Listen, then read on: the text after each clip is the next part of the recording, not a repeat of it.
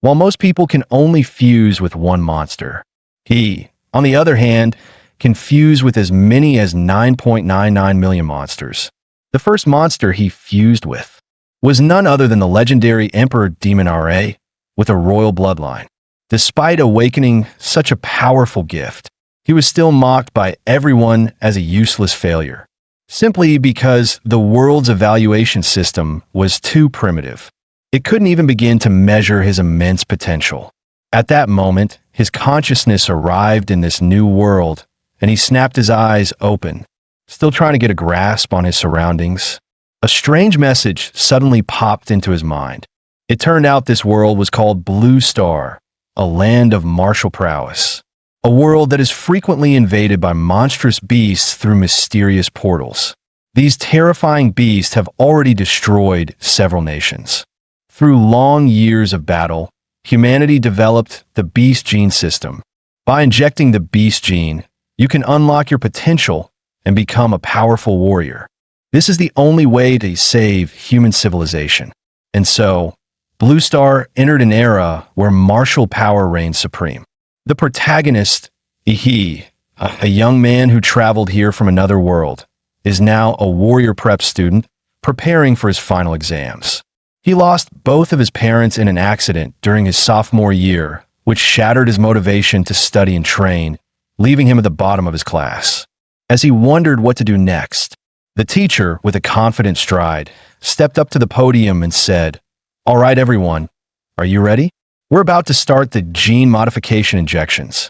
Remember, everything you've worked for over the past 3 years, building strength and cultivating martial energy, is for this moment." The teacher then added, with a pointed look, "As for those who haven't taken things seriously." He couldn't help but think, "This is ridiculous. I've been putting in the work. Why should I feel guilty? But since I've taken over the original owner's responsibilities, it's time to clean up his mess." The teacher then led the class to the gene injection hall, where several metal boxes were neatly arranged on a table. Inside these boxes were the gene awakening serums, which contained the raw genetic data from all the monsters. After injection, one of the monster genes will be activated. Generally, the stronger the physique, the stronger the monster gene that awakens.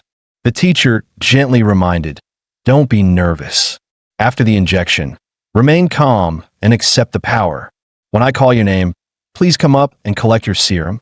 Chen Peng Fei, Miao Yunua." One by one, the students in the class began to receive their injections.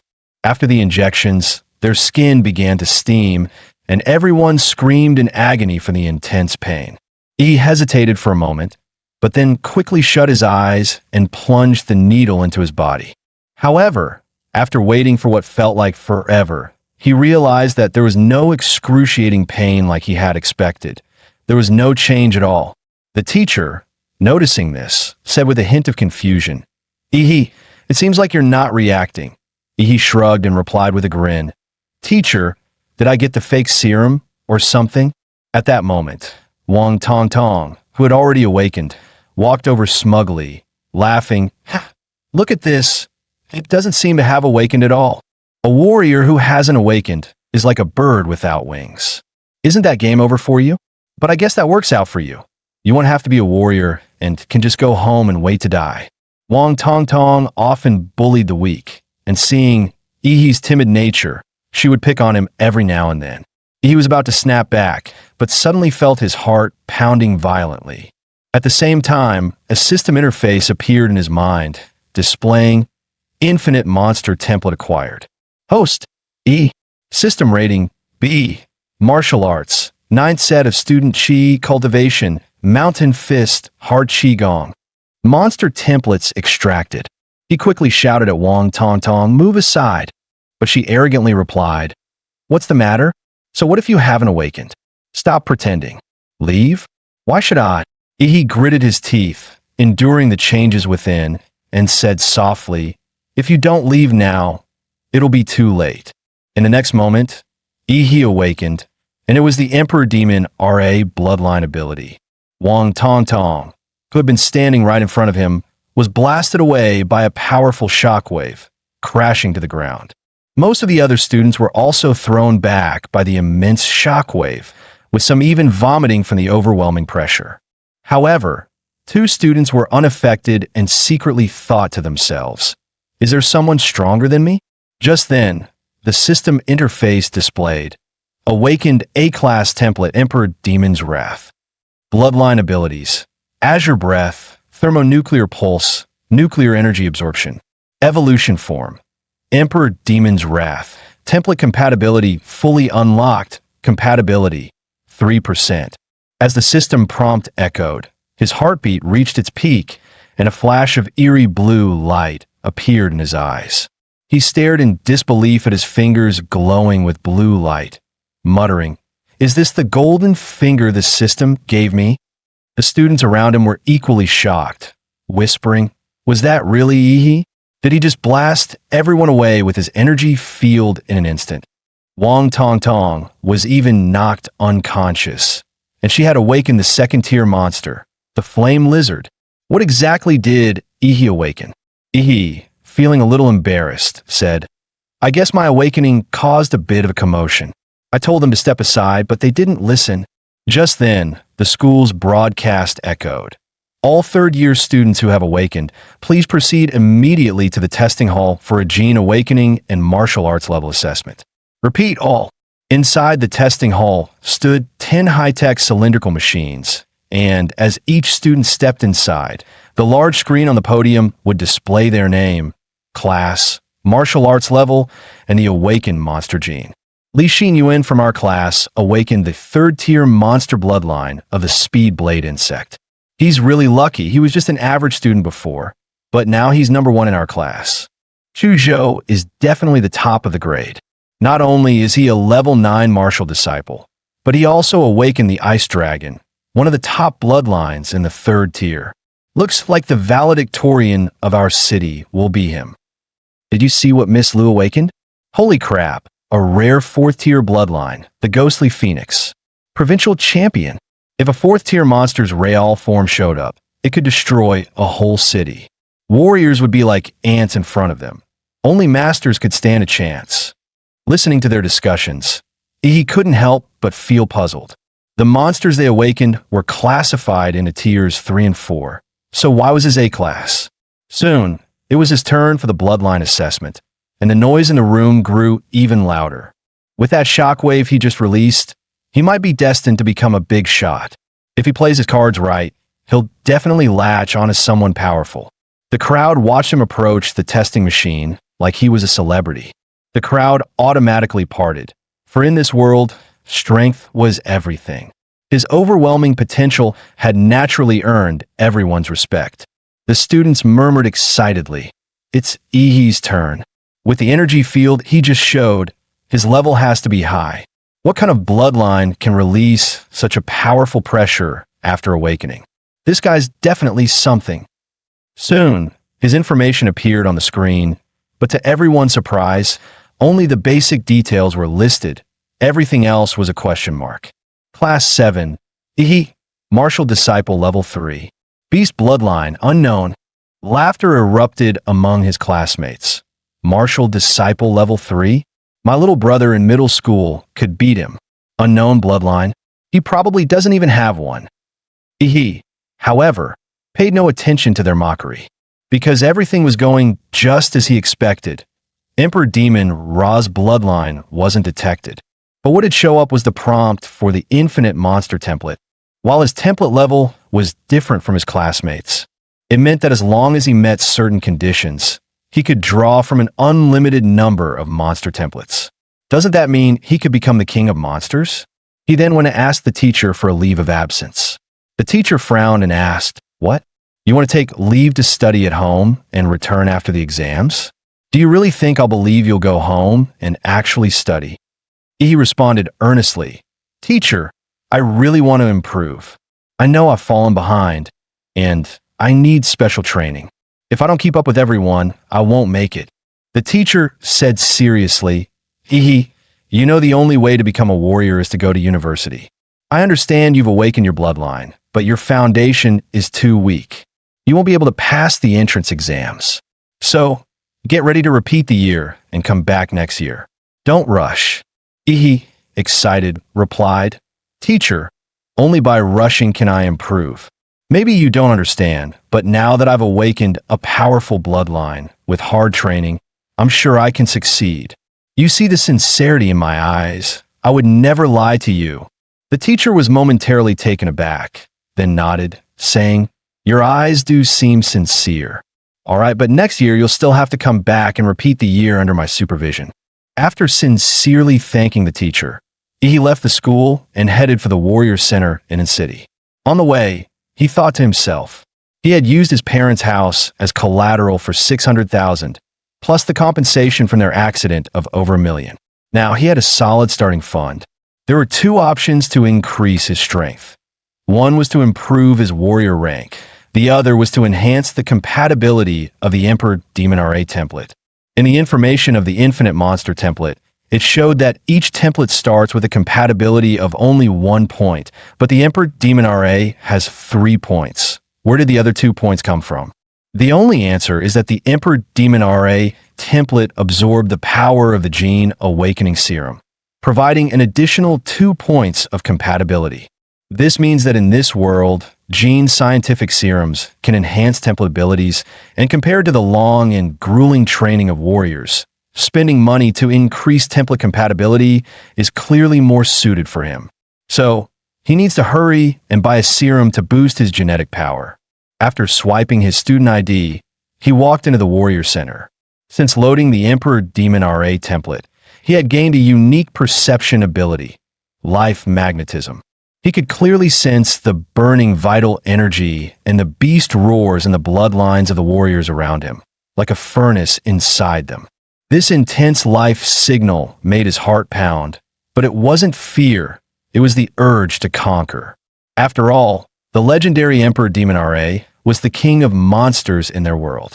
Unfortunately, he was still a rookie and could only hold back the combat bloodline of Emperor Demon RA, forcing himself to endure. Once he had accumulated enough power, he would show this world what it truly means to be the king of monsters. Just then, a hand landed on his shoulder. Little one, don't peek into others' business. You must have just awakened your beast gene, right? It's normal not to be able to control your power. What brings you to the Warrior Center? A gentle older sister smiled and asked, Beautiful sister, sorry, I didn't mean to. I came to buy gene serums, but this place is so big, I can't find where to go. Could you help me with directions? The woman smiled and said, Gene serums? You want to use them at this stage. He thought there might be some taboo about it. The woman explained, It's not a big deal, but gene serums are expensive and they can easily lead to drug resistance, meaning their effectiveness will decrease over time. To maximize their effect, warriors usually wait until their bloodlines are developed to their peak before using them. He asked, How much does one gene serum cost? The woman replied, At your stage, you'll only be able to use the basic consolidation type serum, which costs about $400,000. He was shocked, thinking to himself, That's so expensive, my savings would only buy me 5 at most. He immediately asked, Do you happen to know anyone who can give me a discount? The woman handed him a business card with the name Huang Yuli, level 4 martial disciple written on it. She smiled and said, Here, take my card. With an introduction from an experienced warrior, you might get a discount. He politely thanked her and then parted ways. Soon, he arrived at the Warrior Hospital and spent $1.45 million on 4 gene serums. With the remaining funds, he purchased some basic equipment and weapons. Warriors earn a lot, but they also spend heavily. This trip had turned him from a comfortable middle-class guy into someone living paycheck to paycheck. Once back home, he couldn't wait to inject the serums. As the light blue fluid entered his body, flowing through his veins and reaching his limbs, he immediately felt his blood start to boil, as if a massive beast was roaring joyously inside him. After injecting all the serums, the compatibility with the Emperor Demon RA template increased from 3% to 7%. His physique also rose from a level 8 to 15, reaching Martial Disciple level 7. So, this is what improvement feels like. Nice. But every time I injected a serum, my physique would rise by 2 points, but the last one only increased it by 1. It seems that as my body improves, further enhancements will become increasingly difficult. But this isn't bad. Just a few minutes of injections, and I've achieved what would normally take others 3 years of hard training. This is still just my normal physical condition. If I activate the power of Emperor Demon Ra's bloodline, I might just have a shot at becoming the top scorer in the college entrance exams. If even with an advantage I can't surpass those geniuses, then this boost is really underwhelming. But for now, I'll start planning for the next step, heading into the Secret Realm. The rifts to Secret Realms are divided into 6 levels, from S to E. The higher the level, the stronger the monsters inside. In an S-level Secret Realm, the monsters are completely uncontrollable by humans. If they invade the real world, the destruction would be catastrophic. He had entered in City's 3rd E-level Secret Realm. To his surprise, there were fewer people here than he expected. Perhaps it was because the Secret Realm had been developed for so long.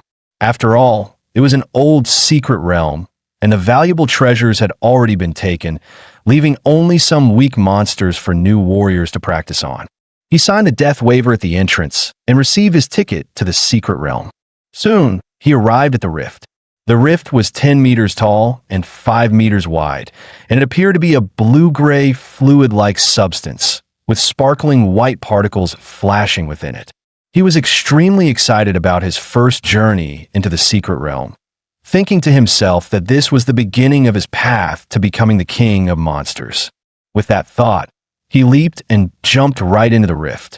After landing safely on the ground of the Secret Realm, he looked up at the sky and immediately saw 3 gigantic planets hanging above him: Kanglan Star, Onway Star, and Taijin Star. Together, they formed a magnificent trio of planets in the sky, a scene straight out of a sci-fi movie. He couldn't help but marvel. Although I had read about the appearance of the Secret Realm in the textbooks, experiencing it in person is something entirely different. It's truly spectacular. As he took in the otherworldly scenery, he noticed something creeping up behind him in the grass. It was a first-tier monster, the saber-toothed rabbit, known for its violent temperament and ability to hover. The moment the saber-toothed rabbit leapt, it was as fast as a bullet leaving the chamber, its sharp teeth aimed directly at his jugular. However, with Emperor Demon Ra's sensory abilities, he had already noticed the rabbit's movements. He quickly dodged, then, using his momentum, grabbed the saber-toothed rabbit by the head and crushed it with a pop. After its death, the body rapidly carbonized and turned to ash, leaving behind only a thumb-sized white monster core.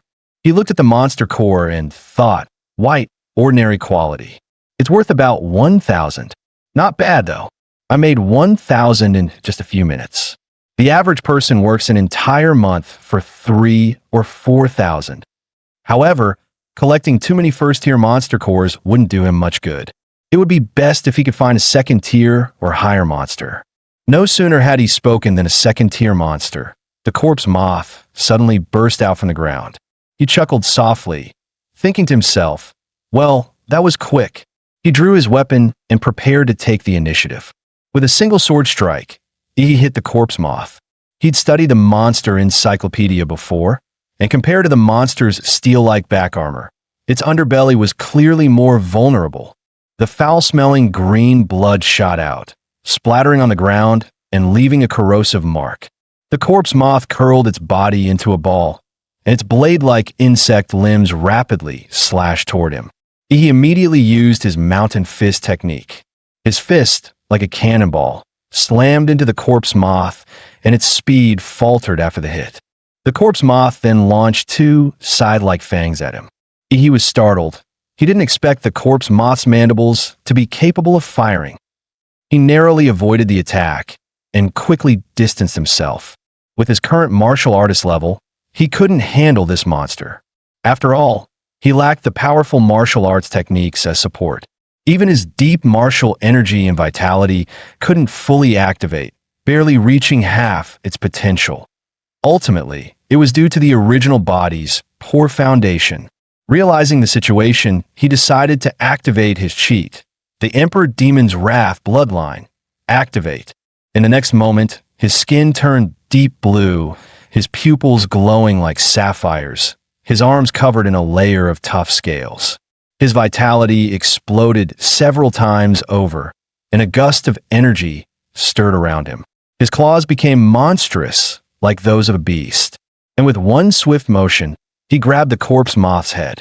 His palm closed like a hydraulic press, and the corpse moth's tough shell cracked under his force. He then performed a swift sweep, and the corpse moth was immediately split open from its belly. With his physique now at a massive 21 points, facing the second-tier corpse moth was a complete walk in the park.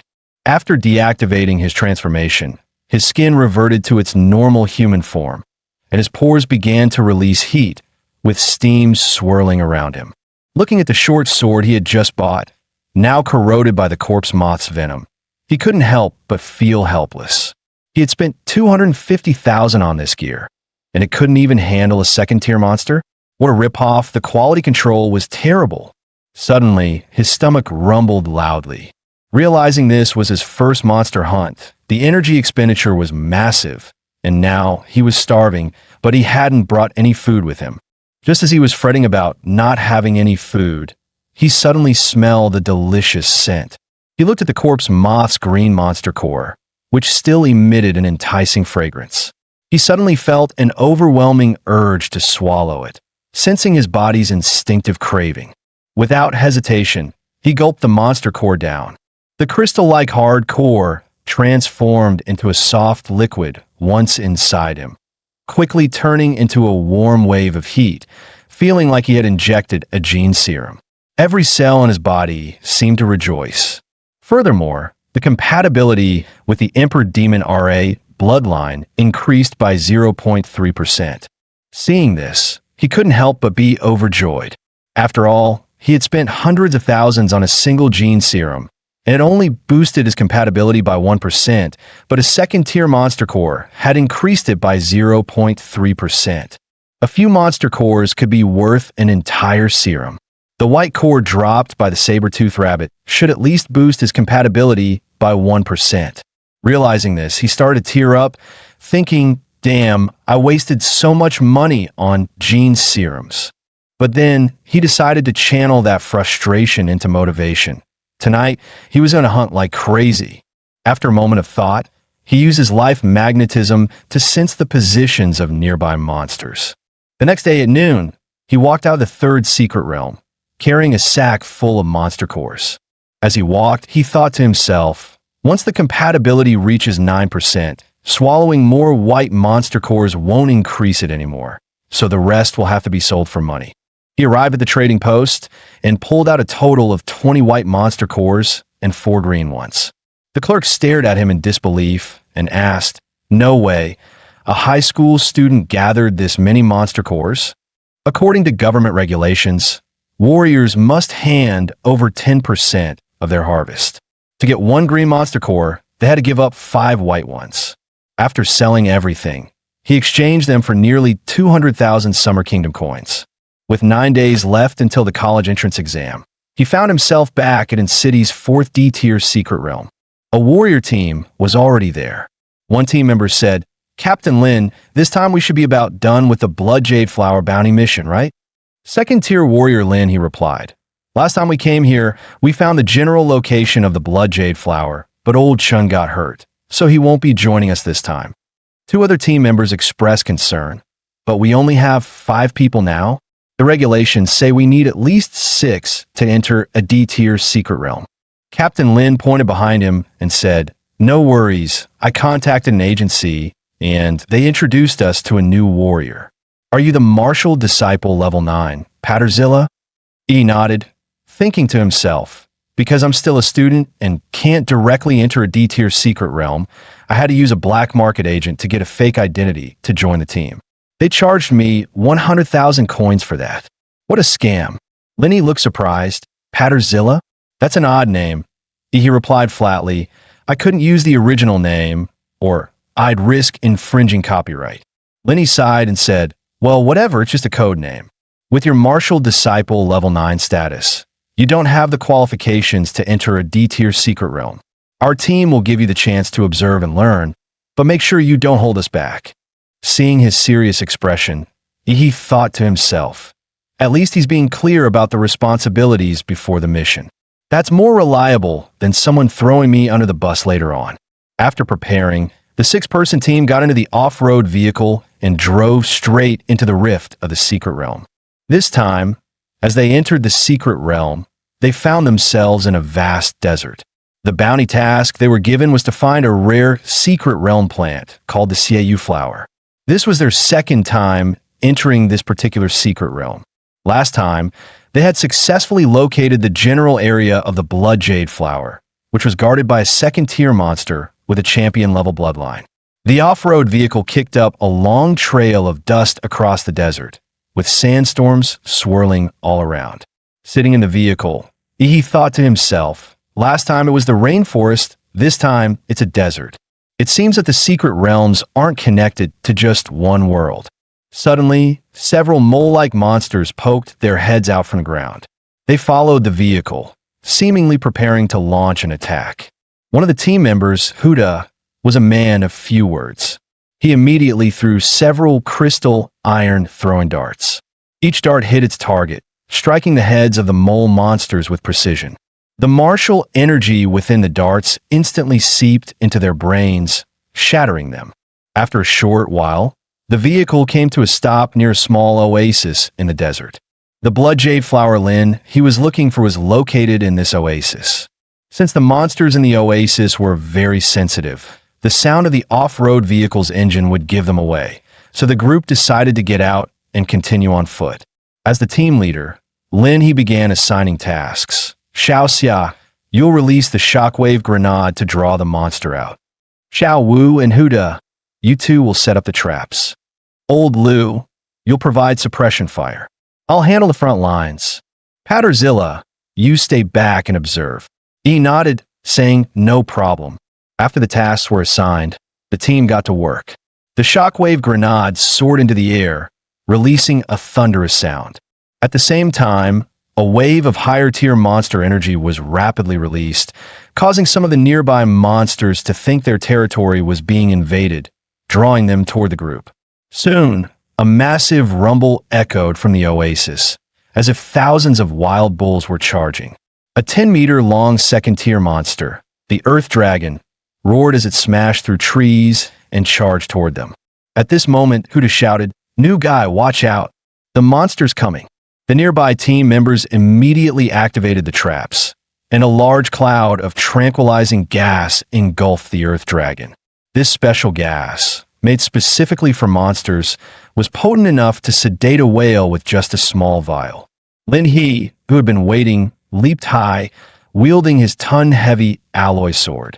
The blade cut through the air with a sharp whistle, and with a single strike, he decapitated the Earth Dragon, sending blood gushing out like a fountain. The team assumed the Earth Dragon had been dealt with. Lin He sheathed his weapon and prepared to continue the search for the blood jade fruit.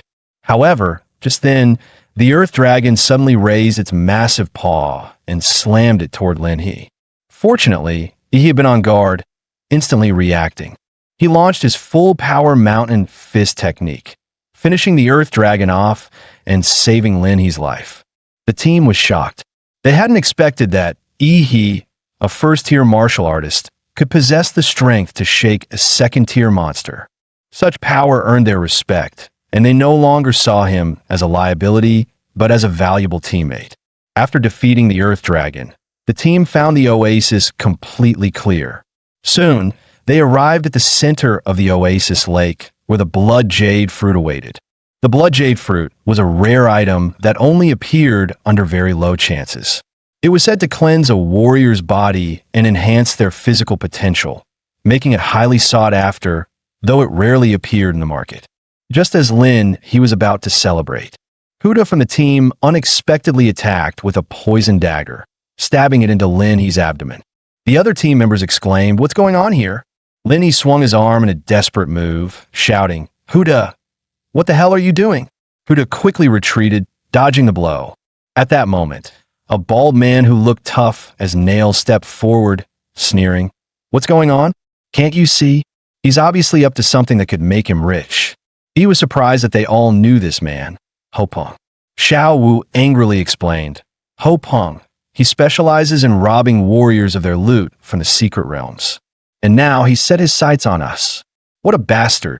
Lin He, clutching his bleeding abdomen, looked at Huda and Ho Peng in pain and anger, growling, the blade's poisoned. Huda, you traitor. How did you know about this? Even my teammates only learned the blood jade flower's location after entering the secret realm. At this moment, Ihi calmly said, it was the throwing darts. You left the information on the darts. Huda sneered, you're clever, Patterzilla, but you're still just a student, right? With the exams coming up, why aren't you studying and instead choosing to follow these scumbags on this trip? He cracked his neck and replied coldly, yeah, the exams are coming up and I've got a top spot waiting for me. Ho Peng, furious at Ihi's arrogance, shot a dart straight at him. He easily caught the dart, smirking, you're barking so loudly like a disgusting fence sitter. Now that's arrogance, so loud, I think it's time to clean up the trash. He then crushed Huda's dart with one hand. Ho Peng, watching this, turned to Huda and said, this kid's got some guts. Huda, I'll be taking his head. Without hesitation, Huda launched a barrage of darts at Ihi. Ihi grinned coldly, the battle intent in his eyes flaring like a wildfire. After several secret realm fights, he had long grown accustomed to the bloody struggles between warriors. Ihi quickly retreated, narrowly dodging the incoming darts. Huda seized the opportunity to get closer, spinning in the air. A sharp blade extended from his boots, and his long legs swung down like a giant axe, aiming to slice Ihi in half. He didn't dodge. He pressed his finger to his forehead, and blue energy immediately gathered at his fingertip, releasing an atomic breath. The blue beam instantly pierced through Huda's heart. As Huda's broken body fell to the ground, everyone froze for a moment, forgetting to continue the fight. Ho Peng, both surprised and furious, questioned, who are you? Which powerful family do you come from to be able to use gene techniques? He coldly smiled at Ho Peng and replied, I'm from the Emperor Demon RA family. Do you want to beg for mercy? Ho Peng, sensing the intense killing intent emanating from Ihi, realized this situation was beyond repair. His blood surged, and the pressure of a second-tier warrior weighed heavily on everyone, leaving them gasping for air. With his bloodline activation, Ho Peng's body swelled several times in size, turning into a terrifying little giant. His massive frame and surging blood energy gave off an overwhelming sense of pressure, fully transforming him into a beast-like monster. He charged at Ihi, moving like a tank with a blast of wind behind him. In the split second that followed, Ihi crouched low, swiftly flipping to the side to dodge. His fingers shot out again, releasing a blue particle beam aimed at Ho Peng's vulnerable ankle. Ho Peng screamed in pain, bringing both his hands together and smashing them down toward Ihi. Ihi, with his agile footwork, easily dodged the attack. Surprised, he thought to himself, a second-tier warrior really is something else. My atomic breath couldn't even melt his ankle bones. Ho Peng then swung his arms like massive wrecking balls, closing in on Ihi, as if trying to crush him with his giant hands. However, Ihi suddenly appeared behind Ho Peng. He then unleashed his fists, charged with intense nuclear radiation, pounding one blow after another into Ho Peng's body, each punch injecting lethal nuclear material into his system. With Ho Peng's second-tier warrior body and his bloodline enhancement, he could easily withstand my punches, but he definitely couldn't handle the continuous nuclear magic attacks. Soon, the internal organs in his body began to liquefy into pus and blood. Ho Peng, writhing in agony, glared at Ihi with hatred, accusing him of using poisonous gene techniques, cursing that such evil warriors would eventually be punished. He scoffed at him and raised his fist to end his life, thinking to himself, the number of people cursing me will only grow, but what's he really worth? 9 days flew by in the blink of an eye, and today was one of the grandest days in the Summer Kingdom.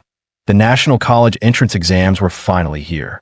In front of a nationwide live broadcast, the host began speaking to the candidates, first wishing them success and then explaining the exam rules. The exam was held in a tournament-style format, taking place in the Central City Sports Arena. Students would compete in pairs, and the winners would advance to the next round, with the whole event lasting 3 days. The first 2 days were for the preliminary rounds, and only the students who advanced could participate in the third day's exam. Each student had to compete in 3 matches during the prelims, and those who made it to the finals would continue to fight until the top scorer was chosen. The host emphasized that the candidates carried the future of humanity on their shoulders, urging them to showcase their strength for themselves and for the future of mankind, before officially announcing the start of N-City's college entrance exams. As the host's voice faded, the candidates began to step onto the arena. On Arena 6, the match was between Yi and Wang Tongtong. But at that moment, Yi had still not arrived. The host announced that, according to the rules, if Yi was not present after the match began, he would be disqualified. Wang Tongtong stood on the arena, smug and satisfied, thinking to herself, "The Gene Conference made me lose face, a shame I'll carry for life. I was planning to humiliate Yi with my flame lizard, but that pathetic fool is hiding and won't show up. How disappointing." The audience murmured, "How pathetic. He's too scared to even show up for the exams. He's probably hiding at home, trembling. Someone like him shouldn't even be in high school. He should just go sweep the streets." At that moment, the referee blew his whistle and said, "Time's up in City First High School, Yi." Before the referee could finish speaking, the crowd suddenly felt a powerful presence approaching. They all looked up and were shocked to see a person in the air. What kind of immense power could allow someone to fly like that? Just as the audience below was debating, the person suddenly landed on the arena, and the immense force caused the entire platform to shake. When the dust cleared, Wang Tongtong was still confused, and the next moment, a foot was about to slam into her face. With that, Wang Tongtong was kicked off the stage. He watched Wang Tongtong fly off and muttered, "That was close. Almost had to come back next year." As Wang Tongtong was knocked out of the arena, unconscious, the host loudly announced, "Yi wins." Yi scoffed, saying, "That's it? This was too easy." The audience couldn't believe it, shouting, "Yi is seriously strong." One kick and his opponent was done. The way he entered was so cool. Is this what they call a kick from the heavens? At that moment, the system displayed. Yi's total physique is 226, and his compatibility is 20%. He proudly said, "As a thank you, Captain Lin gave me the blood jade fruit. It took some time to improve my physique, but now you're about to see some real action." After defeating Wang Tongtong, he continued to battle the others. 3 matches, 3 wins. Each one ended with a single kick, no hesitation. The audience went wild, shouting, "Yi is like one kick man." As expected, the host announced, Yi from N-City First High School, 3 wins in a row, advancing to the 3rd round. Down in the stands, a crowd gathered around Yi, asking for his contact information. Some are recommending their own schools, and a reporter asked, "Yi, do you have a dream university in mind?" Upon hearing the question, Yi's eyes flashed, and he confidently replied, "Sorry, I'm aiming for Huadu University." Hearing this, the crowd around Yi suddenly scattered. Yi sighed, saying, "What? You don't believe me? But I can't blame them. Huadu University is the best martial arts college in the Summer Kingdom, one of the top 5 in the world, a holy land for all warriors. Cities like N-City only allow the top students to enter that sacred place. But it's fine. Martial artists are judged by their strength. Once I'm the top scorer, we'll see what they say." At that moment, the examiner noticed Yi's performance and approached him, asking for a retest of his martial artist level. After a quick scan, the examiner was shocked and exclaimed, "Just half a month ago, Yi was a martial disciple level 3, but now he had reached level 9. Upon further investigation, they found that he had frequently visited E-tier secret realms after leaving school. So they asked him why he ventured into such dangerous places right before the college entrance exams. He casually explained, "It's to settle myself. My father left me a message before he passed. He said that to surpass humanity, you have to stop being human. So I've been going to secret realms, battling and breaking through my genetic locks." The examiner froze when he heard he mentioned breaking his genetic lock and immediately said, "I need to report this right away." After that, the examiner rushed off. He couldn't help but feel like he had somehow become a subject of intense scrutiny. On the day of the tournament, he stepped onto the arena once again. This time, his opponent was Luo Xian from city's third high. He was a martial disciple level 8 with the bloodline of a rare second-tier monster, and both of his parents were warriors. He looked at Luo Xian with boredom and motioned for him to make the first move. Luo Xian, feeling belittled, couldn't help but feel some anger rising within him. He immediately activated his bloodline and used his martial skill, Thunderclap Claw, accelerating to top speed. His heart beat like a supercar engine, and as he ran, his body accelerated again and again. His sharp claws slashed toward He's throat, and the finely honed martial skill cut through the air, creating sparks and a sonic boom. If it hit, even a martial disciple level 9 would be killed. However, he never expected that. As his arm came near, he effortlessly grabbed it. He casually commented, "Nice energy, but it's nowhere near that bald guy's charge." Without hesitation, he delivered a palm strike to Luo Xian's head. The immense force knocked Luo Xian out cold right on the spot. He then arrogantly said, "Are there no decent contestants?" The host quickly announced, another victory with one strike, and this time, he defeated the seed player, Luo Xian. Dozens of high-speed cameras focused on He, capturing shots from every angle, and the live broadcast was buzzing. Viewers couldn't stop talking, some in awe, saying Luo Xian looked so fierce, and in the blink of an eye, he's on the ground. He's strength is on a whole different level compared to the other candidates. In this martial arts-driven era, He's overwhelming display of power stirred the passion of everyone watching. Chu Zhou watched as Luo Xian was carried off the stage by medics, his eyes filled with fierce determination, and he instinctively clenched his fists. As expected, "You're the one I've been rooting for. I'll definitely defeat you in the finals." The head of the Huada University admissions office, having watched He's impressive performance through the live broadcast, demanded to have all of his information within half an hour. Just after he finished his match, the second group of the qualifiers was already in full swing. This match was even more heated than his, as both competitors were top-tier beauties with larger followings, making it even more of a spectacle. One of them was Kai Shaoling from City Second High, a petite girl with an incredibly sexy figure. She flipped her long golden pigtails, giving Lu Qingzhu a provocative look, and remarked that she hated the robotic expression of Lu's family's young lady. Lu Qingzhu didn't respond.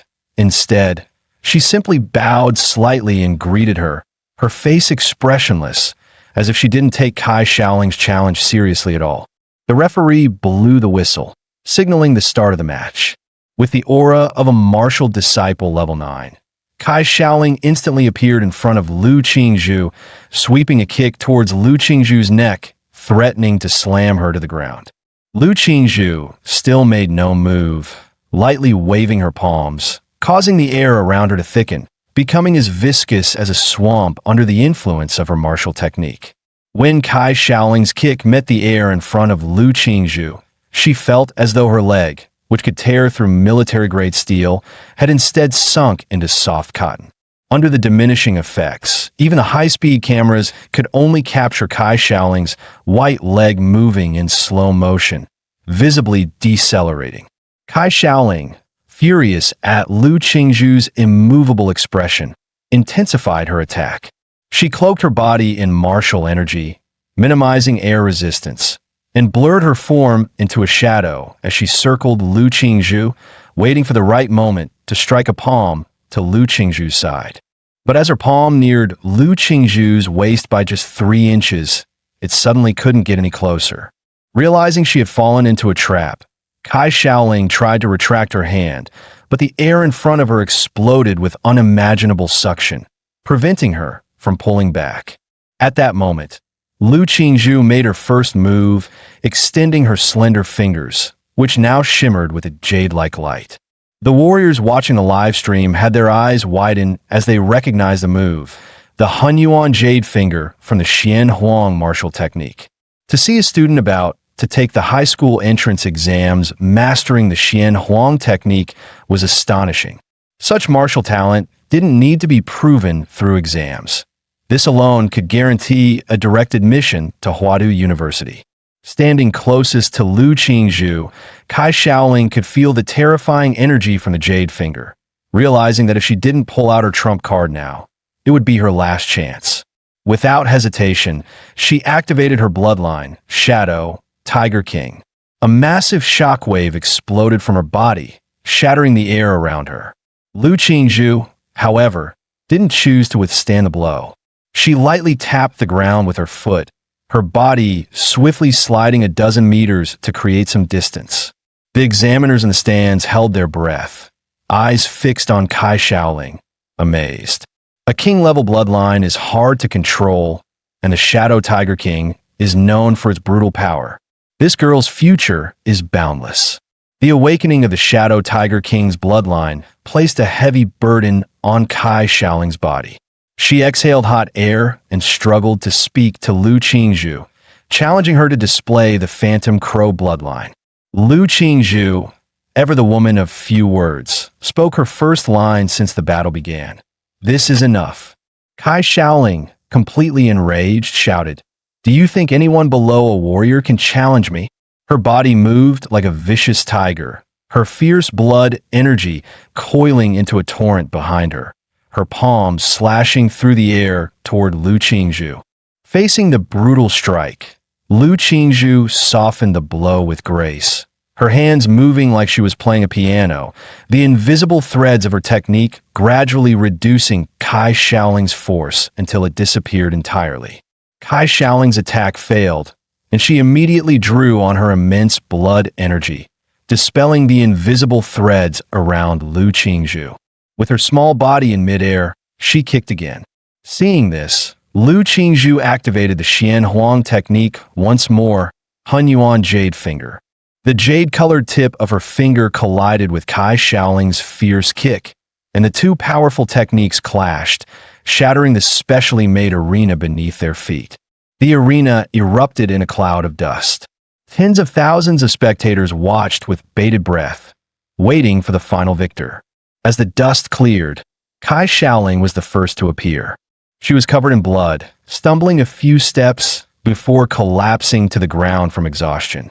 Lu Qingzhu, however, stood like an ethereal fairy, her hair slightly disheveled but otherwise pristine and composed. With just his martial skills, he completely dominated Kai Shaoling, who also had a martial disciple level 9 and a king level bloodline. Lu Qingzhu's powerful display instantly exploded the live broadcast room. Viewers were amazed by Lu Qingzhu's strength. Some even claimed she was the top scorer from its city, while others leaked that Lu Qingzhu had awakened the fourth-tier bloodline of the Phantom Crow, a talent so rare that most warriors would be unable to defeat her.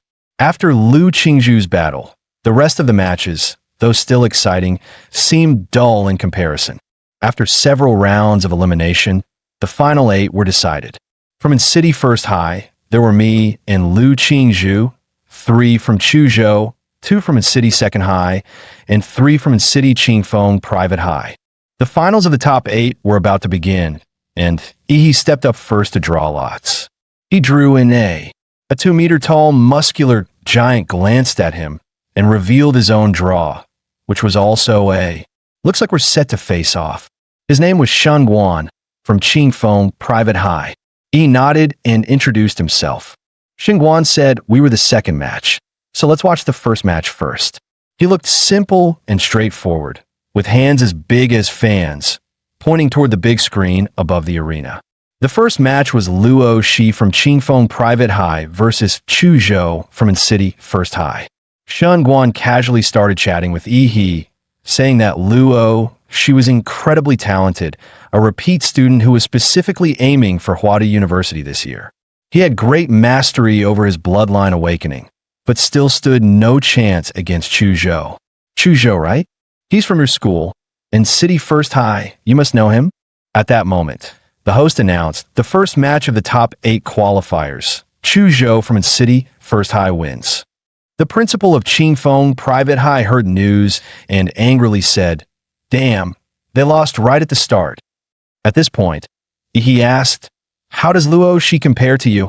Shen Guan grinned and said, "I'm a martial arts president at Qingfeng Private High, level 3. Honestly, my 2 teammates combined couldn't even match me." Then he suddenly turned his gaze toward Yi and said, "But to be honest, I think you're my biggest rival in this exam. I've always had an extremely sensitive sense. I can feel that you're like a dormant volcano with a beast hidden inside you. Let's go. It's our turn." With that, Yi and Shen Guan walked toward the arena. The host announced the second match of the top 8 qualifiers. Shen Guan from Qingfeng Private High versus Yi from City First High.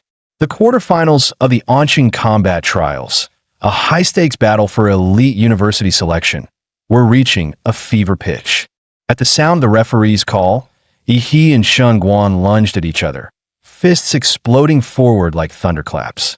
Their blows collided midair, unleashing a shockwave that echoed like a detonation, the very air trembling from the force. Blood trickled from Shen Guan's nose, yet he grinned with manic delight. Nosebleed? Is that the manifestation of your bloodline power? Fascinating. A golden aura surged around his body, forming a shimmering shield of battle energy that blocked out the surrounding radiation. "So, Yi, this is the extent of your strength." Yi didn't respond, but a blazing light ignited in his eyes, the calm before a storm. Shen Guan let out a snort and stomped forward, the floor cracking beneath him. Then witnessed the legacy of the Shun family, our ancestral art, form intent fist. Antler strike, his fist thrust out like a charging stag's horns, sharp and unstoppable. The speed of the technique was blinding, faster than the eye could follow. In an instant, a devastating blow landed squarely on Yi's chest. He let out a gasp, blood spraying from his mouth. His body was flung dozens of meters back, crashing hard at the edge of the arena. Shen Guan didn't let up. Bare rotation. His massive frame seemed to swell even further, then hurled himself forward like a collapsing mountain, aiming to crush Yi beneath sheer brute force. Facing Shen Guan's avalanche-like assault, Yi crossed his arms to block. The moment they clashed, the arena floor cracked and collapsed under the pressure of their collision. In a sudden feint, Shen Guan retracted his fist, and with a blur of movement, appeared behind Yi in an instant. Grabbing him by the waist, Shen Guan roared and hurled him skyward with raw explosive force. Dropping into a crouch like a stalking beast, Shen Guan's face twisted into a predator's snarl as he let out a guttural growl, like a tiger about to strike. He launched himself upward, intercepting Yi mid-air in a full force tackle. As they collided, his form shifted again, like an eagle dive-bombing from the clouds, slicing through the air with 3 visible shockwaves. Yi slammed into the ground like a meteor, cratering deep into the earth as dust exploded outward. The relentless combo left Yi overwhelmed, with no room to retaliate. Landing with a flourish, Shen Guan crossed his arms and laughed heartily. Now that was satisfying. On the sidelines, medics prepared to rush in.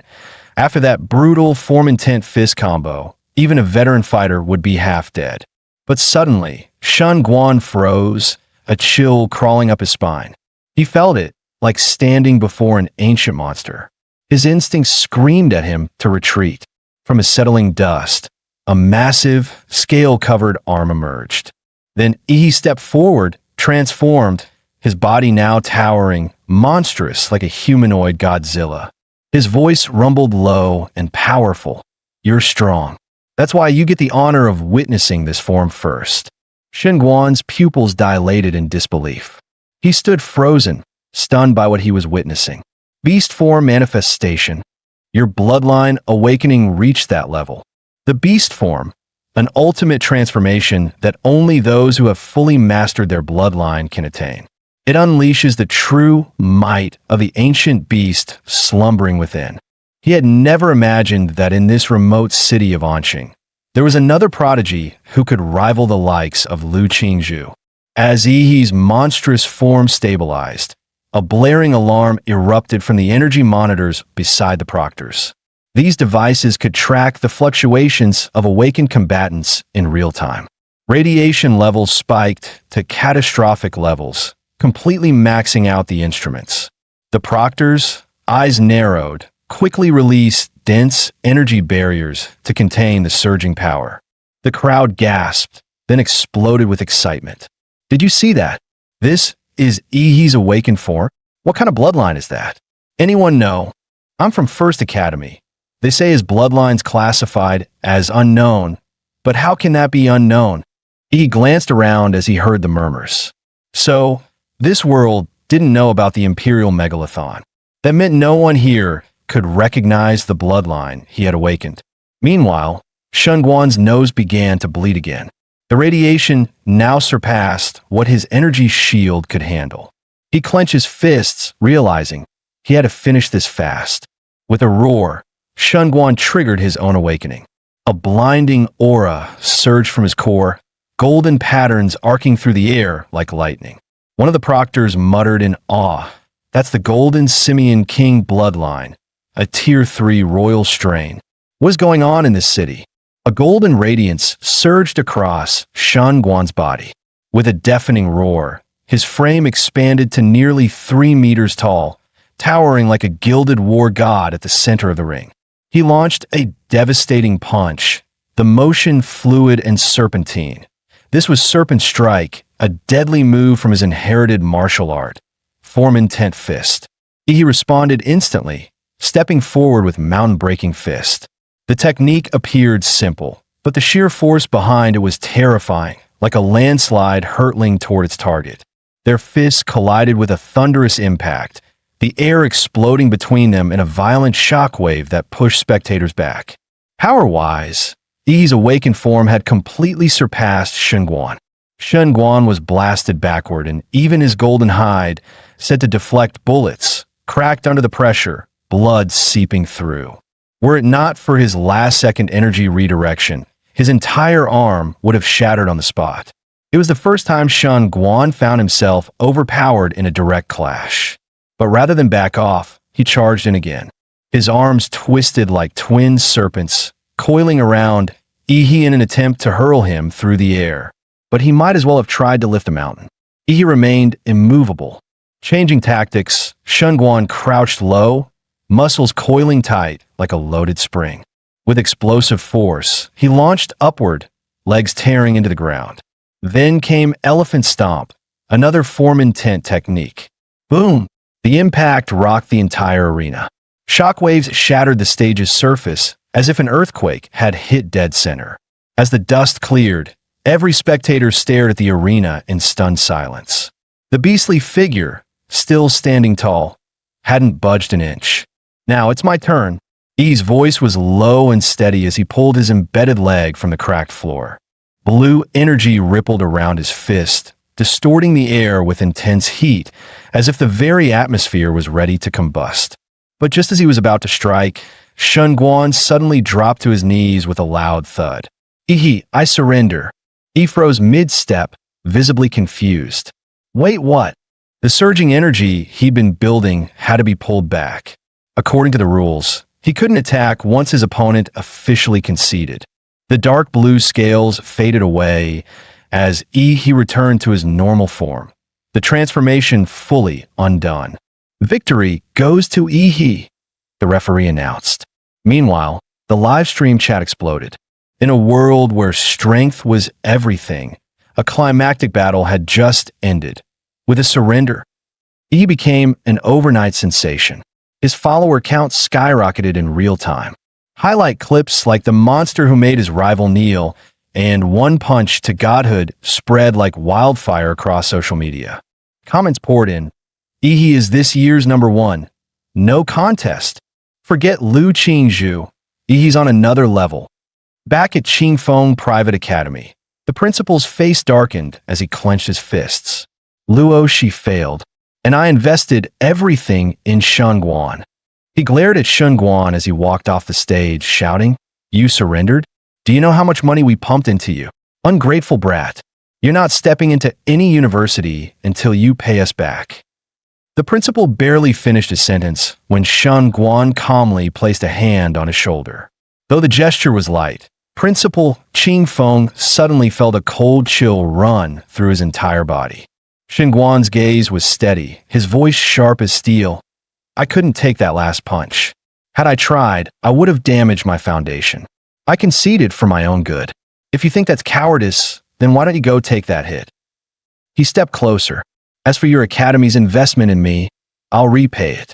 But don't forget, you can't threaten someone stronger than you. The principal swallowed hard, voice trembling. All right, why you make a good point? With the second match over, the tournament moved forward swiftly. Of the final 4 contenders, 3 hailed from Anqing First Academy. Only 1 came from Second Academy. But the Second Academy student had been completely overshadowed. The crowd barely noticed him, turning him into a forgotten extra. Meanwhile, the First Academy's headmaster was grinning ear to ear. The semi-final draw began. He stepped forward first, unfolding his slip. Just as he turned to leave, he felt a gaze pierce through the crowd. Looking up, he locked eyes with a girl whose pupils gleamed like obsidian, Lu Qingzhu. In her hand was an A as well. Semifinals match 1. E versus Lu Qingzhu, Anqing First Academy's ultimate showdown. The stadium erupted, and the live stream went nuclear. Holy crap, we finally get to see it. Anqing's most anticipated clash in entrance exam history. Smash her, bro. No way. Lu Qingzhu's the real deal. She's mastered 2 Xianhuang tier techniques and demolished a tier 3 royal bloodline candidate. And she hasn't even revealed her full bloodline potential yet. Don't forget, Shunguan was a tier 3 royal too. He had to awaken mid-battle to beat him. Lu's got tier 4 blood and high-level martial mastery. This might be Yi's biggest challenge yet. Agreed, makes sense. Nah, Yi's got this. The internet was ablaze with debate. Who was stronger, Yi or Lu Qingzhu? But they wouldn't have to argue much longer. The semifinals of Anqing First Academy had officially begun. Yi versus Lu Qingzhu. The moment the referee gave the signal, white mist surged around, Yi like a storm, his aura boiling over as he instantly entered his awakened bloodline state. The power rolling off him bent the very air around the arena. But Lu Qingzhu wasn't phased. Her martial techniques weren't just powerful. They were unconventional, elusive, and nearly untouchable. Brute strength alone wouldn't be enough to land a blow on her. What made her even more dangerous was her strategic mind. He knew, if the fight dragged on, he'd be at a disadvantage. So, he made his choice, go all out from the first move. Lu Qingzhu remained expressionless, her voice as calm and cold as steel. She met Yi's blazing gaze and said, I hope you're strong enough to make me take this seriously. Suddenly, Yi released a large amount of steam, enveloping the entire arena. The audience below was instantly confused, with a mist clouding everything. They couldn't see what was happening. The host immediately added fuel to the fire. The genius of the Lu family, Lu Qingzhu, faces the dark horse of this year's competition, Yi. How will she respond? Let's wait and see. Could this be Yi's bloodline awakening? Yi kept his eyes locked on the silhouette of Lu Qingzhu through the smoke, knowing that he couldn't afford to be careless. Lu Qingzhu's martial skills far surpassed his own, and with her mysterious techniques, no matter how powerful his strength, it would be difficult to harm her. This martial genius also had an exceptionally high battle IQ. The longer the battle went on, the more disadvantageous it would be for him, so he had to go all out from the start. One blow to end the fight, no second chances. A tremendous amount of energy gathered in Yi's right fist as he launched his mountain-blocking fist. Lu Qingzhu didn't expect Yi to come at her so aggressively. She quickly crossed her arms, channeling her martial energy for defense. But Yi's speed was so fast that he left a series of afterimages in front of her. Then, Yi suddenly swept a powerful kick toward her. The audience was discussing it. Did he just use a deceptive trick? Lu Qingzhu was speechless. This guy really said he was using his fists, but in reality, he was using his steel whip. At that moment, Yi shouted, swinging his fist and appearing directly above Lu Qingzhu, his eyes glowing with intense energy. The audience was no longer calm, and they murmured, "Poor Lu Qingzhu, despicable Yi, using such tricks, showing no martial virtue." In martial combat, one must never hesitate to use tactics. Lu Qingzhu could only once again cross her arms to defend herself. The audience couldn't help but hold their breath for her. Oh no, Lu Qingzhu's rhythm was completely disrupted by that move. Now wasn't the time to show mercy. He kept attacking with one strike after another, not giving her a chance to retaliate, hitting her like a punching bag. The audience saw clearly that Yi's pursuit was too fierce. Lu Qingzhu had no chance to escape. But what happened next left them even more confused. He actually used his martial energy to push Lu Qingzhu back. Didn't that give her a chance to counterattack? But the next second, what awaited her was the claw of the Imperial Magic Beast. He wasn't foolish. How could he make such a mistake? With a flash, a powerful wind blade swept toward Lu Qingzhu, showing no mercy. Lu Qingzhu widened her eyes. This move was a palm strike embedded with martial energy. She quickly leapt into the air, elegantly dodging, moving like an angel. Then came a loud crash as the claws collided with her defensive barrier. He appeared once more above her, flashing an evil grin, his hands swirling with immense power. "Lu, don't run away." Then came a storm of ferocious attacks, like a torrential rain. Lu Qingzhu was starting to question her own life. How could he not be tired from such a high-intensity attack? His stamina was incredible. She couldn't help but envy him. As for herself, she had mastered two powerful techniques of the Shin Yellow martial arts. One was a defensive secret technique from the Lu family, illusory shadow of floating flowers. And the other was an offensive technique, mixed Yuan Jade Finger. If she could use either of them, she could break free from Yi's relentless attacks. Unfortunately, Yi didn't give her any chance. If this continued, Lu Qingzhu would soon be knocked off the stage by Yi. With no way out, Lu Qingzhu decided to stop hiding. Suddenly, a feather appeared on her fist. Yi's eyes narrowed upon seeing this. "Finally going to use your trump card?" A long cry echoed throughout the arena, signaling the awakening of the bloodline, the Netherworld Sparrow. A humanoid bird soared into the air. Its purple wings flapped as pieces of feather floated down. This was the bloodline awakening. Lu Qingzhu was revealing her magical beast bloodline for the first time, the Netherworld Sparrow. "Yi, you'd better be careful. I can't control my power in this form." Yi grinned at this, knowing this was exactly what he'd been waiting for. After all, he didn't want to unleash too much power and destroy her, as until now, he had only used about 50% of his strength. Now he would go all out. However, in the next second, Lu Qingzhu appeared behind Yi. She had actually used the Shin Yellow martial arts technique, mixed Yuan Jade Finger, in her bloodline awakened state. He wasn't to be outdone. His bloodline from the Imperial Magic Beast stirred excitement in him. He roared and launched an atomic explosion fist, a tremendous boom resounding. A massive shockwave exploded behind them, shaking the entire arena. The audience gasped, so strong, so intense.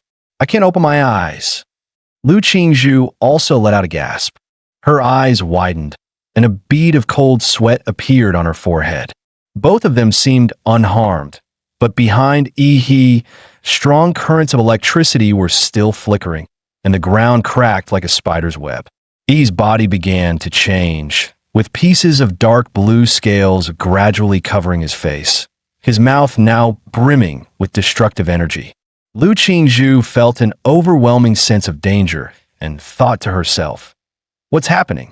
Yi's beast form seemed to be gathering power, the spine on his back raised, seemingly accumulating immense energy. This energy slowly transferred into Yi's mouth until his entire back spine shone with blue light. In that instant, Yi unleashed a beam of atomic energy, radiating an aura of destruction.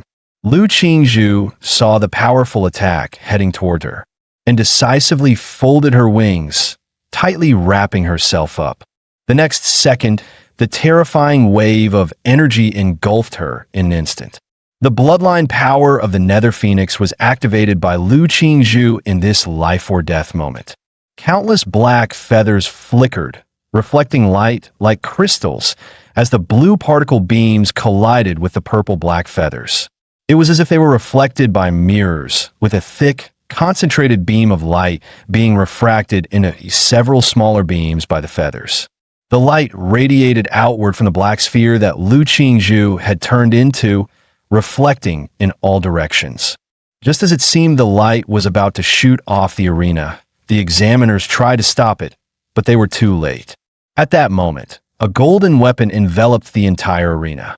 All the light beams heading toward the outside of the arena vanished the instant they touched the golden martial energy, as though they were absorbed and disappeared without a trace. It was the mayor of Anqing, Huang Qing. The examiners tried to greet the mayor, but he raised his hand to signal them not to bother, saying softly, "Watch closely. Today, the strongest top student in Anqing's history will be born." About 15 seconds later, the atomic exhale ended, and Lu Qingzhu spat out a mouthful of blood. Her two purple-black wings, after reflecting the atomic exhale to the extreme, were now melted and in tatters. Had it not been for her timely use of the martial energy floating Hua transformation, redirecting the remaining energy to the surroundings, she might not have been able to withstand Yi's attack. Since her birth, she had been heavily burdened with the expectations of the Lu family. Under the family's pressure, she had no choice but to build the reputation of the Lu family's eldest daughter in battle after battle. While others praised her genius and strength, she was not interested in these titles. Perhaps even she didn't know why she fought. In fact, she didn't want to fight at all.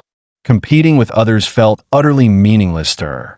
She simply followed her mother's wishes, moving forward silently, exhausted. Yi is truly strong. Facing such a strong opponent, it's only natural that Lu Qingzhu lost the match. She made this mistake. Yi, you should be able to seize it, quickly finish me off. Lu Qingzhu thought to herself, gently tapping her foot on the ground and striking Yi with a palm. However, Yi made no move, standing still, taking her blow head on. Lu Qingzhu's beautiful eyes widened in confusion. "Why aren't you dodging?" Yi raised an eyebrow. Looking at her, "Lu Qingzhu, what happened to your fighting spirit? From the start of the fight, I could tell you weren't fully invested. Have you even taken me seriously? I intend to win this fairly, so give me your full attention." With that, Yi swung his arm, sending a gust of wind towards Lu Qingzhu's face. Lu Qingzhu was hit by the punch and flew backward. Yi quickly closed in, landing on her, his fists swinging wildly, continuing to hammer her face with powerful blows. Lu Qingzhu raised her arms to protect her head, looking utterly disheveled. She thought to herself that she had never been treated like this before. Now, in front of hundreds of thousands of live-stream viewers, she was being crushed to the ground and violently beaten. She had planned to give up victory to him, so why was he still relentlessly chasing her? "Don't hit my face, you bastard!" Lu Qingzhu's eyes turned red with fury, and she shouted, unleashing her full power to send Yi flying. Yi's eyes gleamed with fiery battle intent, expecting just this. If you don't want to get hit in the face, then fight seriously. Ashes swirled in the air as a pair of giant purple-black wings spread out, stirring up a storm. Lu Qingzhu's delicate face bore strange, otherworldly patterns, while her back sprouted what looked like a yellow robe-like tail feather, the power of her chirp sword echoing across the battlefield as she transformed into her beast form. After entering her beast form, Lu Qingzhu appeared cold and confident. "Ehe, as you wished, I will defeat you with my strongest form." A massive pair of violet-black wings suddenly burst open in midair, stirring up a raging storm. Mysterious markings spread across Lu Qingzhu's flawless face, while her regal tail feathers fluttered behind her like a royal cloak. From deep within her, a piercing avian cry echoed in all directions. He grinned. "Finally showing your beast form? Now, this is getting fun." Not to be outdone, he unleashed his full power, his body wrapped in glowing blue energy, each weapon radiating atomic force, turning him into a walking reactor of destruction. This was his fusion of the Godzilla battle template with hardened martial arts, a technique known as nuclear radiance mode. With a deafening blast, the ground beneath him exploded, launching Ehe like a missile straight toward Lu Qingzhu. "Let's make this a real fight." Lu Qingzhu didn't flinch. Her wings snapped wide, drawing in the surrounding air currents. She summoned a funnel-shaped storm laced with ghostly energy that could devour all it touched. The entire arena was swallowed in a spiraling hurricane as it roared toward Ehe. He didn't flinch for a second. He launched himself like a torpedo straight into the ghostly hurricane. The instant he entered, a massive atomic detonation erupted in a burst of blue light, tearing through the storm. He surged forward with unstoppable momentum, heading right for Lu Qingzhu. Her face changed. Those eerie patterns shifted to a deep crimson purple. She let out a piercing cry, unleashing her bloodline ability, Spectral Avian Howl.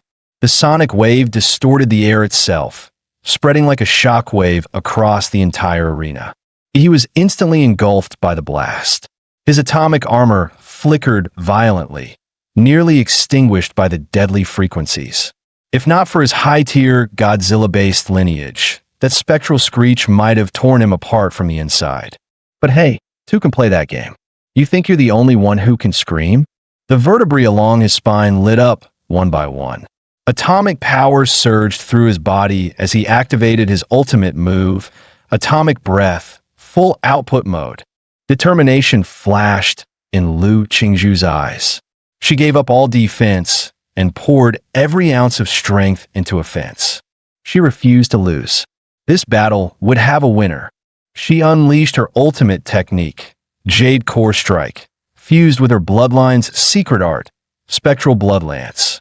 A brilliant column of blue energy roared toward her like a divine judgment from the heavens. At the same time, she pointed her glowing jade fingertip forward, condensing the crimson-purple energy of destruction. With her wings beating furiously behind her, she slashed forward, cutting directly into the oncoming atomic beam. The two devastating forces collided midair, unleashing a cataclysmic explosion. Waves of raw energy surged across the arena, shaking the very sky. The host let out a panicked scream. "This isn't good. That kind of power, it's way beyond what two junior fighters can control." Outside the arena, the city mayor's expression darkened. He moved instantly. Either of these monstrous prodigies getting hurt would be a massive loss for the entire city, even the whole Federation. Gene Tree, Earth Pulse Barrier. As he shouted, the ground rumbled violently. 3 massive stone walls, infused with his battle aura, erupted from the earth, slamming down between the colliding attacks. But just moments later, those thick stone barriers were obliterated. A blinding white flash swallowed the arena whole. The crowd erupted in chaos. That explosion was insane. Wasn't that the mayor's wall just now? Yeah, Mayor Ma tried to stop the clash. If he hadn't stepped in, we might have been caught in the blast too. The mayor stood at the edge of the smoke-choked arena, his face grim. He had reacted quickly, deploying 3 Earth Pulse walls to blunt the force of the impact. But he hadn't had enough time. The walls were still forming when they were torn apart, leaving nothing to stop the full brunt of the collision. Who could have predicted that this year's entrance trials would produce not one, but 2 freakishly powerful candidates? If either of them was seriously injured, resignation wouldn't even begin to make up for it.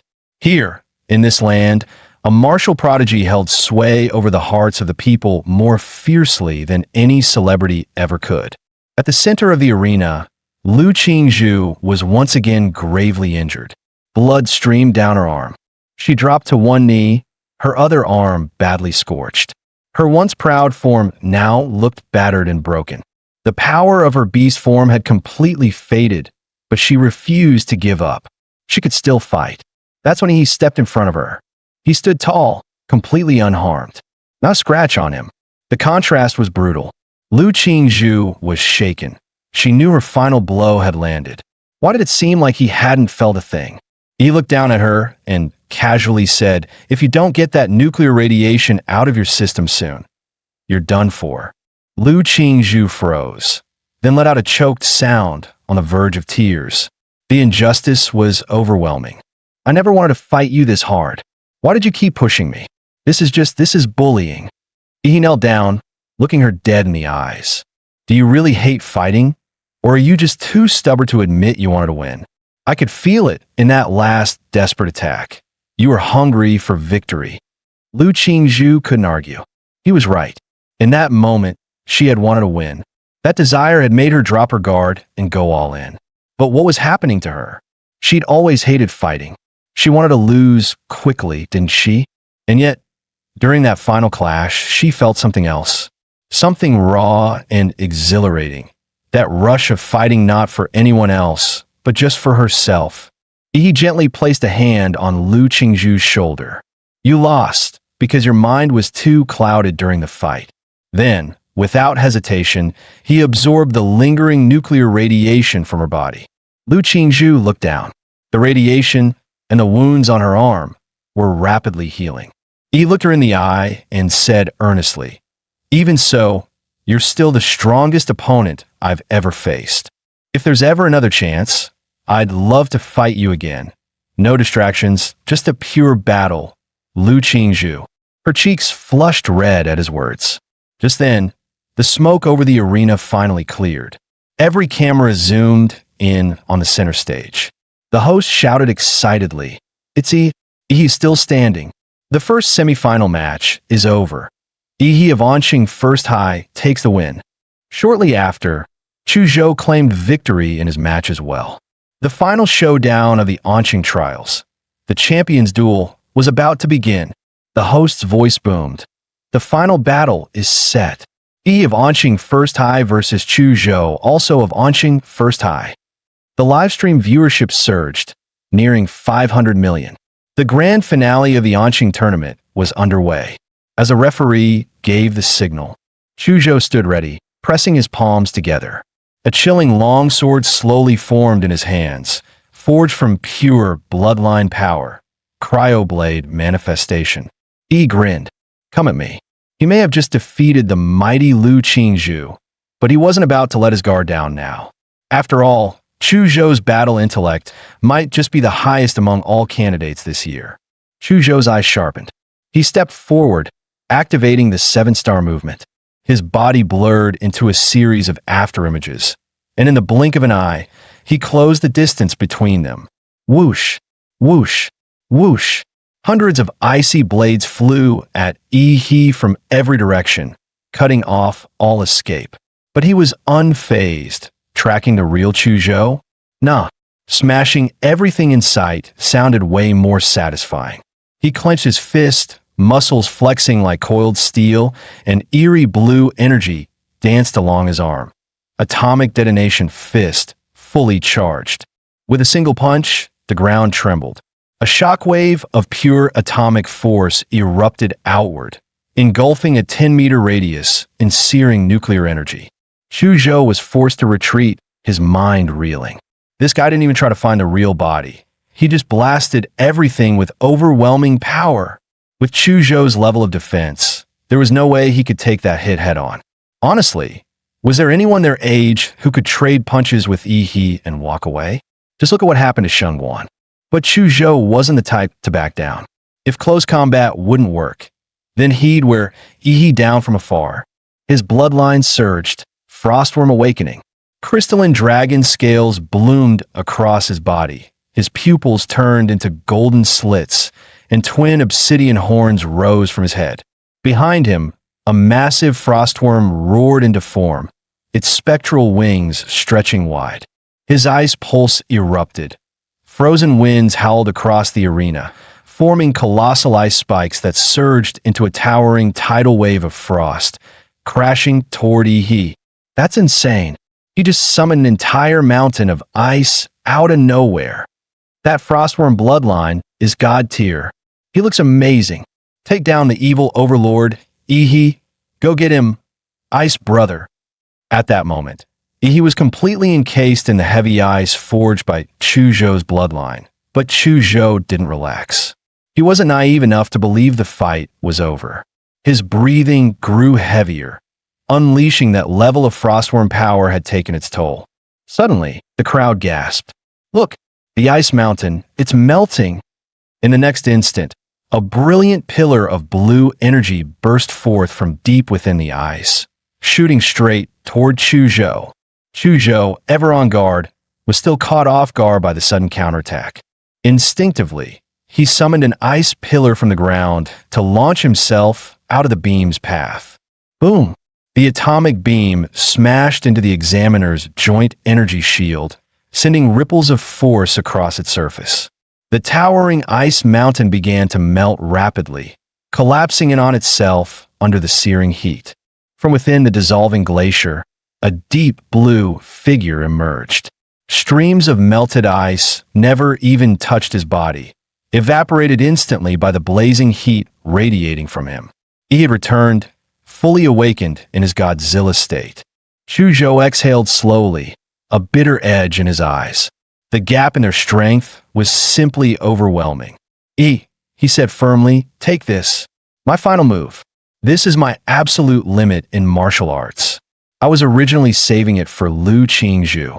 In the very next moment, a massive great sword of ice materialized in Chuzhou's hands, a sign that his bloodline power had fully awakened.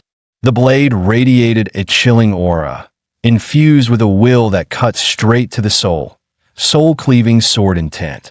The first to react was the mayor of Anqing, his expression just as stunned as when Lu Qingzhu had used a Xianwang technique.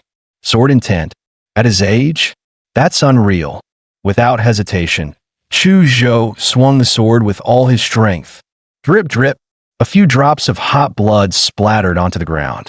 He had raised his arm just in time to block the strike, but a deep gash cleared down to the bone, ran across it. And yet, the wound shimmered with blue light, the flesh already writhing and beginning to regenerate. Maybe if you had a better sword, you'd have stood a chance. Chuzhou opened his eyes wide, stunned. He looked down at his broken sword and knew he had lost. How much of a chance did I really have? He asked, almost to himself. He smirked. A little better than the chances of a simp actually getting the girl. Chuzhou gave a helpless shrug and raised his hand to the referee. I surrender. Victory in the Anqing finals. Yi stands as the champion. Let's go, brother Yi. I knew you were built different. Chuzhou was strong, but next to Yi, no contest. The live stream chat exploded. Yi went from underdog to legend. This is the ultimate dark horse arc. At that moment, Yi's face flooded every media outlet in the city. Word spread fast. Last year, he was dead last in his class. This year, he crushed the top-ranked student and claimed the championship. Talk about a comeback story. And this year's exam, far more intense than any before. To rise above it all, he might just be the strongest martial champion in Anqing's history, maybe even ever. Outside the stadium, the crowd roared like a tidal wave. Ihi, Ihi, Ihi, across the city and the millions watching via livestream. Everyone had witnessed the end of a grueling 3-day war. The champion of Anqing's 24th martial entrance trials had finally emerged. Ihi from Anqing First High. Rumor has it you came from behind, rising through the ranks late. Now that you've claimed the top spot, is there anything you'd like to say? He stepped forward, voice steady. First, I want to thank my teacher. When I was at my lowest, he didn't give up on me. His encouragement gave me the will to fight. Back in front of the live stream, Ihi's homeroom teacher wiped away tears. He felt overwhelmed with guilt. How had he overlooked this monstrous talent until just before the exam? He didn't feel worthy of the praise. And next, suddenly, in the front row of the audience, the school principal started waving wildly at Ihi. He held both hands in the air, flashing a big 2-0 gesture. 2 million. Ihi, promote our school a bit, and I'll give you 2 million in scholarship money. Ihi's eyes instantly lit up like dollar signs. I'd also like to thank my alma mater and our brilliant principal. Without his wise leadership, how could Anqing First High have achieved such greatness? And finally, I want to thank myself, Ihi said with complete sincerity. Without my hard work, relentless dedication, and unmatched intelligence, none of this would have been possible. He said it with a straight face, absolutely no shame. Just then, the familiar system interface popped up, frowny face, congratulations, host. You have earned the title Top Scholar. Reward. 1 random template ability draw unlocked. Wait, Top Scholar is an actual title. He blinked, then grinned.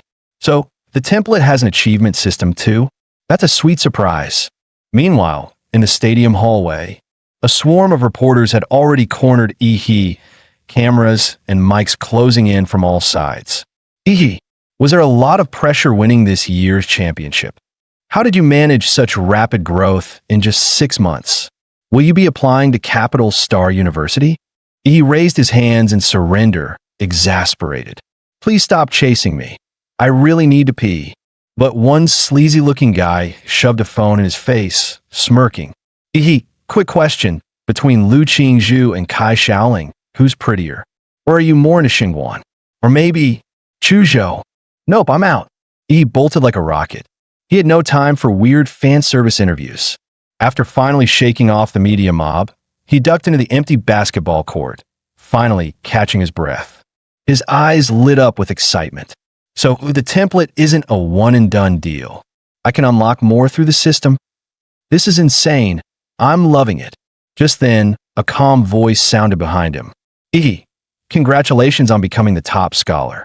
He jolted in surprise, spinning around, thinking another reporter had found him. The man took off his hat and smiled. Relax. I'm not with the media. I'm from Capital Star. Let's talk about something a bit more classified, like the gene lock. He froze. Gene lock. He hadn't unlocked any so-called gene lock. All his powers came from monster templates. Could this guy know his secret? Who was he? From what little memory he had of the original host, that term had only ever come up once, from his supposedly ordinary father. The man pulled a file from his bag and said with a smirk, Tell me, aren't you curious? Your father, a regular taxi driver. How would someone like him even know about something like a gene lock? He raised an eyebrow. Wait, could my old man actually be some kind of hidden expert? The man handed him the file. Due to your unique status, Capital Star has authorized the release of a restricted document. He opened it, and his eyes widened as he read. Project Prometheus, once a dominant force in Blue Star's biological gene research. After a classified incident, the institute was blacklisted by multiple nations. Its key researchers went underground, erasing their identities. The gene lock was among their most ambitious experiments. He slowly closed the file, realization hitting him hard. So you guys think my regular OL cab-driving dad was actually a senior researcher at Prometheus? And me? I'm one of their secret experiments. Please don't worry, the man in the trench coat said gently. The government isn't here to threaten you. I'm just here to inform you. After all, as the subject involved, you have the right to know the truth. He clearly feared he might panic and do something reckless. You're now part of a national-level cultivation program. Your safety is our top priority from here on out. He stared at him, deadpan. Bro, I'm probably calmer than you right now. Seriously. Then his face changed in an instant, switching to smug mode. Ugh, fame is such a pain. So much attention, so many questions. Society really is all about status, huh? The man blinked in silence, then turned and walked away without another word. As soon as he left, he rubbed his hands together, eyes sparkling. Finally, he's gone. This exam run was a jackpot. Top university offer, $2 million in scholarship money, another $800K bonus, and most importantly, new template draw, here I come. He wasted no time summoning the system interface and hitting draw. Sure, he knew legendary tier templates like Godzilla were rare, but he couldn't help hoping for another miracle. A swirling black vortex appeared on the screen, filled with monstrous growls and echoing roars, like a cursed vault full of ancient beasts. He stared in awe, slack-jawed. A moment later, the result appeared: D-class template. D-class template. Colossus type, humanoid, bloodline abilities. Size increase up to 60 meters. High-pressure steam emission. Evolutionary path. Proto-giant hybrid. Compatibility, 1%. E's eyes gleamed brighter by the second. So, template abilities can stack. If I combine the Colossus-type humanoid with the Berserker Emperor Mothra, wouldn't that make me the true king of monsters? Meanwhile, inside a quiet villa, Brother Huolong, are you saying you're turning down all your missions? That's right. Cancel everything on my schedule. He hung up the call. The only sound left in the room was the faint audio from a TV broadcast. Huolong took a deep breath. His index finger began tapping the redwood table rhythmically. Tap, tap, tap. A dent soon formed where his finger struck. His younger brother, Huopeng, had been missing for over half a month. The search team sent in the Mystic Zone returned empty-handed. Not even a corpse, an experienced hunter of forbidden realms. Huolong didn't need confirmation. His brother was dead. Worse, the scene had been cleaned. No trace, no mistake. Still, the rescue team didn't come back empty-handed. At the last known location, they recovered samples, and testing revealed traces of nuclear radiation. Huolong's eyes stayed locked on the TV screen. It was replaying footage from the Anqing Martial Finals. The image froze, unleashing a blinding blue beam of atomic breath. Little brother, he murmured, I told you to stay out of the underground, to quit that life. Why didn't you listen? Before Mom passed, she made me promise I'd look after you. Now I can't even find your body. His eyes closed, weighed down with sorrow and guilt. Then the TV announcer declared, final winner, of Anqing first high. Huolong opened his eyes slowly, bloodshot and deadly calm. A rare genius, no doubt. Capital Star University will surely come calling. But too bad, they won't get the chance to see you enroll. Today, he was planning to head into a mystic zone to test his new theory, combining the Godzilla template with the Colossus-type template in actual combat. But just as he was getting ready, he received an unexpected letter from Chuzhou. The contents read, according to the Capital Research Institute, a new mystic rift is projected to open today at 3 p.m. in Red Tree Mountain on the outskirts of Anqing. The estimated danger level is C-class that I intend to investigate. Would you like to team up? Chuzhou. E's first reaction wasn't about the Mystic Zone. No, he was shocked Chuzhou still sent handwritten letters in 2024. Paired with his swordsman cosplay and archaic way of speaking, he was starting to seriously wonder, is this guy another transmigrator too? By 3 p.m., the once deserted Red Tree Mountain had become packed. Over 1,000 fighters arrived, among them, elite warriors and high-tier organizations. At the base of the mountain, he met up with Chuzhou, who now had a sword hanging from his waist. You've grown stronger. He was surprised at how sharp Chuzhou's senses were. After all, he had used some of his prize money to buy several gene serums, pushing his Colossus template compatibility to 35%. Sure, it was just a D-class monster, but it grew fast and worked fast. Definitely worth it. While waiting for the rift to open, the two chatted casually. So, Chuzhou, what university are you aiming for? Capital Star University. There was something off in Chuzhou's tone when he said it. He noticed but didn't pry. He simply smiled and replied, guess that makes us future classmates. Just then, the crowd around them erupted. The mystic rift is opening. A piercing screech echoed from the rift. The next second, a monstrous bird with 3 twisted heads and pitch-black feathers forced its way halfway out of the portal. This was clearly a high-tier beast, It had muscled its way to the front and become the first creature to emerge from the rift. But unfortunately for it, what waited outside wasn't prey. It was over 1,000 armed warriors, locked and loaded. Kill! The mountains roared with the sound of unified battle cries. No one hesitated. The fighters surged toward the monster like a tidal wave, not caring one bit that it was still awkwardly stuck in the portal. The three-headed bird thrashed in panic, each head flailing as it tried to retreat, but it was stuck. Within seconds, its massive body was trampled and crushed beneath a stampede of blades, boots, and battle cries. As they say. The early bird gets the beatdown. Ihi and Chuzhou, blending into the crowd, passed through the rift right behind the wave of warriors. On the other side, they were greeted by a jaw-dropping sight, a forest of colossal trees, each over 100 meters tall, towering like skyscrapers piercing the sky. Suddenly, a thick, metallic stench of blood flooded Ihi's nostrils. He looked ahead. The entrance of the rift had already become a battlefield, with a mini beast tide crashing into the arriving warriors. Screams, roars, and the clash of steel filled the air, merging into a brutal, chaotic symphony of war. He quickly realized the warriors weren't just here to loot the Mystic Zone. They were holding the front line for a reason. According to the Blue Star Defense Act, all licensed martial artists have both the freedom to explore mystic zones and the duty to protect the real world from beast tides. Anyone who ignores that duty and lets a tide slip into the outside world, causing civilian casualties, will be stripped of their warrior status and tried in military court. For a warrior, the greater the power, the heavier the responsibility.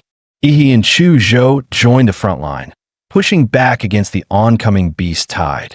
Chuzhou activated his bloodline, unleashing waves of icy energy that froze the beast's legs in place, locking down the path ahead. Suddenly, a beast lunged at him from behind. In a split second, he launched his atomic detonation fist, blowing the ambusher into mist and melted flesh. "Watch your back," he said, completely unfazed. Then, almost lazily, he added, "These Mystic Zone beasts? Not a single one can put up a decent fight." Behind him lay a field of smoldering corpses. Chuzhou was stunned. He'd been carefully holding the line, and he had already wiped out an entire section of monsters. The creatures he killed weren't just burned, they were dissolved, as if every cell in their body had been disintegrated from within. That was the terror of atomic radiation, silent, invisible, and absolutely devastating. And now, for the first time in the open battlefield, Ihi, the walking nuclear disaster zone, could unleash his power freely. Roar! Scree! Beasts howled as they charged at him, only to melt into puddles of gore a few meters away, cooked alive by the sheer heat radiating from his body. On another part of the battlefield, warriors locked in desperate melee turned their heads, only to see that the warriors behind them were already relaxing and wiping sweat. Yo, what the hell? They done already? Did they bring in some high-tier merc? Nope. That's the top scorer from Anqing's entrance exams. The what? Wasn't he just a trainee? How's a kid soloing entire waves of monsters? You didn't watch this year's entrance exam broadcast? Nah. Who wants to watch high schoolers fight? Idiot. That high schooler could mop the floor with 10 of you. As the battle dragged on, exhaustion began to show on the warriors' faces. Then someone shouted, "Drive the beasts toward the top scorer." And just like that, the battlefield adapted. Everyone instinctively pivoted, using Ihi's nuclear radiation field as a natural kill zone against the monster tide. No one knew how long the fighting had lasted. But then, boom, a signal flare burst in the sky. Eyes that had gone dull with fatigue suddenly lit up. Decapitation confirmed. The alpha beast is down. We did it. The tide is breaking. Monsters are retreating. Don't let up. Finish them off. Chuzhou finally exhaled, relief washing over him. The first wave of Red Tree Mountain's beast tide was over to the 1,000+ warriors who had entered. Only about 800 remained. He strolled over casually, lugging several massive sacks behind him. His chill attitude stood out like a sore thumb amid the blood-soaked survivors. Phew. Hey, Chuzhou, real talk. I'm running out of hands here. How am I supposed to carry all this loot? With a thud, he dropped several bulging sacks of monster cores in front of him. Chuzhou silently handed over a silver black ring. My spatial ring. Use it. Whoa, nice. A space ring? Those go for tens of millions on the market. He eagerly stuffed the bags inside. I knew you were secretly loaded. Wusen's back. Thank the heavens. If he hadn't taken out the elite beast, we'd have all died out there. The crowd parted automatically as a tall, broad-shouldered man strode forward. Righteous energy radiating from him like a wall. He quickly realized. This guy was heading straight for him. Hello there. Anqing's top scholar, the man said with a warm smile. Name's Wu Sun, regional commander of the Silver Wolf Mercenary Corps. I've heard what you did out there today. Outstanding work. Now tell me, would you be interested in joining our corps? It won't interfere with your university plans. In fact, you'll receive tons of benefits, gear access, and support. For someone like you, I'm ready to offer an S-rank member contract on spot. Wu Sun's offer immediately drew gasps from the surrounding warriors. The Silver Wolf Corps, a nationally renowned mercenary group, and their regional commander personally recruiting Ihi, that was a once-in-a-lifetime opportunity. Becoming a warrior was an expensive path. Without faction support, few could go far. In an S-rank contract, even elite students from Capital Star University rarely received such treatment. Just then, a dazzling striped tiger stepped out from the crowd. On its back sat a striking woman with a bold, commanding presence. So that's why you rushed ahead? Wu Sun, she teased. Trying to steal the prize before the rest of us showed up? She turned to Ihi. Ihi, how about joining the Chengda Corps instead? We may be smaller than Silver Wolf, but if you join us, I'll personally guarantee you'll receive 15% of our monthly cultivation resources. No strings attached. Gasp! That was an offer. That was basically giving him a stake in the guild. A high schooler. And they were throwing elite-tier contracts at him. He, however, simply smiled and shook his head. Thanks, but for now, I'm not planning to join any corps. The woman chuckled, unfazed. Just as I thought, landing the top scorer was never going to be easy. No worries. Consider this our introduction. If you ever need anything, the Silver Wolf Corps is only a call away. The Chengda Corps, too, she added with a wink. We'll be ready. With the beast tide finally over, the warriors entered the free exploration phase. Chuzhou offered a suggestion. This is a giant forest. The layout's tricky. Let's climb to the canopy and scout the terrain first before heading deeper. He nodded. That was his plan too. He activated his nuclear radiance mode, atomic energy gathering beneath his feet, then blasted upward like a human rocket, shooting straight toward the treetops. Before long, the two stood atop a colossal tree, hundreds of meters tall, overlooking the entire mystic zone. Wait, what is that? He suddenly narrowed his eyes, stunned. Far off, near the foot of a distant mountain range, a group of gigantic humanoid figures was moving slowly.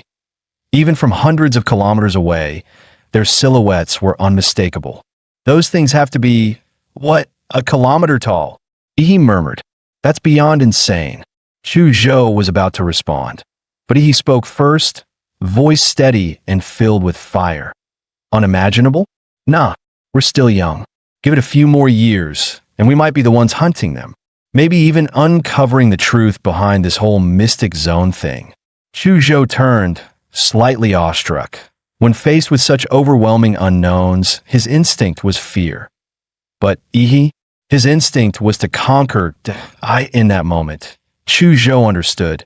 He wasn't just stronger in power. He had the spirit of a true warrior. Meanwhile, Ihi himself was practically buzzing with excitement. Just you wait, you walking mountains. One day, all your monster cores will be mine. Suddenly, his life field sensor kicked in, giving him a full read of all living entities across the mystic zone. One spot stood out. To the southeast, a massive lake region, a complete blank. No life signs. Nothing. It was like a dead zone. A void. Now that's suspicious, he muttered, his eyes gleaming. The stranger the waters, the bigger the fish, that's where the real loot is. Without hesitation, he turned to Chuzhou. Let's go. Time to gamble big at the lake. Ihi and Chuzhou quickly made their way through the giant forest and arrived at the edge of the mysterious lake. To their surprise, 3 people were already there, one of whom was someone Ihi recognized, Rainy. He called out, pleasantly surprised. Well, if it isn't Anqing's little champion, Huang Yuli replied with a teasing smile. Wait, you know our local top scorer? One of her teammates chimed in, grinning. Come on, introduce us already. We heard he was tearing through beast tides like a walking warhead. Rainy, how long have you guys been here? He asked. Not long. We just arrived. 2 of our teammates, good swimmers, went underwater to scout things out. Right as she finished speaking, a figure burst from the water surface. It was one of Rainy's teammates. Jackpot. Guys, we just hit the mother lode. Yu Yang shouted, clearly thrilled. Whoa, slow down. What kind of jackpot? There's a ruin down there. A real one. We're gonna make it big. He nudged Chuzhou with his elbow. Why is everyone so hyped over ruins? Chuzhou explained, in mystic zones there are these ancient structures, believed to be remnants of a lost civilization. People call them ruins. They say modern martial arts theories, and even parts of gene tech, were reverse engineered from discoveries made inside these places. Just then, Yu Yang finally noticed the 2 newcomers standing nearby. Wait a second. Who are you 2? Were you eavesdropping on us? The tension spiked until Huang Yuli stepped in quickly. Yu Yang, calm down. These 2 are Ihi and Chuzhou, top scorer and runner-up from Anqing's martial entrance exam. Their strength is far above average. We should let them join us. Ihi casually clapped a hand on Chuzhou's shoulder. Relax, man. We're not here to steal your loot. We're here to help you get it. Yu Yang narrowed his eyes. Fine, then how do we split the gains? We're not part of your team, so we'll take a cut based on contribution. We earn it, we keep it. He replied smoothly. Yu Yang was clearly annoyed, but he knew better than to pick a fight with 2 rising stars. He scoffed. All right, you're in, but don't try anything shady, got it? With that settled, Yu Yang led the way, diving into the lake. The others followed one after another. Thanks to their enhanced physical strength and lung capacity, all 6 warriors dove roughly 30 meters deep. There, Yu Yang located a marker he'd left earlier and led the group into a submerged cave tunnel. That passage leads to the ruin, he said. Once they surfaced inside the cave, Yu Yang immediately looked around. Huh? Where's Li Wei? I told him to stand guard right here. Maybe he found something and decided to keep it for himself. One of the teammates muttered, clearly irritated. Yu Yang pulled out his radio and tried calling Li Wei multiple times, but got no response. When you first got here, did either of you check for signs of monster activity? Huang Yuli asked calmly. Nope. Li Wei and I even deployed beast lure charges. Nothing showed up. Not even a single strand of fur. Li Wei's missing. Are we really sure we should keep going? One teammate asked hesitantly. After a brief silence, Yu Yang gritted his teeth and barked out. We have to explore it. Riches and glory are right in front of you. If you're too scared to reach for them, you'll be stuck at the bottom forever. Anyone afraid of dying can leave now. But if you want to get rich, follow me. No one moved. Even the teammate who had just expressed doubt stayed silent, that Yu Yang was right. If there was really a ruin ahead, no one was willing to watch someone else walk off with the treasure. All right then, he said. Let's move. With a heavy silence hanging in the air, Yu Yang led the way, and the group stayed on high alert. Every step deeper into the unknown. He switched on a UV flashlight, illuminating the path ahead on the ground, glowing faintly, were the symbols he and Li Wei had marked earlier. The team pushed forward, the tunnel narrowed and narrowed, until only one person could pass at a time. He, walking in the cramped space, narrowed his eyes slightly. He glanced back at Chuzhou. Their eyes met, and they communicated in silent lip sync. Something's off. Chuzhou, yeah, the timing doesn't add up. Rainy said they got to the lake only 10 minutes ago. Yet these 2 managed to find this cave, swim through the lake, discover a hidden tunnel, and navigate all the way to a ruined entrance? That's not scouting, that's straight up wall hack. Chuzhou whispered under his breath. Pretty clear we're being played. Want to warn your friend and get out of here. But Ihi smirked, eyes gleaming. Relax that I've got a trump card. Soon, the group arrived in a massive underground cavern, easily the size of a football field. Dark green vines covered every inch of the floor, walls, and ceiling. But what made their blood run cold were the things entangled in the vines. Dim, lifeless monster cores and piles of ash where creatures had been reduced to dust. And no wonder the lake had been so eerily quiet. Something down here had already devoured every other predator. Huang Yuli's expression darkened instantly. Her voice was cold. Yu Yang, where's the ruin you promised? One of her teammates let out a piercing scream, pointing to the far side of the cavern. There, a mummified corpse suspended in the air, pierced clean through by thick vines. Judging by the clothing, it was Li Wei. Huang Yuli and another woman stumbled back, pale and horrified. Yu Yang, meanwhile, collapsed to his knees, clutching his head and muttering hysterically. The ruin. Where is it? It was supposed to be here. Li Wei's dead. How'd he die? The vines, the vines. Suddenly, clarity flickered in his eyes. His voice broke into a desperate shout. I think the vines got to me too. Run. Splat. His head exploded like a firecracker, sending blood and bone flying. From the shredded remains, several vines slithered out, twisting like demonic tentacles. Yu Yang! Huang Yuli screamed, her voice cracking with disbelief and horror. In that instant, Ihi acted, unleashing a devastating atomic breath straight at the threat. Boom! A blinding blue energy beam exploded forward, incinerating the upper half of Yu Yang's body along with the writhing vines that had infested him. I's eyes were cold, his tone even colder. I didn't expect a monster with this level of intelligence. It killed 2 fighters, took over one of their minds, then used his body as bait to lure in more victims. That's not hunting, that's strategic ambush, which means we're already deep inside its feeding ground. Crack, crash, behind them, massive stones and thick vines suddenly collapsed across the only exit, sealing them incompletely. Chuzhou's gaze locked on the moving vines. I've read about this species. It's a tier 2 royal class monster, a ghost vine demon. Huang Yuli's breath hitched. Royal class? Those things aren't measured by normal tiers. We're all tier 1 at best. We can't handle that kind of power. He just cracked a wide grin, his white teeth flashing. Don't care what tier it is. Watch me blow it to pieces. Just as he was about to activate his Titan form, boom! The collapsed tunnel behind them erupted open from the other side. A figure emerged, cloaked in black, body shrouded in raging blood energy that twisted the very air. A trail of crimson smoke billowed behind him like a battlefield banner. I've come to kill you. Someone in the group gasped. That's Blood Cheese Smoke. He's a stage 8 martial artist. He glanced back calmly. Didn't expect someone would still be tailing me. Huolong frowned. Word had someone used radiation to hold back a beast tide in the Red Tree Mountains that I knew it had to be you. I just followed the residual radiation. It led me straight here. To stay hidden, I held my breath, slowed my heartbeat, even feigned death in the underground caverns, but you still noticed and even blocked the path with boulders and oh wonder you're the one who nearly wiped out my entire clan. He looked genuinely confused.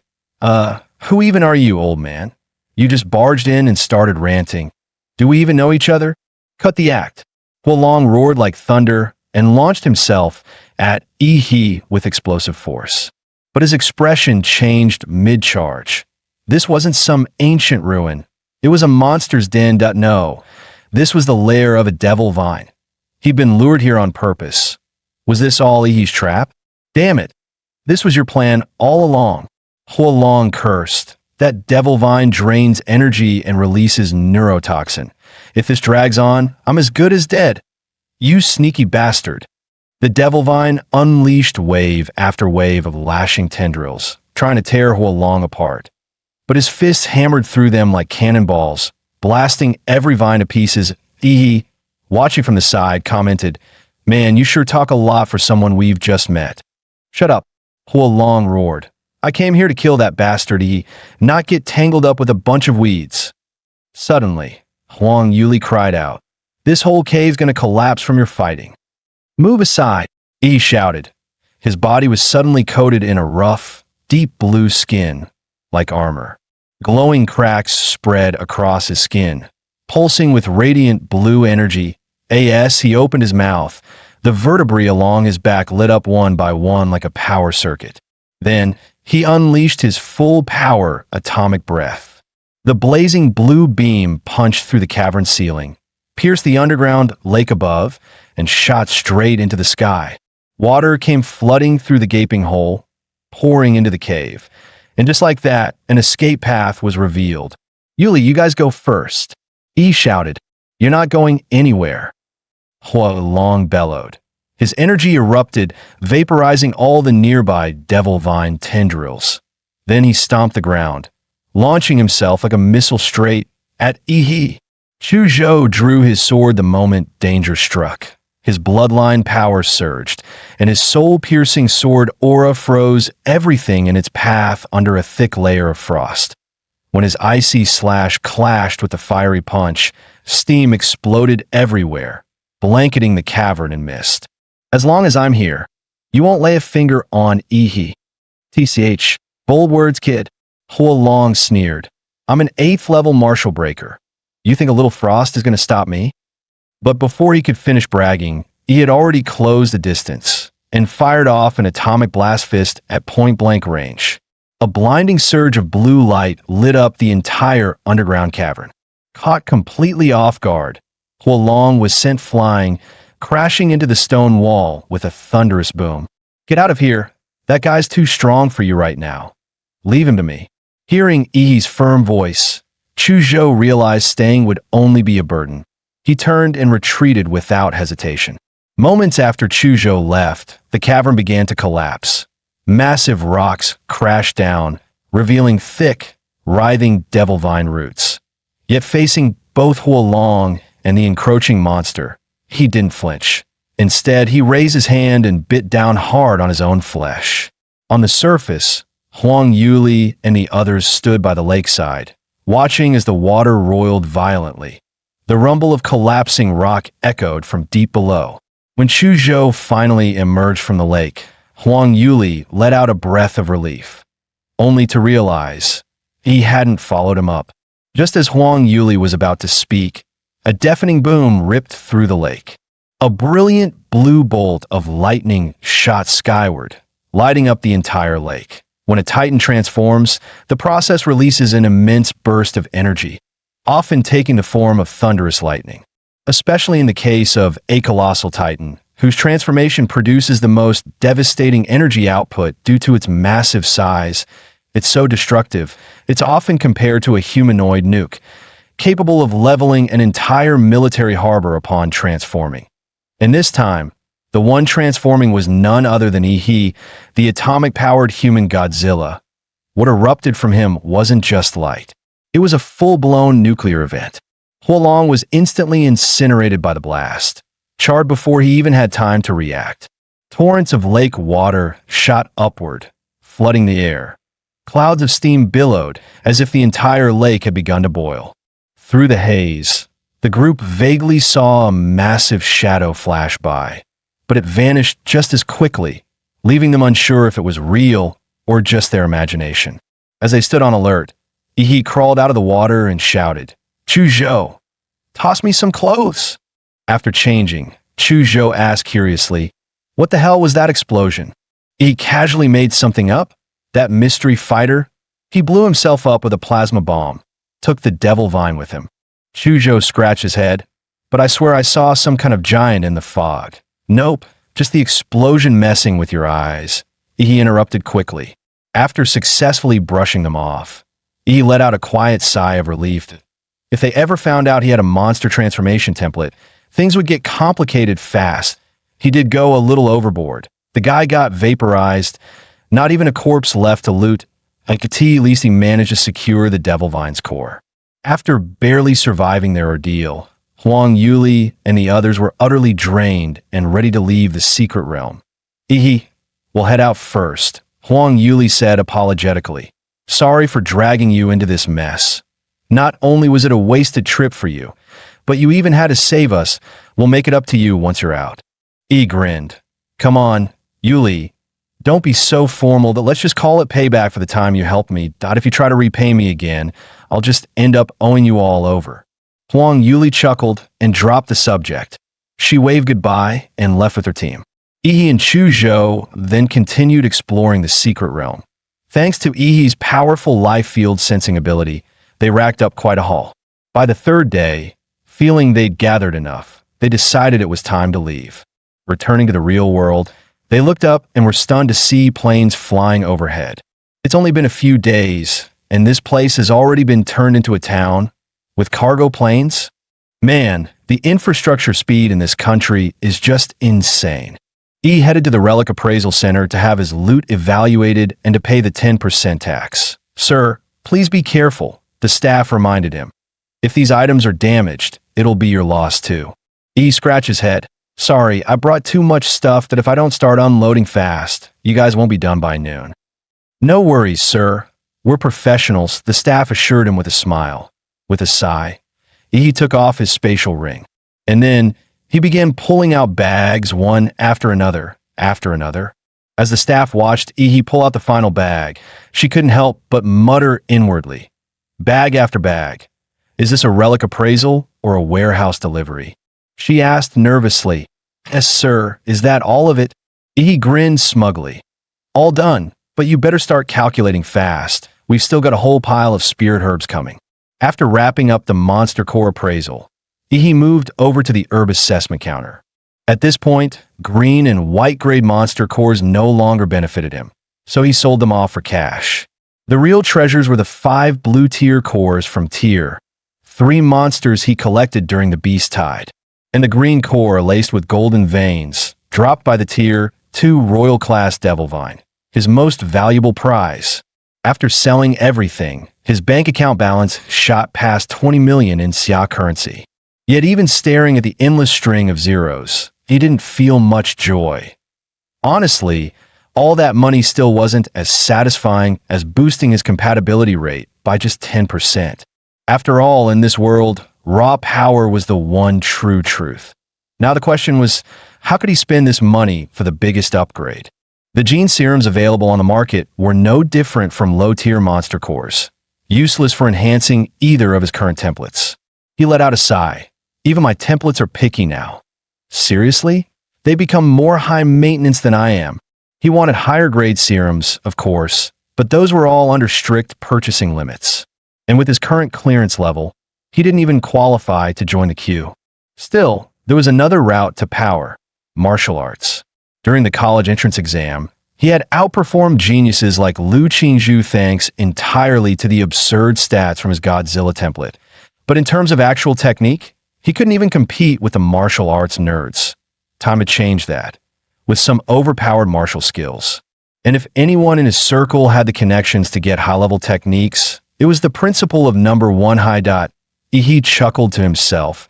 Time to pay a visit to the wise old man and drain his golden loot. Not long after, he barged into the principal's office. The principal calmly poured him a cup of tea. With years of experience and a sixth sense for student scheming, the old man instantly saw through him. This kid clearly wanted something. He casually pulled out a bottle of pricey liquor. Inside floated a rare ginseng herb. Rumor had it, no middle-aged man could resist this miracle brew that supposedly boosted vitality, stamina, and other things. After a few polite words, he cut straight to the point. Principal, I'm looking to learn some powerful martial techniques that I haven't entered university yet, so my only option is to reach out to martial families that you have any connections? The principal frowned. You've already been admitted to Huadu University. It's practically guaranteed. Why rush? You can learn all that stuff once you're enrolled. But I'm really hungry for growth, sir. Fine. Since you're so eager, I'll make an exception and help out that you're a special case talent. After all, an education should be tailored, not cookie cutter. Exactly, principal. Rules are dead. People are alive. With flexible educators like you, the academic world still has hope. The next day around noon, E's phone rang. It's done. You can head over now. Really? That's amazing. Thank you. Which martial family is it? The Liu family in Anqing. E froze. The Liu family, and they're willing to pass down their secret arts? This was going to be interesting. Meanwhile, on the streets of Anqing, a sleek black motorcycle worth over 2 million roared down the road. Riding, it was Liu Qingjie, the Liu family's young heir. He leaned low over the handlebars as the engine screamed like a beast, echoing through the city. Behind him, a blonde beauty clung to his waist, her hair whipping in the wind. Jieji, you're so wild. Puffed up by the praise, Liu Qingjie smirked and was just about to brag, when suddenly a bright yellow rental bike pulled up next to him. Yo bro, eyes on the road point one wrong move at that speed, and it steers of your loved one's time. Liu Qingjie felt utterly humiliated as a self-proclaimed motorcycle god. What the hell? Are you nuts? You nearly gave me a heart attack.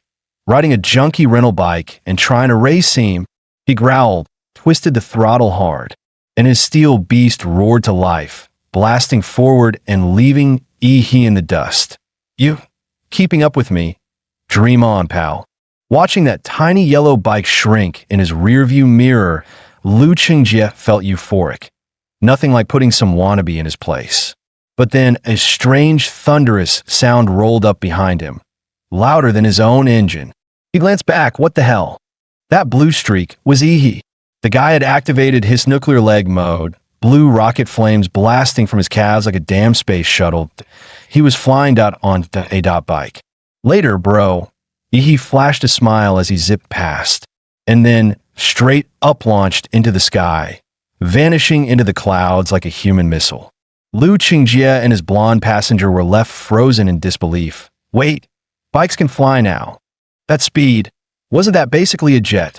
Half an hour later, Ihi arrived at the Liu family estate, calm, composed, and looking like nothing had happened. No doubt about it, this was a proper martial arts family. Even their residence looked like a miniature castle. At the same time, Ihi's life field sensing picked up several powerful presences hidden within the estate. Yep, definitely not a place to mess around. Just then, a figure in a flowing white dress appeared at the gates. It was Liu Qingjie. She looked slightly nervous as she greeted him. You've arrived? Why mother asked me to escort you. Let's go meet her now. He simply nodded and followed silently behind her into the estate. Their feet stepped onto a plush, high-end carpet as they entered an elegantly decorated and spacious hall. Mother, he is here, Qingjie called softly. Almost immediately, the sharp click of high heels echoed across the room.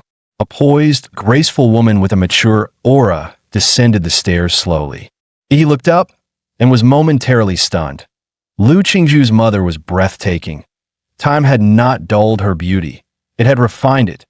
Like vintage wine, her presence only grew more alluring and elegant with age. Watching the scene unfold, he held his breath and screamed internally. Prime Minister, I understand now. A few days earlier, after the college entrance exam, Liu Qingjie had returned home, fully expecting her strict mother to scold her harshly. She had braced herself for punishment, but to her surprise, her mother simply invited her into the study for tea, a rare and quiet moment. Qingjie, relax. I watched the live stream of your battle with that boy. You did well. Ihi's strength would be impressive even in Huadu's elite exams. There's no need to beat yourself up. In this generation, you're the only one truly capable of carrying the Liu family's future. Your brother lacks the talent, he could never shoulder the legacy. But you're still a girl, and far too beautiful at that. Qinlan reached out and gently pinched her daughter's cheek, her expression a blend of tenderness and concern. Your father passed too early, and without any strong relatives to back us, the Liu family has been forced to retreat to this tiny corner of Anqing. If a major clan proposes a political marriage, we don't have the strength to refuse. That would mean the Liu family, our 100-year legacy, might be swallowed whole. Ihi is exceptional gifted, humble, with a clean background and limitless future. And from what I've seen, he's no power-hungry schemer that I'd like to see you with him. What do you think? Qianlong looked Lu Qingzhu straight in the eye, her tone gentle but firm. You don't have to answer me now. Spend some time with Yi first. Qianlong stepped down the stairs and said, Welcome to the Lu family. Yi barely resisted the urge to strike a dramatic pose and declare himself chosen by fate. Instead, he bowed respectfully. Hello, Auntie, just a small gift for you. Qianlong didn't even glance at the gift. Instead, she smiled and said, I heard from your principal that you're interested in advanced martial techniques. Qingzhu will take you. He was stunned. He hadn't expected her to be so straightforward. No tests, no hoops, just pure generosity. Qingzhu will guide you to the Lu family's martial vault. But keep in mind, no techniques can be taken out. It's one day of study, and that's it. In the deepest part of the vault, there are 3 Xianhuang-class martial arts. Whether you can learn them depends on your own ability. Upon hearing that even Xianhuang-level skills were on the table, he inhaled sharply. Understood. Then allow me to thank the Lu family for this incredible opportunity. And he specifically thanked the Lu family, not Qianlong personally. That one-word choice carried weight. It implied a formal acknowledgement of favor, a future promise. If the Lu family ever needed him, he'd be there. Qianlong was very pleased by the nuance. The more she looked at him, the more she liked him. He, however, was starting to feel weirded out by the oddly intense way she was staring at him. Soon, Lu Qingzhu began leading him to the martial vault. As they walked together in silence. He couldn't help but notice, was it just him, or was Qingzhu acting way more shy than before? Qingzhu, why do I feel like you've been avoiding my eyes this whole time? He suddenly stepped forward, locking eyes with her startled gaze. It was like staring into the eyes of a frightened deer. Lu Qingzhu had never been this close to a boy before. She could feel his warm breath brushing her cheek, sending a strange tingle down her spine. Flustered, she backed up half a step. And no, I wasn't. Why are you getting so close all of a sudden? Still bickering, the two continued on until they arrived at a hidden underground stone chamber. He reached out and ran his hand along the rough, solid surface of the wall. It was obvious this stone wasn't ordinary. Qingzhu spoke up. This is force-dampening stone that IT was excavated from a secret realm. Even a warlord-class blow wouldn't crack it. Yi's eyes lit up. Can I punch it once?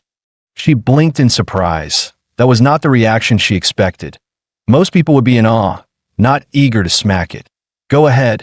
Yi clenched his fist, every cell in his body surging with atomic energy. Blue light surged across his knuckles. His punch sliced through the air and slammed in the wall with full force. A shock wave erupted, sending Qingzhu's white dress fluttering. But instead of an explosion, the blue energy was absorbed directly into the wall. The IT rippled outward like water on a calm lake, dispersing in waves, not even a scratch left behind. He could feel it clearly. His normally unstoppable, all-out punch had been swallowed like a stone dropped into the sea. Over 90% of its power simply vanished into the wall. Come on, I'll take you to pick a martial art. Lu Qingzhu, seeing him finally take a loss, couldn't help but smirk. She walked ahead, her steps noticeably lighter. The skills here sorted by category, movement techniques, defensive forms, body cultivation, swordsmanship, that sort of thing. As she spoke, she handed Yi a sleek black and gold ID card. Just swipe this to access whatever you want. The Xianhuang class techniques are in a private chamber at the very back, also car protected. But listen, you won't master one in a day. Team most, you'll scratch the surface. Honestly, she added, I don't know if my mother did you a favor or set you up that I could help you pick a few high-tier skills that aren't Xianhuang level, but they'd be way easier for you to learn and actually suited to your style. Yi grinned. Look at you, worried about me? Then he turned serious. If I don't even dare to face the strongest option when it's right in front of me, I might as well quit now and go home. Seeing how determined he was, Qingzhu said nothing more. She stepped forward and opened the thick black stone door to the vault. Inside were 3 secure cases, each labeled with a name. Two of them read ephemeral shadow stepan primordial jade fingers, the very techniques Qingzhu had shown before. The third one, though, was unfamiliar, flesh-bound demon prison. You can't just read Qianhuang techniques like a book, Qingzhu explained. They're encoded with something called martial resonance, a kind of spiritual rhythm left behind by the original creator. If you can't feel it, or if your own nature clashes with it, you won't even be able to start training. Put simply, these techniques are alive. You don't choose them. They choose you. He nodded, then confidently pointed at the one with the most brutal-sounding name, Fleshbound Demon Prison. I was born for this technique, he declared, full of swagger. Lu Qingzhu opened the case. Inside wasn't a scroll or a book, but a fearsome bronze statue. The statue was a hulking figure with rippling muscles, and in the grooves of its body, twisted, ghostly faces screamed silently, as if 100 evil spirits had been forcibly sealed within. The aura was downright chilling. As the statue was revealed, he blinked in shock. Wait, Thesis the martial technique? And then he really started hearing ghostly wails echoing in his ears. Qianhuang techniques aren't always written, Qingzhu explained. They can take the form of statues, paintings, relics, anything capable of holding martial resonance. That's what makes grandmasters so mysterious. Only grandmasters can distill that essence, what we call martial resonance, and seal it into an object for future generations to inherit. With her explanation finished, Qingzhu turned to leave. From here on, it's up to you. Wait, hold on, what do you mean up to me? You didn't even tell me how to learn it. Just feel it that if the resonance chooses you, it'll come to you. He stared at her, utterly baffled that is she trolling me right now? Ugh, whatever. Thinking too hard gives me a headache. He yawned, dropped flat onto the floor, and muttered, if it's all about fate, I'll let fate find me in my sleep. And just like that, out cold. Watching from the surveillance room, Lu Qingzhu let out a sigh and facepalmed. Honestly, this is so you. Suddenly, he found himself in a strange new space. An old, decrepit temple covered in dust. The angry-faced deity on the altar had one arm broken clean off. So this is what they meant by entering the resonance realm. This whole place is the martial resonance, the spiritual echo of the technique. He tried channeling his power, but nothing that in Ochi. Not even a flicker of atomic energy from his Demoner template that IT was like being reduced to a powerless civilian. Thankfully, the monster interface still worked frowny face warning. Host consciousness detected inside unknown domain. Engaging mental body reinforcement to prevent death. But it wasn't just the system that a rough, savage voice suddenly thundered in his ears. On the remaining arm of the Wrath Face Guardian statue, a massive brute now stood, built like a battle-hardened grizzly. The man had eyes like a hungry wolf and stared he down. My martial legacy ain't for weaklings. Only real iron-blooded men can carry it forward. If you're not one of them, I'd rather let it rot in the ground. Prove you've got the guts, kid. He looked identical to the statue outside. Every scar, every snarl, exact. When the storm hits and the night parade of 100 ghosts begins, you're guarding this dump. Let a single demon defile this altar, and you fail. You win, I'll teach you a trick or two that you lose. The white ghost will eat your soul, and you'll go mad. Martial path? Over, so if you're just a soft little punk, run. Drip, that a cold raindrop leaked through the broken ceiling and landed right on Ihi's face. When Ihi snapped out of it, the savage brood on the statue's arm had vanished. The trial had officially begun. Behind the Wrath Face Guardian's throne, he found a rusted, battered longsword. Alone, sword in hand, he stood at the temple's shattered gates.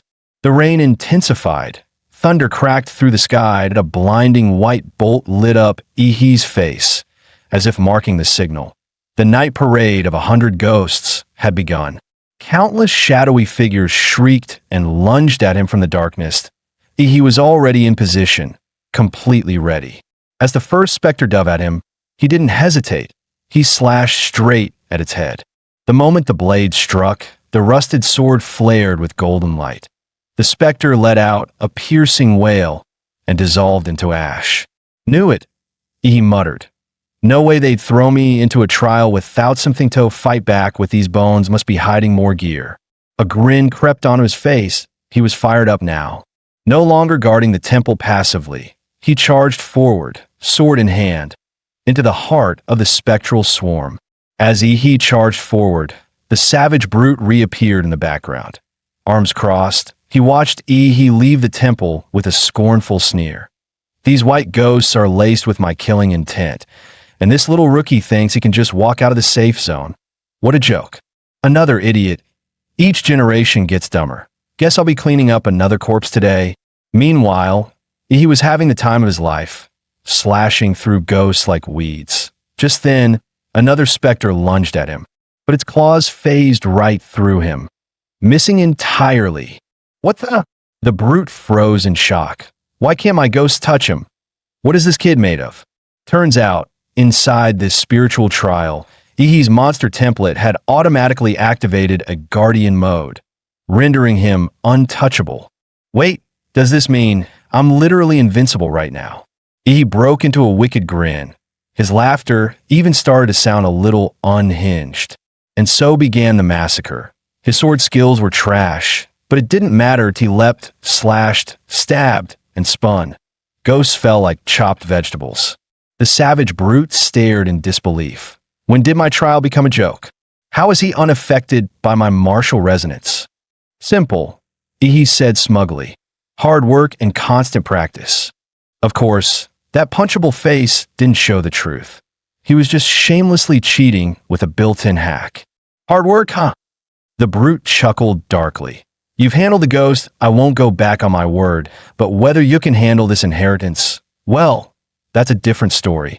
As he finished speaking, thunder cracked across the sky. The wrath-faced guardian statue collapsed, revealing a dark, ancient well beneath it, a bottomless pit. Just one glance into its depths sent a chill down Ihi's spine. Inside that well lies the purest essence of malice I forged in life, the flesh-bound demon prison technique. Its true form is down there, if you can absorb it. The brute didn't even finish his sentence. He had already jumped in.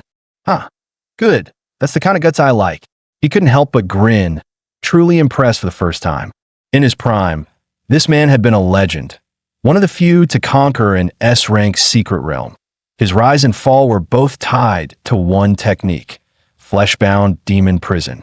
But as age weakened his body, the very malice and vengeful spirits he had sealed within began to claw back, twisting his mind, driving him mad, until he started killing those closest to him.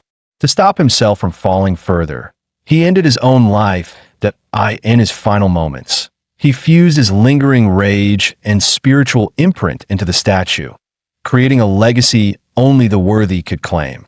Even after 100 years, the malice here hasn't fully faded. For an ordinary martial novice, it's a death sentence.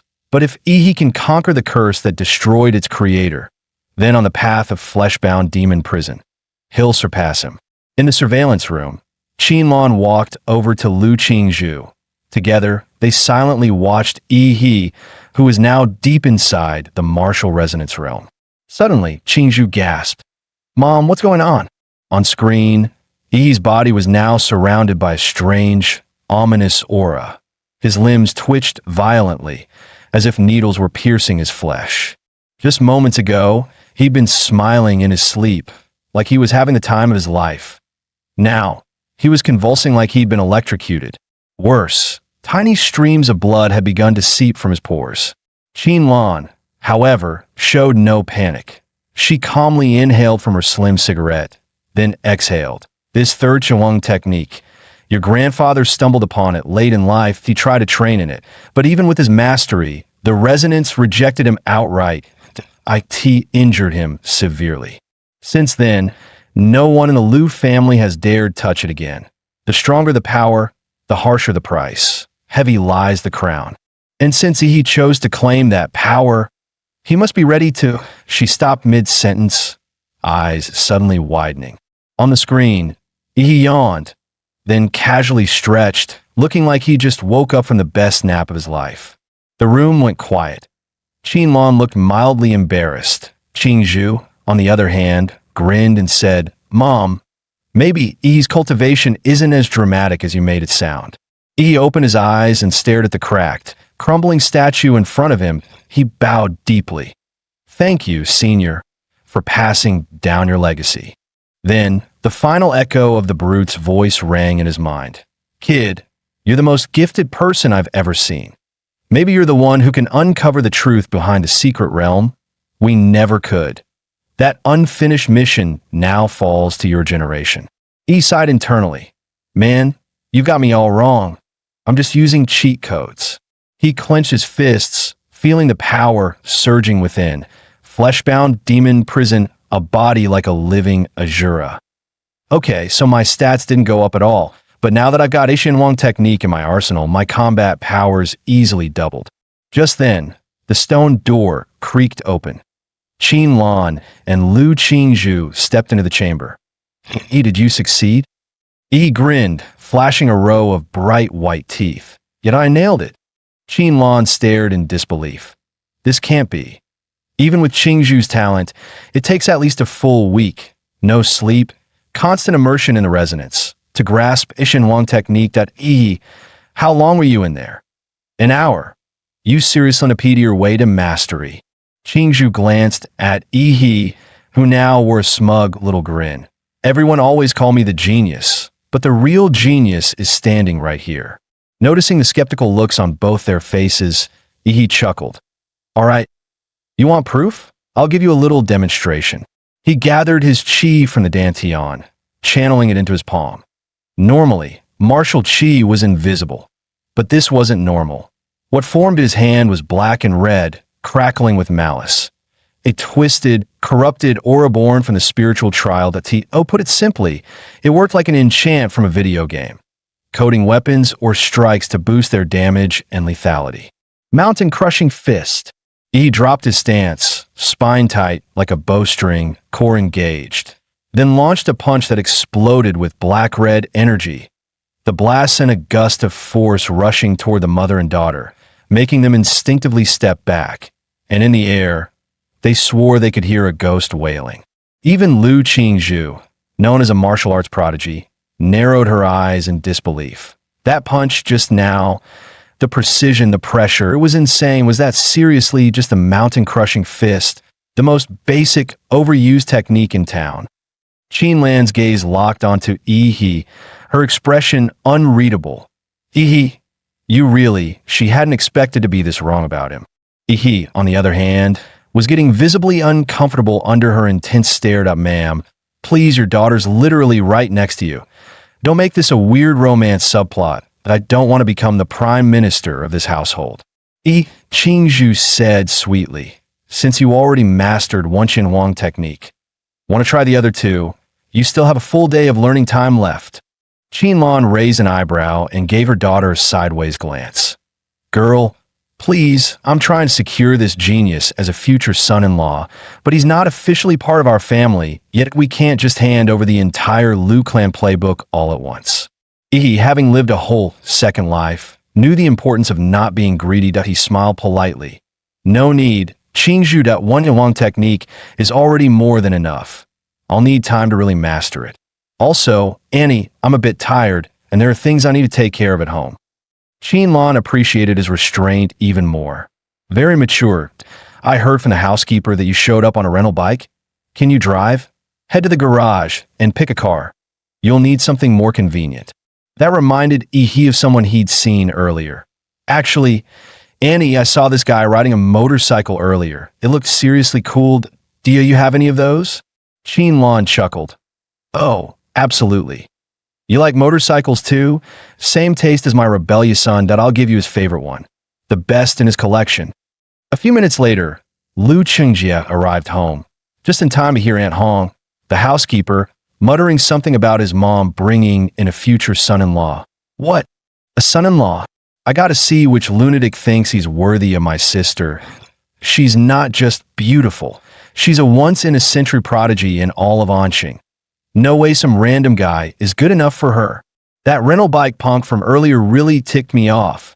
He scared off the girl I just picked up. If I ever see him again, I swear I'll teach him what real trouble looks like. Just as Lu Chengjie was fuming with rage, something whooshed past right in front of him. He turned, and his jaw dropped.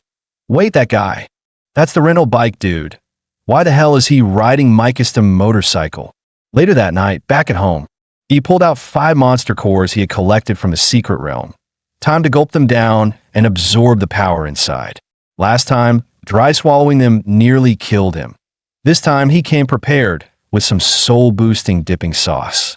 He picked up a core, dipped it in his signature spicy sauce, and swallowed it whole. Instantly, a surge of energy exploded through his limbs, flooding his body with heat. He opened his system panel. Back in the Red Tree Mountain realm, he had used the Titan form template, standing around 50 meters tall. Compared to normal monsters, he was a behemoth. But compared to that thing, the mountain-sized, godlike entity hidden in the mist, he was tiny. All right then, let's go bigger. He dumped every single point into the Titan template. Then, without hesitation, he grabbed the rarest of the cores, the green one streaked with golden veins, dipped it in sauce, and swallowed it like a hot snack. Just as he was about to let the special monster core be absorbed by his Godzilla template, a system alert popped up unexpectedly. Ding! Legendary Godzilla template has absorbed a high-level plant-based life form. Genetic mutation detected in progress. Do you wish to prevent the template from mutating? Yes/no. He hesitated. Template mutation meant it could evolve into a completely new subclass, could be stronger or weaker than if he rolled into a garbage form. That'd bear reverse evolution. Screw it, he muttered. Life's about taking chances. Rental bike to super bike, right? He hit do not prevent mutation. The system chimed again, frowny face mutation path unlocked. Legendary Godzilla plus plant attribute S-class variant. Planet Godzilla template. When the current template reaches 100% integration, there will be a 2% chance to evolve into Planet Godzilla. Absorbing more high-quality plant-based life forms will further increase that probability. Hearing the alert, he let out a deep breath. Phew, jackpot. Planet Godzilla might look similar to the regular version on the outside, but size-wise, it was on a whole different level. Over 300 meters tall, weighing in at more than 1,000,000 tons, officially dubbed the largest Godzilla in recorded history. And power-wise, every stat was a straight-up upgrade from the legendary version. But first, his current template needed to hit 100% integration. Time to grind fast. As he was still mapping out his next steps, a deafening explosion rocked the outside world. Through the window, flames burst into the sky, lighting up the entire night. He froze. What the hell? Is this a terrorist attack? Armed forces had already moved in, sealing off every exit in the compound. Search every inch. Don't let a single one escape. Just then, someone knocked on Ihi's door. The original host was a loner. He had no friends, especially not the kind who'd show up unannounced at a time like this. He hadn't ordered food or received any deliveries. Oh, who on earth could it be? Staying on high alert, he braced himself. Suddenly, a woman materialized out of thin air, curves for days and a sly smile on her lips. Oh, my little brother, she purred. You're no ordinary fighter, are you? I was just planning to hide something here and tweak your memory a bit. But since you noticed me, looks like I'll have to rough you up that don't even think about running. A venomous aura slithered around Ihi. Locking onto him like a predator, he realized there was no way to drag the fight outside. Whatever, he muttered. I've got money, I'll just buy a new place after this. The woman tilted her head in confusion. Huh? What did you just say? He calmly pointed at her. I said, you're already dead. Meanwhile, out on the street, an elite SWAT martial artist had engaged a criminal in battle. He slipped up. Take him down. The SWAT team moved in unison, striking with surgical precision. The enemy, cornered but unfazed, sneered. Yao Imei, you must escape with the golden genome. I'll cover you. I, Zhou Yi, will draw their fire. Ha ha ha. Come at me. Trading my life for yours. Totally worth it. Then he unleashed the blood-burning forbidden art. his body erupting in a surge of crimson energy. Just then, a dazzling blue beam exploded overhead, piercing the sky. A charred human figure crashed down in front of Zhou Yi, slamming into the ground and leaving a massive crater. Zhou Yi's eyes widened. Yao and Mei, wasn't your nanosuit white? Why do you look like burnt toast now? I just risked my life to buy you time. What happened? Don't tell me someone's still chasing you. Yao Mei climbed out of the crater, her face grim. She had nearly been taken out. If not for the nanosuit's auto-repair function, she'd be in critical condition. The package is stashed, we need to move now. Without hesitation, she tossed several smoke bombs, custom-made to disrupt martial artists' senses. The SWAT officers immediately realized something was wrong. They're trying to escape. Taking advantage of the cover, the two slipped into the underground sewers. Half an hour later, they emerged from a narrow alley, leaning against a crumbling wall, gasping for breath. We finally lost them. Gotta say, these nanosuits are worth every penny. Took that hit like a champ. But just as they began to relax, Ihi's voice echoed through the alley. Hey, gorgeous, still haven't explained why you barged into my house, have you? You see, there's a tiny problem here. You thought you were picking a random neighbor to mess with, but you picked me. And as a thank you gift for trespassing, I'm going to make sure you too have a very memorable time. Zhou Yi stared at Yi in disbelief. How? How did you find us? He wasn't about to explain anything. Yao Mei had been contaminated with his nuclear radiation. It was like she was carrying a GPS tracker. And his philosophy, don't talk, just punch. Conveniently, his flesh-bound demon form needed sparring partners. And look who volunteered. Ever since mastering that technique, he had gained total control over his own body. The sheer force of his energy ruptured the air as his fist, heavy as a wrecking ball, rocketed toward Zhou Yi. Zhou Yi crossed his arms just in time to block. Mountain-splitting fist. With a deafening boom, a black-red bolt of energy shot through Zhou Yi's defense like lightning. He felt like he'd just been hit by a freight train, blasted straight off the ground. Coughing up blood midair, he crashed hard, dazed and shaken. And that was just Ihi's right fist. The left fist came right after, smashing down from above. Watching Zhou Yi get launched like a rag doll, Yao Mei gasped. What kind of insane martial art was that?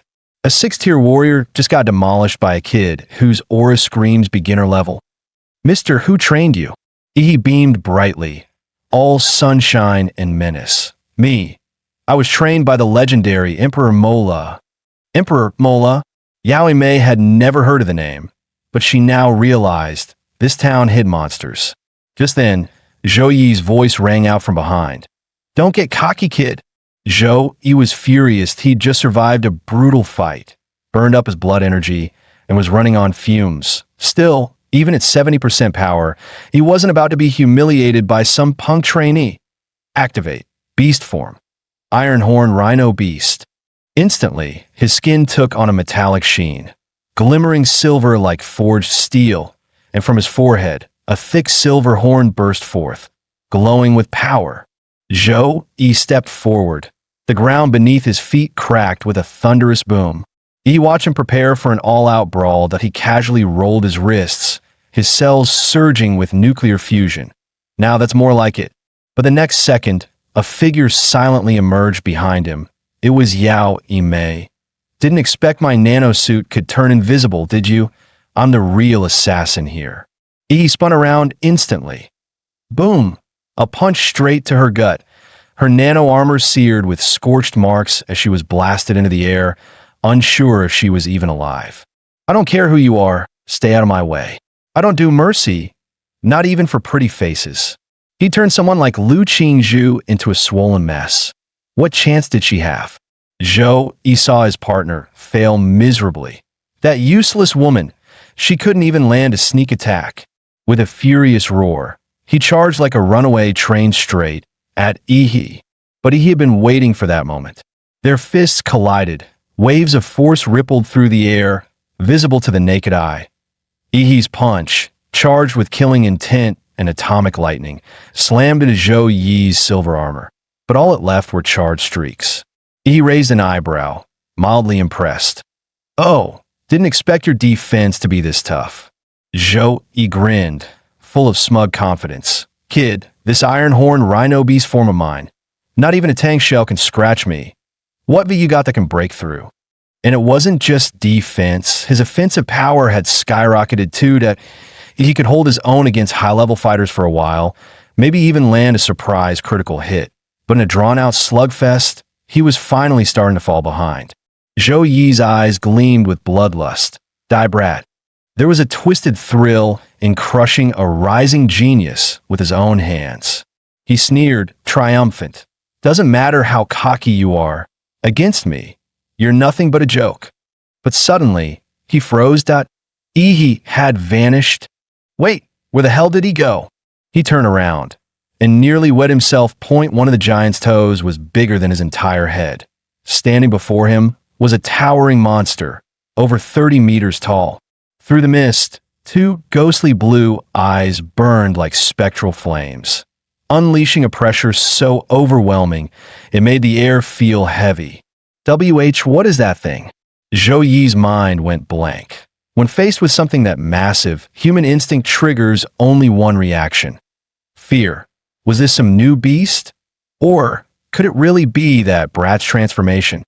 He didn't waste a single word. He simply raised a hand and brought it down like a falling mountain. Zhou Yi felt a hurricane-level windstorm slam into him. The ground exploded beneath him like it was hit by a missile. By sheer reflex, he leapt out of the way.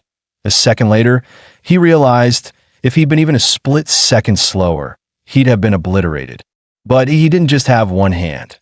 Just as Zhou Yi thought he'd narrowly escaped. Wham! The other hand came crashing down. This time there was no lucky dodge. Zhou Yi took the full hit, flattened into the ground like a rag doll. Yi's right arm rose again, glowing, humming with energy. In a flash, thunder roared down with his punch. Blow after blow rained down like a violent storm. Zhou Yi felt his bones shatter, his organs rupture, and his very soul nearly pounded out of his body. System notice. Host Yi Titan form activated. Comprehensive physical index 23.8 to 294. Nearby, Yao Mei forced herself to stand, only to freeze in horror, a 6th-tier martial artist being used as a punching bag. Her heart sank with regret. I was such an idiot. Why did I mess with this monster? If this keeps going, Zhou Yi's gonna die, for real. She couldn't let him die here. There was no running now. Only one option left, a desperate counterattack. Perched atop a nearby building, she stared at the towering giant whose body eclipsed the structure itself. She leapt down in a swift, calculated arc, her form twisting midair. In a flash, she reached the giant's throat. Around his neck, tight yellow threads glinting faintly, molecular wires from her nanosuit, sharp enough to slice through reinforced alloy. She figured this transformation came from some kind of genetic ability. Big as he was, the human body still had its weak spots, and the throat was one of them. A crimson flash split the air, but what shocked her most, the giant didn't even fight back. He just let her slice his throat wide open. The giant's colossal head came crashing down. Boom! The ground trembled beneath the impact. Yao Mei exhaled sharply, her voice trembling. Did I do it? But then, her eyes widened in terror. The giant's mouth slowly opened. Deep in his throat, a glowing blue light pulsed to life. A rising hum of destruction rang in her ears, building, swelling, deafening. A monster, she whispered in despair. In that moment, it felt like even the heavens had sentenced her to die. The last thing she saw was an endless blaze of radiant blue. The atomic breath consumed her completely. The blast pierced straight through a nearby skyscraper, leaving a dazzling blue arc slicing across the sky. As the breath ended, a wave of scorching air erupted, engulfing the entire area in a sea of searing heat. He slowly stepped forward, making his way toward Zhou Yi.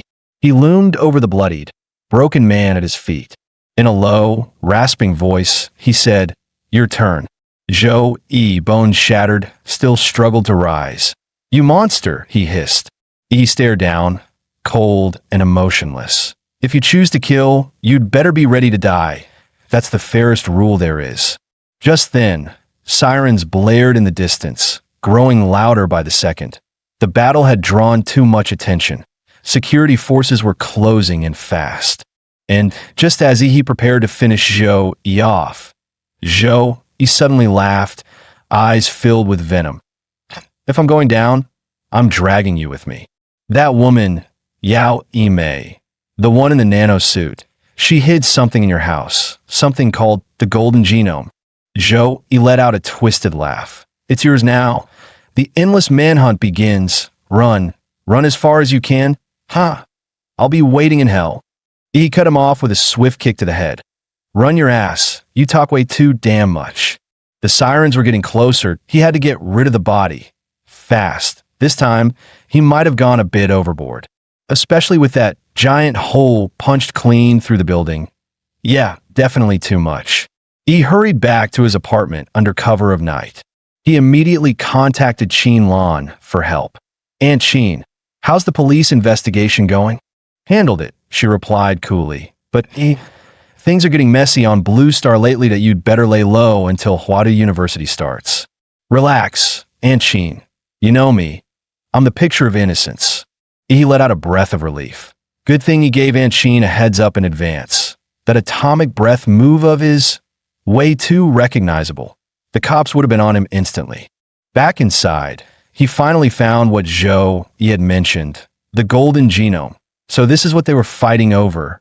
It was a sealed silver-colored cylindrical container on it, an eerie company logo, a black eagle with outstretched wings. But the wings were just skeletal bones, no flesh. I've seen this before. That's the symbol of Laserbird, one of the biggest biotech conglomerates that I spotted it in the Prometheus dossier that guy from Huadu handed me. So those two must have stolen this thing from Laserbird and got hunted down while trying to escape. Judging from Zhou Yi's dying words, he clearly wanted to dump this nuclear-grade mess right into my lap. I glanced at what used to be my living room. Now just a disaster zone. Great. Guess it's hotel life for now, that I'll find a new place tomorrow. Meanwhile, deep within the Swan Lake Rift, classified as a B-rank anomaly near Anqing, a squad of hunters had just taken down a Tier 3 elite bloodline wolf beast. How'd your side go? Not bad. Made a small profit. Suddenly, one of the female squad mates froze and pointed toward the horizon, her voice trembling. See, Captain? Look over there. Trees were crashing down like dominoes, and the thunder of countless footsteps shook the earth. An endless tide of magical beasts surged into view, stretching across the horizon. Atop the head of a crocodilian monster larger than a mountain sat a massive throne of bones, forged from countless white skulls.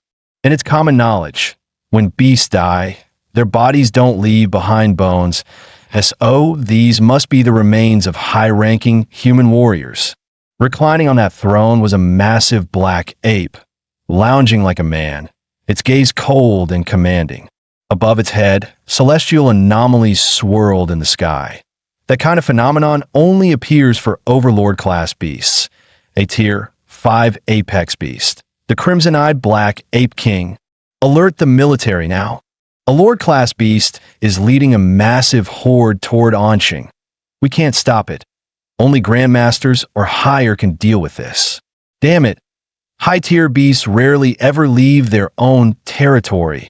Why is this happening? Every Lord-class magical beast is a walking natural disaster. They emit a special frequency. Only other beasts can hear it. Any creature below their rank is instantly compelled to obey. They gather around the Overlord, forming its personal army.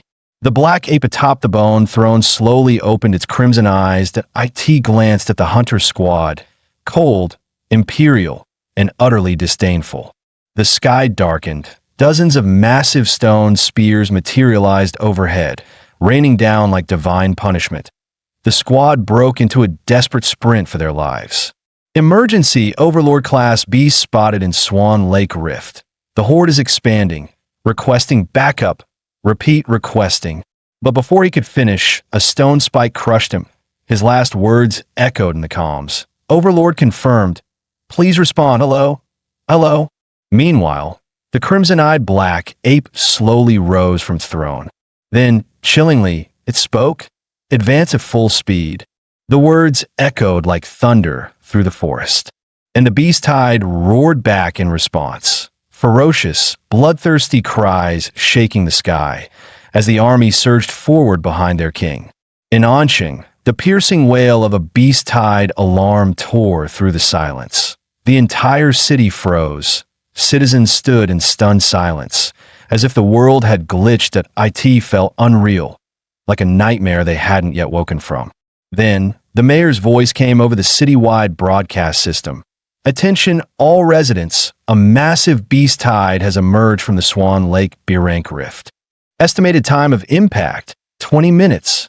Our military has already been dispatched to the front lines. I now call upon all martial artists in Anqing. Report for duty immediately. That message snapped everyone back to reality. Panic erupted.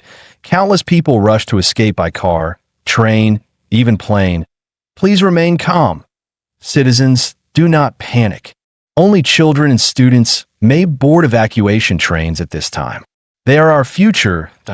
If Anqing falls, they must be the ones to carry on. Inside the mayor's office, I told you to request reinforcements. Which cities responded? The secretary's face was pale. Mr. Mayor, it's not just us. Beast tide alerts are going off across the entire country, and O1's in a position to help. And the cities that haven't been attacked yet, they're busy fortifying their defenses, preparing for the worst. Then what about Huadu? What did they say? Did any grandmasters or above agree to come? Even just one? Huang Qing's voice trembled. Huadu's neighboring city, Guanshan, an S-rank rift just opened there. All high-level martial artists from the capital have already been deployed to contain it. Huang Qing slumped into his chair, face pale. His sharp political instinct screamed a truth he didn't want to admit. The entire nation of Xia had fallen into a trap. This beast tide wasn't a freak occurrence, it was a coordinated, premeditated assault. But he quickly pulled himself together, taking a deep breath. The resolve of his younger years returned to his eyes. There's no time to waste. The Battle of Anqing starts now. From this point on, we're on our own.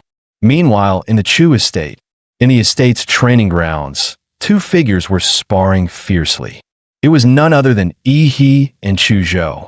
With a single punch, Chu Zhou was sent skidding backward across the arena floor.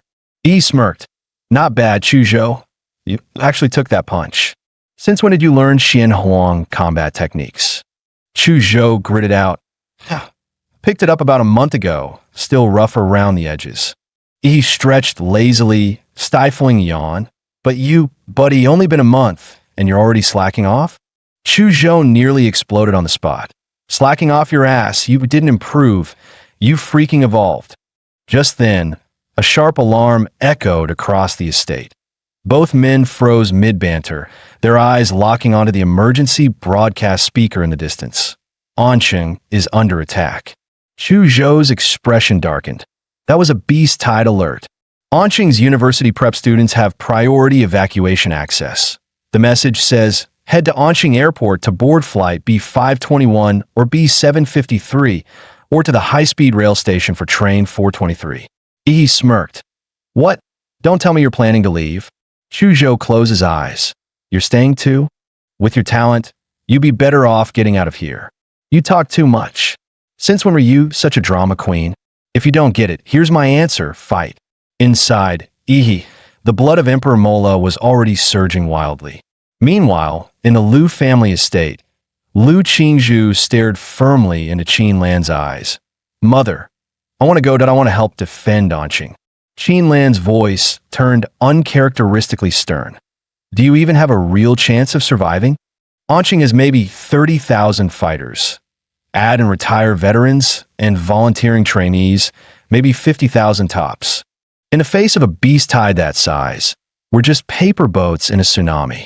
And that overlord-class beast? That's not something Anqing can deal with. It takes a grandmaster, at minimum, to stand a chance. Qingzhu, your life doesn't just belong to you. You carry the weight of our entire family. Liu Qingzhu was silent for a moment. then coldly said, "If a martial family can't even stand against beasts, maybe it doesn't deserve to exist at all." With that, she turned and slammed the door behind her. Qinlan lit a cigarette, her eyes heavy with thought. "An Hong, we're leaving Anqing. What about that boy Yi? Send him a message. Let him decide for himself." Meanwhile, at the edge of the Swan Lake Rift, tens of thousands of martial artists had already gathered. "Old Chun, you're pushing 60. What the hell are you doing here? Shouldn't you be getting your granddaughter out of here?" "Shove it, old Zhang. If you a limping cripple can show up, why can't I with all 4 limbs intact?" "Ha ha. Who would have thought? 30 years later, and we're fighting another beast tied together." Old Zhang chuckled, leaning on his cane. "And that leg of yours? You lost it in that very battle." "Hey, old Zhang, once this tide's over, you gonna move in with your son in the capital? He lives in that flashy uptown district. Won't they laugh at a country bumpkin like you?" Old Zhang smiled. "Forget it, I'll stay here. Play chess with you, you stubborn old mule. I was born in this city, and when it's time, I want to be buried in it too." Around the city, Anqing's final military defense line was now fully deployed. Tanks that anti-aircraft turrets, Gatlings that heavy caliber cannons. All of it formed a steel wall. No beast was allowed to set foot inside the city. 60% of Anqing's armed forces and over half its high-ranking martial artists had already entered the rift as part of the Vanguard Division. Their mission? One thing only: scout the beast tide, identify any Lord or Overlord class beasts, and above all, bring that intel back alive. Suddenly, Huang Qing's eyes narrowed, danger sensed. A bloodied warrior stumbled out of the rift, one arm missing, body drenched in crimson. Medics rushed forward, trying desperately to stabilize him. "And Mayor, this flash drive, it holds all the Vanguard team's combat data." Huang Qing leaned in, voice tight. "And the others, where are the rest?" The warrior's dirt-smeared face twisted in pain. "Dead, they're all dead. The beast tide crushed everything. Not even the bodies were left intact." His eyes suddenly flew wide open, pupils trembling with terror and hatred. "Be careful of that crimson-eyed black ape. It trapped us. If not for that thing, thousands of us could have made it out alive." Before he could say more, a thunderous roar erupted from the rift. A massive stone spear shot out, spinning violently. It tore straight through a distant skyscraper, like paper. Rubble came crashing down in a deafening cascade. Huang Qing's pupils shrank. No, that wasn't random. It was aiming for the landmines beneath the building. It's trying to detonate them, to destroy our defense grid while we're still building it. Huang Qing roared in fury. "Damn it! The rift just launched an attack. Tank division, drop the restraints, fire at the rift, blast it to hell." Dozens of tanks and anti-air turrets opened fire in unison. A storm of artillery engulfed the rift in a wall of blazing flame. No beasts, just long-range attacks to drain our firepower? How the hell are beasts using military tactics? Huang Qing's expression turned grim, fists clenched. Damn it. What kind of monsters have they become? Suddenly, another wave of stone spears burst through the barrage, ripping through the air with deafening force. And this time, there were far more.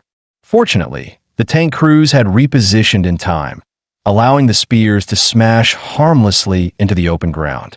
But then, one soldier heard something strange, a noise coming from the shattered spear fragments behind him.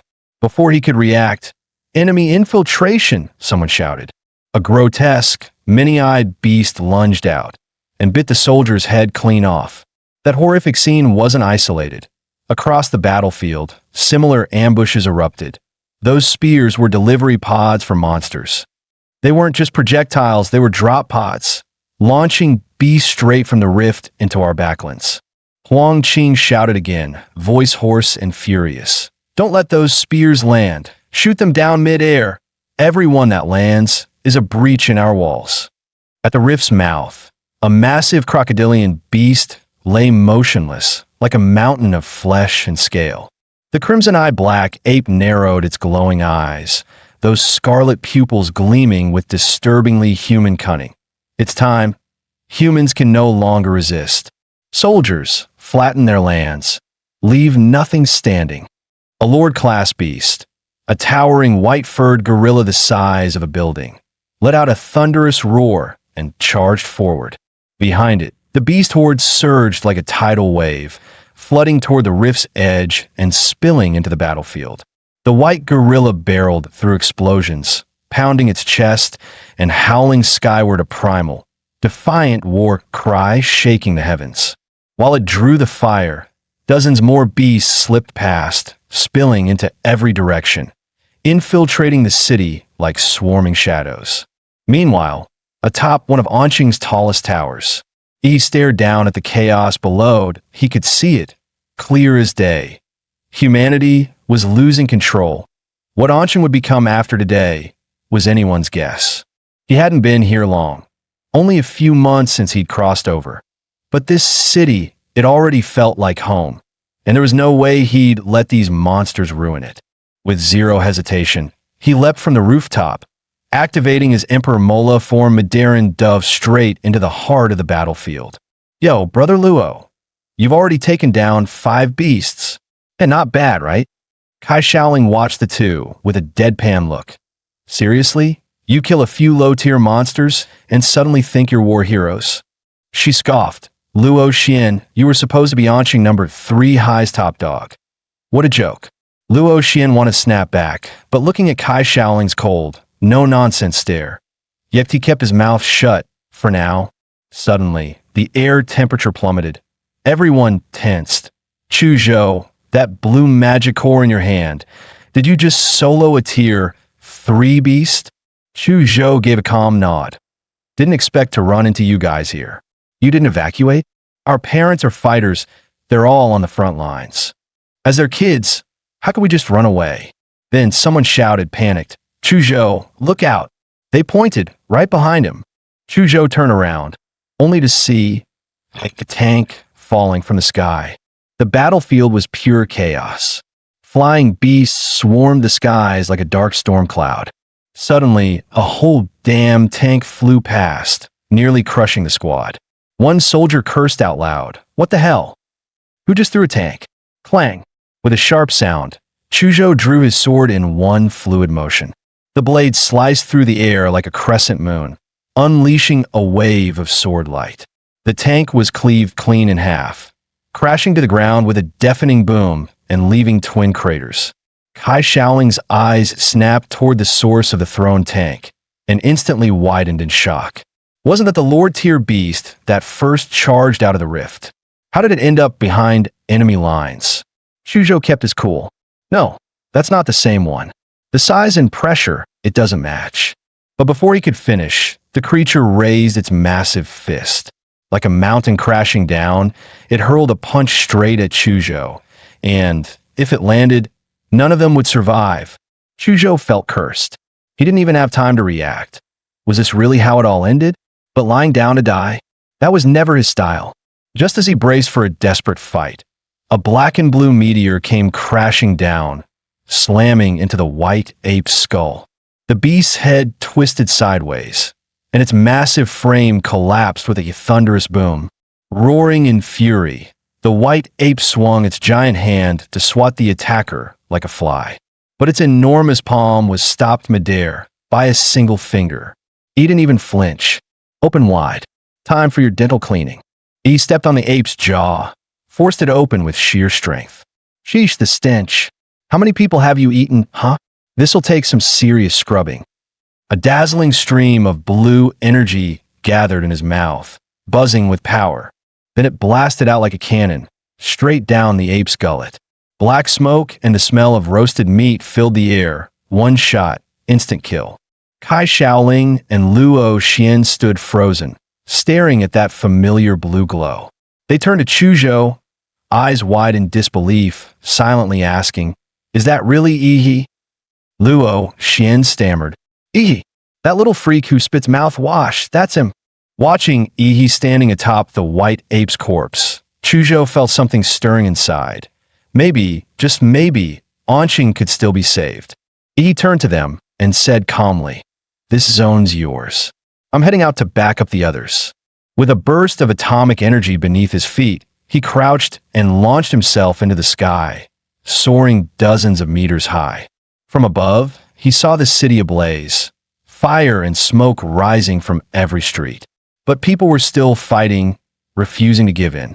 He shut his eyes, activating his life field scanner. He searched for the highest concentration of monsters, found it in seconds.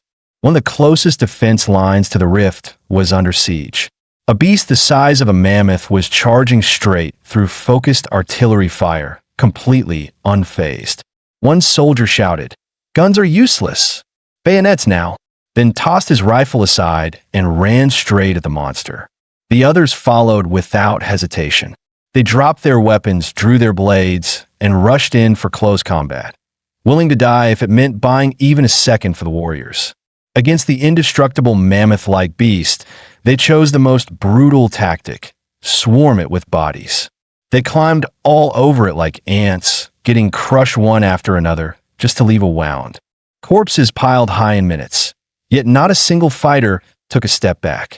Sure, the battle's outcome always came down to the clash between elite warriors and high-tier monsters. But even ordinary fighters and ordinary people had made up their minds to fight to the bitter end in this cruel world. Their mission was simple: hold the line, no matter the cost, until the real powerhouses returned to turn the tide. Just then, dark red shadows surged onto the battlefield. But instead of attacking humans, they lunged straight into the monster horde. Countless beasts were distracted by the swirling shadows, giving the warriors a golden chance to strike, and many landed the kill. The shadows then swarmed toward the mammoth beast, wrapping around it like chains, locking it down in place. As the warriors looked on in confusion, a brilliant blue beam descended from the sky, blasting straight through the beast's head. That same indestructible monster that had tanked artillery fire now had a gaping hole where its brain used to be. The giant collapsed with a thunderous crash. Another clean one-shot kill. The surrounding beasts shrieked in panic, backing away in chaos. He finally descended onto the battlefield, activating his radiant core battle form, his hands transforming into razor-sharp claws. With a roar, he unleashed another atomic breath. The earth trembled. A glowing orb of annihilation erupted mid-air. Any monster caught in the blast radius, not a single one would make it out of Anqing alive. At that moment, in other battle zones around Anqing, the frontline commanders noticed something strange. The beasts were pulling back. No, not retreating. They were regrouping, heading in one direction. A woman sprinted onto the scene, panting with urgency. "It's Ihi, Anqing's top scholar. He's joined the fight." The warriors instantly understood why the beasts were shifting. But one of them clenched his fists and barked, "No way. We won't let Ihi end up like Warrior Lu. He's still just a kid. He's Anqing's hope." With that, he charged out without hesitation. Intercept the beasts. Protect the scholar. Elsewhere, Ihi, fully unleashed in his radiant core battle form, punched straight through a massive monster skull, incinerating its body into ashes. The shockwave alone turned nearby beasts into bloody pulp, but more surged toward him, hoping to overwhelm him with sheer numbers. He let out a thunderous roar and slammed his fist into the ground. A burst of blue pulse energy exploded outward, sending monsters flying in all directions. Cracks spread out like spiderwebs beneath him, and lethal radiation flooded the battlefield. Heads up, a Lord-tier monster is targeting Ihi. Protect him at all costs. Damn it, if you want to kill our top scholar, you'll have to walk over my dead body first. With him here, Anqing still has a chance. Victory belongs to humanity. You monsters, go rot in hell. Hold the line. Our top scholar is almost here. You old vets seriously gonna lose to a high schooler? Don't embarrass yourselves. When he shows up, you better not let him see this base in ruins. Drive those beasts out, every last one of them. At this point, he had become more than just a fighter. He was a symbol of hope. And that hope had drawn 5 Lord-tier beasts, fresh out of the rift, into a full-blown charge straight toward him. Even elite human warriors struggled to break through. The rampaging beast made it nearly impossible to close the distance. Just then, boom, the ground erupted as four colossal stone walls, each nearly 100 meters tall, shot up and encased the five Lord-tier monsters in a massive trap. Anqing's ultimate defender had arrived. Floating high above was Mayor Huang Qing, his combat level at the revered Xuanwu tier, unleashing his top-tier gene art. Earthpulse Fortress, but he knew better than anyone. This technique could only buy time. If they wanted to end this once and for all, the Overlord had to die. But those beasts weren't about to sit still. The white-furred Ape King leapt upward, stepping on the backs of its fellow monsters, launching itself skyward, trying to leap clean over the wall. Seeing the white Ape King about to leap the wall, Huang Qing blinked, vanishing and reappearing above the Earthpulse Fortress in a flash. He brought his palms together, then slammed one down on the beast's skull, which was the size of a car. A golden energy beam burst forth from his strike. The ape's eyes, ears, nose, and mouth all bled out at once. Its brain turned to mush. Its spine shattered like glass. This was the power of a Xuanwu tier warrior, someone who could crush Lord tier beasts with ease. Just as Huang Qing prepared to eliminate the remaining monsters, something caught his attention. His gaze locked on the dimensional rift. A massive crocodilian head was squeezing through. It was so large that its body couldn't even fully pass through the rift. This was the mountain-crushing crocodile, a Tier 4 Royal Lord class monster. A bead of cold sweat ran down Huang Qing's temple. He'd seen this creature in the frontline reports. It was a walking calamity. This monster was none other than the personal mount of the dreaded Tier 5 Overlord, Blood-Eyed Black Ape. Those spike-like projectiles raining down on the city, they were its doing. Earth element bloodline powers condensed into lethal missiles. And now that the mount had appeared, it could only mean one thing. The Overlord itself was coming. Huang Qing didn't hesitate. He slammed his palms to the ground and roared. Gene art, tsunami of stone. Waves of unstoppable energy surged outward like a mountain turning into a tidal wave, ripping across the battlefield. Huang Qing slammed his palms down again. The once solid earth began to ripple like water, rising into a massive swell. Over 100 meters tall, then it crashed down like a tsunami, aimed straight at the exposed head of the mountain-crushing crocodile. The beast's vertical pupils glinted with disdain. The undisputed king of Earth-type monsters. It had never seen a human dare to challenge it using its own element. Under its will, the wave of collapsing rock began to condense, shrinking, coiling, and compressing into a massive stone sphere. IT pulled in all the falling debris, shrinking the tsunami's impact and absorbing its force. But what the crocodile hadn't noticed, Huang Qing had already vanished into the sands, and he was now right in front of the beast. "You think I used Earth powers to challenge you?" he whispered. "No, I used them to get close." By the time the beast realized the danger, it was far too late. Xianwang martial art. Earth-piercing spiral fist. Huang Qing's punch exploded forward, twisting with overwhelming force like a spiral drill. It smashed straight through the monster's eyelid, harder than diamond, and still no match for that punch. The crocodile's eye burst in a spray of blood and shattered mineral, and it let out a howl of pain and fury, so deafening it shook the skies above Anqing.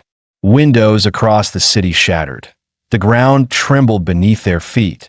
The king had been wounded, and it screamed like a god in agony. The earth answered the mountain-crushing crocodile's fury. Within hundreds of meters, razor-sharp spikes erupted from the ground like teeth. In mere seconds, the battlefield had transformed into a deadly forest of stone.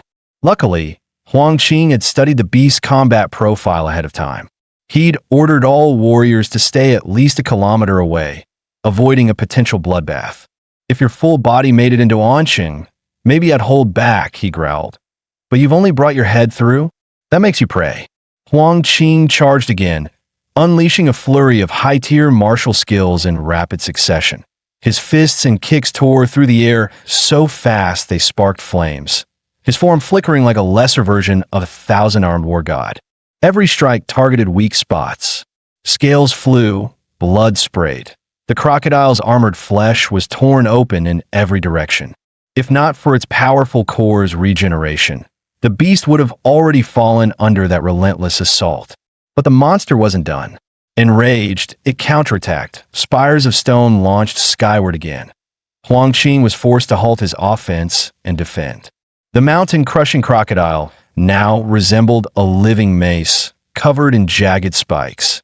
Every move capable of flattening anything in its path. No wonder it was the king of earth-type beasts. It could literally grow weapons out of its own body. Just then, behind Huang Qing, a stone pillar cracked open. From the darkness within, a single crimson eye stared at him, cold and unblinking. A chill ran down Huang Qing's spine. In ambush.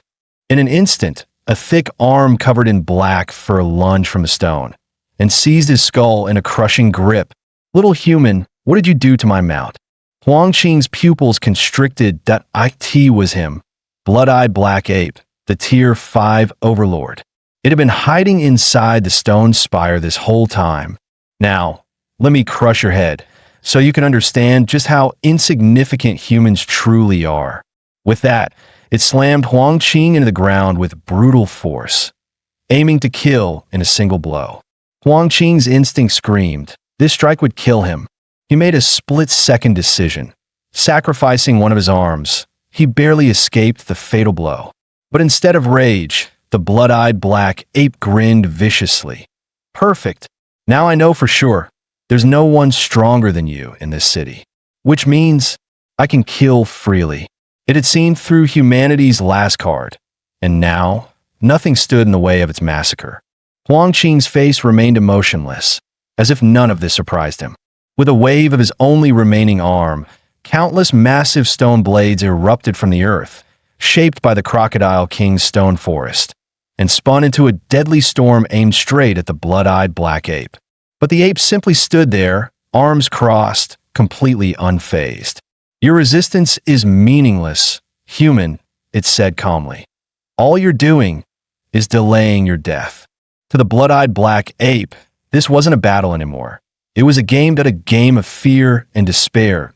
IT wanted to see this city's strongest warrior break. That moment of fear would be its greatest prize. The stone blades, strong enough to shred tanks, slammed into its body like a pack of raging beasts. But it didn't block, didn't dodge, just let the blades carve its flesh. Black blood flew, yet it didn't even flinch. Like a twisted instructor grading an exam, it mocked, decent speed, but far too weak. Without a word, Huang Qing summoned another tidal wave of stone, launching a massive second assault. But the blood-eyed black ape leapt effortlessly, soaring over 100 meters in a single bound, and escaped the stone tide with ease. Boom! The tidal wave of stone crashed through the forest of spikes, pulverizing everything in its path. But when the dust settled, the blood-eyed black ape stood untouched.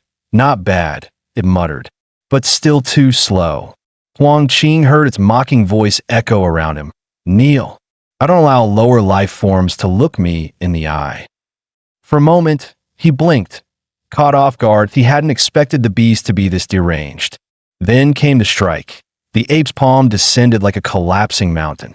Another thunderous impact. Huang Qing felt both knees crack in pain, but he didn't fall completely. He forced himself to stay half-crouched, refusing to kneel.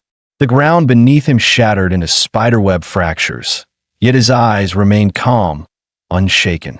The ape tilted its head in confusion. Where was it? The fear, the despair. The same look all the others had before dying. Why? It growled. Why aren't you afraid? Huang Qing placed his remaining hand on the ground and answered coldly.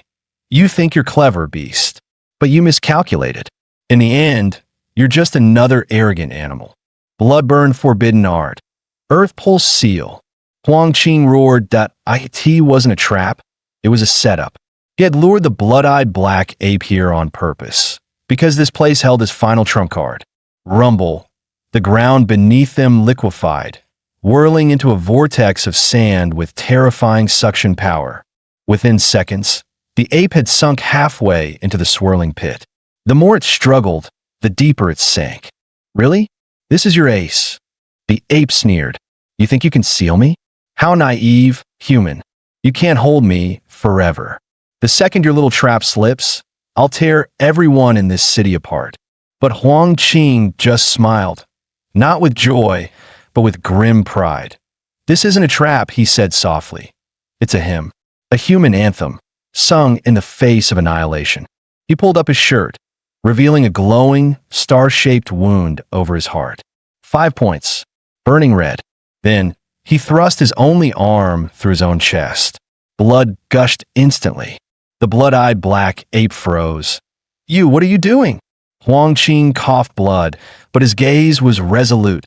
At the start of this war, I buried Anqing's one and only tactical nuke beneath Swan Lake. The trigger is embedded in my heart, and once that heart stops beating, the bomb goes off. The blood-eyed black ape snarled. You expect me to believe that? You're insane. No one would gamble their life like this. You think I'm scared? You're bluffing. But Huang Qing just smiled. From the moment this war began, I never planned on making it out alive. Because I'm the mayor of Anqing. My name is Huang Qing, and I once swore on the day I took office to give everything for this city, for its people, even my life. And now, I guess I've kept that promise. He closed his eyes. Then came the light and the heat, annihilating both him and the beast in a single, blinding instant. Boom! The sky erupted. A mushroom cloud rose like a monument. Massive, solemn, eternal. The warriors who had been warned and evacuated the blast zone stood in silence. They looked toward Ground Zero, eyes filled with tears, tears that flowed like rivers, but their gazes burned with pride. As one, they raised their hands and saluted the explosion. Chuzhou and the others bowed their heads, paying silent tribute. This wasn't an END, the IT was a funeral. A grand, unforgettable funeral. After the nuclear blast, everything within a 10-kilometer radius was vaporized in an instant, leaving behind a single, massive crater of molten rock.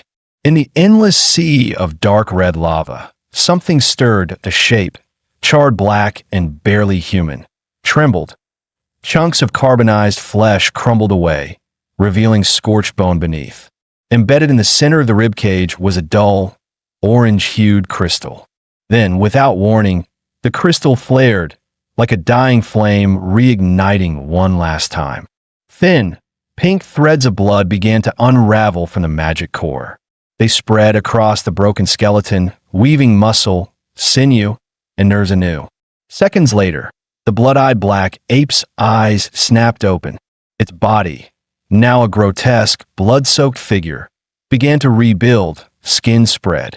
Black fur returned. Its blood-red eyes blinked open again, cold, merciless, and burning with vengeance. Struggling to rise, it felt the emptiness inside its core. So close, so damn close to being killed by that lowly human. Its gaze darkened. The bloodlust in its eyes was almost tangible. Kill. Kill. Kill them all. I'll slaughter every last soul in this city. I'll make every human beg for death before I tear them apart. The blood-eyed black ape roared in rage. Tob pushed to the brink of death, by someone it could have crushed like an insect, was the ultimate humiliation. The blood-eyed black ape snarled. I'll retreat to Sin Domain, recover my strength, and then return to wipe this place off the map. But just as it turned, a sudden wave of killing intent slammed into it. Razor sharp and impossible to ignore. It spun around, only to see a young warrior streaking toward it, cloaked in blazing blue light. You going somewhere? The ape's pupils narrowed. It recognized that glow. The human brat who, alongside the mayor, had become one of its greatest obstacles. There you are, he growled. Shame I'm a little late. He roared, pushing his body past its limits. Cells in his arm ignited into full atomic reaction mode. Blue lightning tore through his muscles, peeling flesh away in sparks. Atomic strike fist.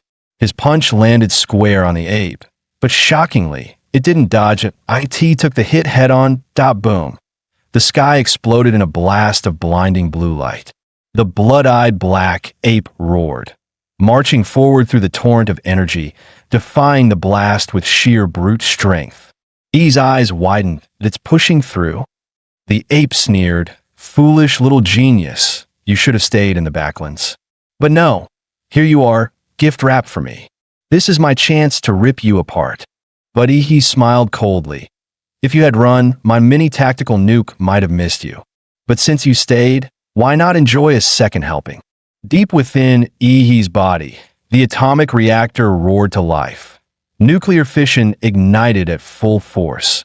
Blazing arcs of blue lightning exploded from his flesh, dancing across the battlefield like a storm of electric foxes.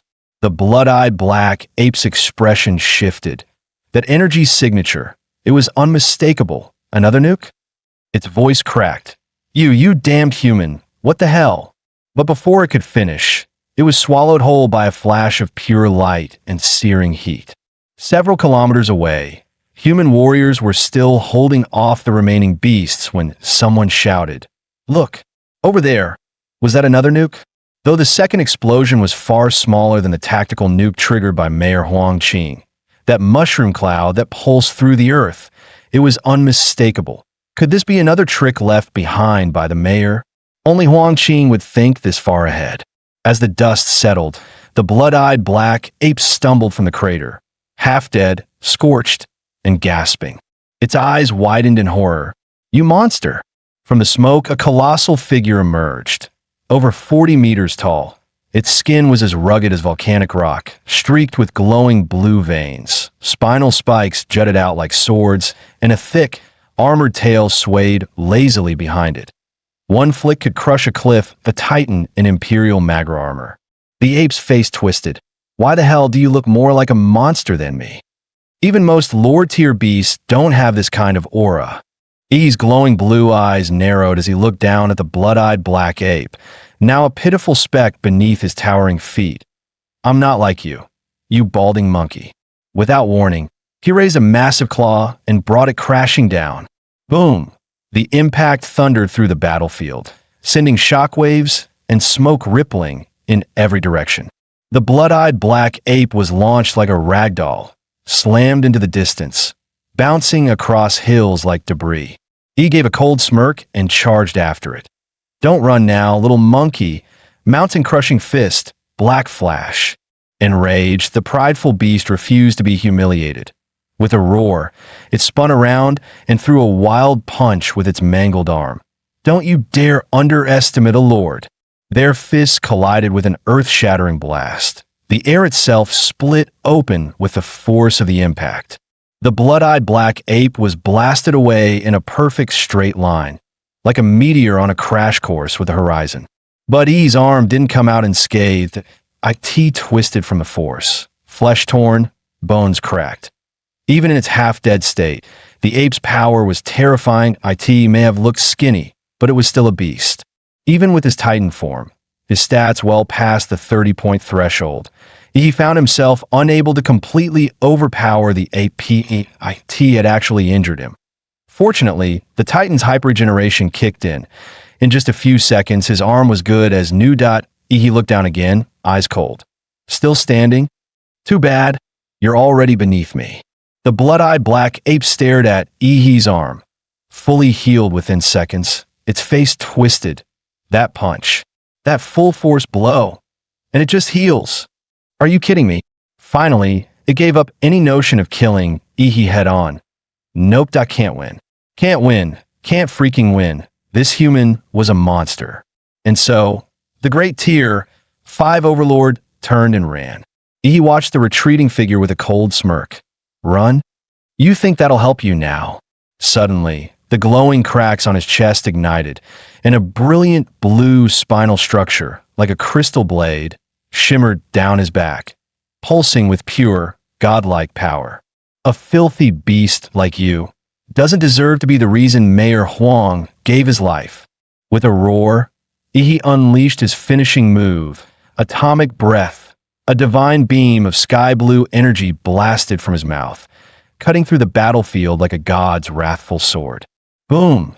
The blood-eyed black ape took the hit head-on, staggering as flames engulfed its body. But after everything it had endured, can it still survive this? The atomic breath struck like divine punishment, slamming the massive blood-eyed ape straight into the earth and leaving a gaping crater. He narrowed his eyes. He sensed that the beast wasn't down yet. It was trying to escape underground. Without hesitation, he unleashed Godzilla's biomagnetic field. Waves of energy spread like a net, locking onto a swift-moving presence beneath the soil. As expected, the ape was tunneling madly, aiming to reach the entrance to the forbidden domain just ahead. He smirked, bloodlust flashing in his eyes. "You're not going anywhere, you damned monkey."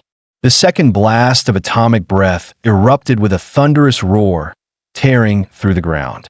A beam of blinding white energy ripped open the earth, blasting the ape out of hiding, flinging it through the air in a mess of blood and mud. Crashing hard onto the ground, the blood-eyed ape roared in fury. "Damn it! I was so close! The gate to the domain was just ahead, if it weren't for this damn human." But before it could finish, the sky darkened as a colossal fist descended, wrapped in a violent shockwave. Boom! The ape was smashed back into the crater, dust and debris exploding everywhere as its insides churned from the impact. Yi's voice cut through the air like a steel blade. "You dared lay hands on Mayor Huang? This is the price that I'll make you beg for death." After being crushed blow after blow, the blood-eyed ape was on the verge of mental collapse. It forcefully burned the last reserves of its core energy, restoring its right arm to peak strength, veins bulging, cracks forming across its skin. With a sky-shaking roar, it lunged forward like a beast gone mad. "Die, you pitiful insect."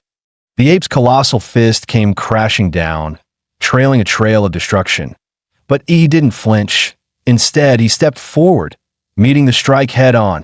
Fist met fist. The impact compressed the air into a vacuum, black and red lightning streaking across the sky. Yi's arm exploded on contact. Muscles tore, blood sprayed, and bones shattered like brittle glass. And yet, there wasn't a hint of fear in his eyes that he smirked coldly, staring the beast down like it was already defeated. That one punch had drained the last of the blood-eyed ape's strength that it was finished. He began channeling another atomic breath, the destructive energy swirling in his throat, ready to unleash a blast that would end it all. But before he could fire, a sudden jolt of soul-ripping pain exploded in his mind. His vision blurred, nearly passing out on the spot. Gritting his teeth, he quickly surged demonic energy through his core, activating the star god's protection to forcefully anchor his crumbling spirit. Regaining control of his spirit, he scanned his surroundings, every muscle tense for battle.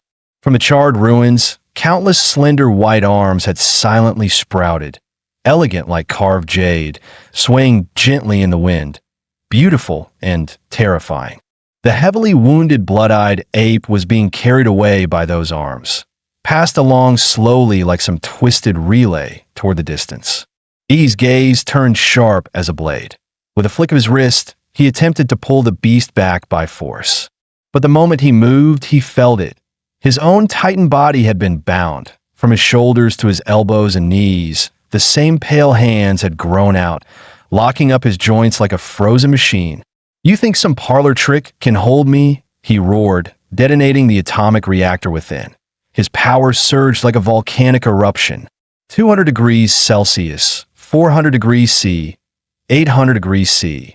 The moment his core broke past 1,000 degrees C, the 40-meter giant exploded in a blinding blaze of cobalt blue. The Godzilla-like armor melted away, revealing molten blue flesh beneath. His entire body now a walking furnace of destruction. The ground beneath him boiled and cracked under the heat, and all the jade hands binding him were instantly reduced to ash. Meanwhile, the crippled, blood-eyed ape had been carried by the sea of hands to within 50 meters of the rift to the secret realm. As it looked back at the towering titan, closing in like a wrathful god, for the first time, it felt the chilling grip of death. Nothing was left but pure, primal fear. E crushed the charred earth beneath his steps, each footfall scorching away entire fields of ghostly arms. With a furious roar, he extended his blazing hand, about to snatch the beast back from the brink of escape. But at that very instant, an eerie woman's laughter echoed from within the towering rift. It was sharp, chilling like nails clawing at the soul. Then, pale arms surged out like a tidal wave, pouring from the crack in endless waves. At the center of the tide, a woman's head slowly emerged, her face partially hidden by two long, mask-like white hands covering her eyes. Only her lips were visible, curled into a disturbingly elegant smile. Seeing that grotesque figure emerge, Ihi's heart sank. What the hell was that, another beast? No, this wasn't just a beast. That overwhelming pressure. It had to be beyond apex class. If her true form descended, he'd be vaporized before he could even kneel. As if sensing his presence, the woman's head twitched. Her mouth suddenly opened wide, emitting a screech so piercing it felt like the wail of a banshee ripping through the world. The sound wasn't just noise. It penetrated the giant's defenses and slammed straight into Ihi's consciousness. He howled in agony as the psychic shock tore at his soul like burning razors. Then, crack, the back of the titan's neck split open in a gory explosion. Bursting out through the torn flesh, Ihi emerged, soaked in blood, eyes glowing red with unhinged fury. He roared with madness. You think you can massacre all those people and walk away untouched? Dream on. He poured every last drop of atomic energy into the titan's core, detonating it from within. The Godzilla-fused titan entered a full meltdown. Its blue plasma veins surged wildly, burning away flesh until only a blazing skeleton of bone and blue fire remained. E controlled the flaming husk like a chariot of wrath, charging straight toward the rift. Every reaching hand along the path was incinerated, the earth torn asunder like hell's gates opening. He bellowed with teeth clenched. Here's a little gift from back home. It's called a nuke. Hope you like it, witch. The giant's burning skeleton stomped into the rift, and in the very next instant, a blinding surge of blue and white light exploded outward, consuming everything in its path. The woman's head locked eyes with Ihi until the last moment, her gaze brimming with unyielding fury and hatred. The searing light burst through the rift, sweeping across the battlefield like a newborn sun, burning away all the smoke and darkness that once shrouded the ruins. Several kilometers away, stunned warriors looked up in shock. Look, the rift, it just blew up. Wait, is that Mayor Huang? Did he actually take down that apex beast? Stay sharp.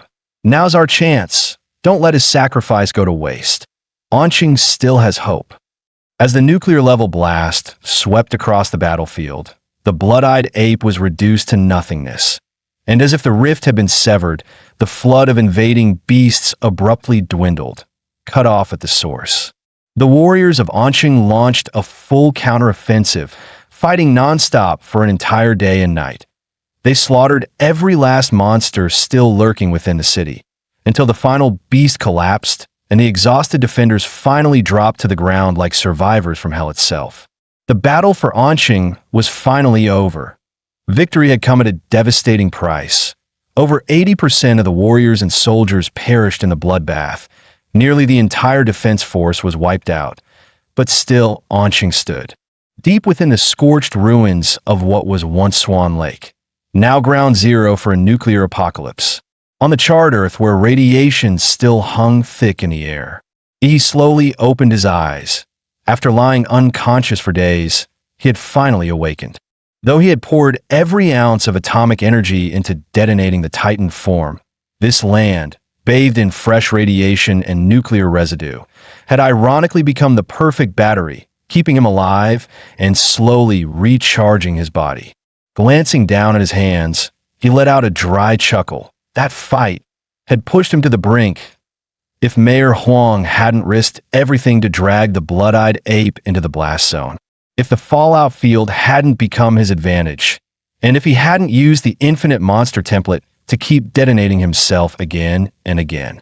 Then that monster might have slipped away with that cursed head intact. It was only through a perfect storm of timing, terrain, and sheer luck that he managed to kill a beast of that caliber. And even now, with all the power of the monster template, he knew one thing for certain. He was still far from the top. Beasts at the BG level were beyond terrifying. One misstep could mean total annihilation, that a victory like this might never come again.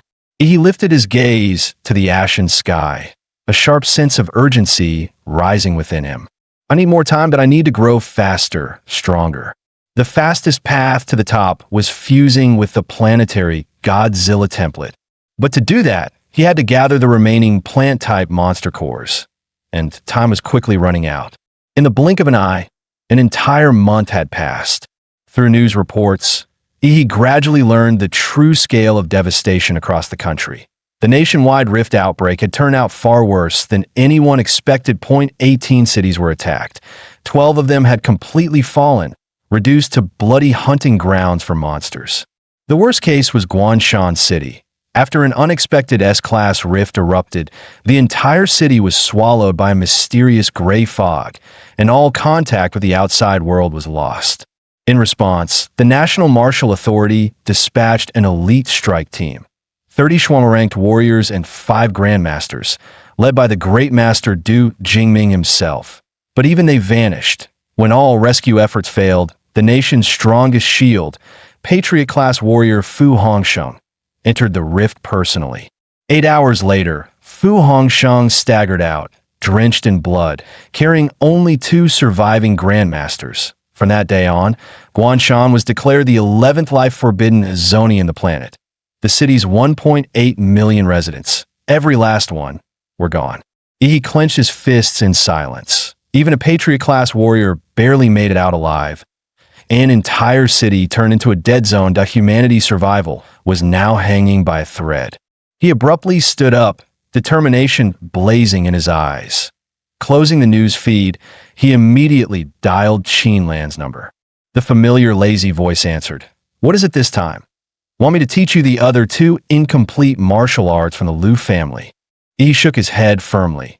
"This isn't about martial arts. That I need your help to acquire high-quality plant-type monster cores, preferably blue tier or even purple tier Lord-grade cores."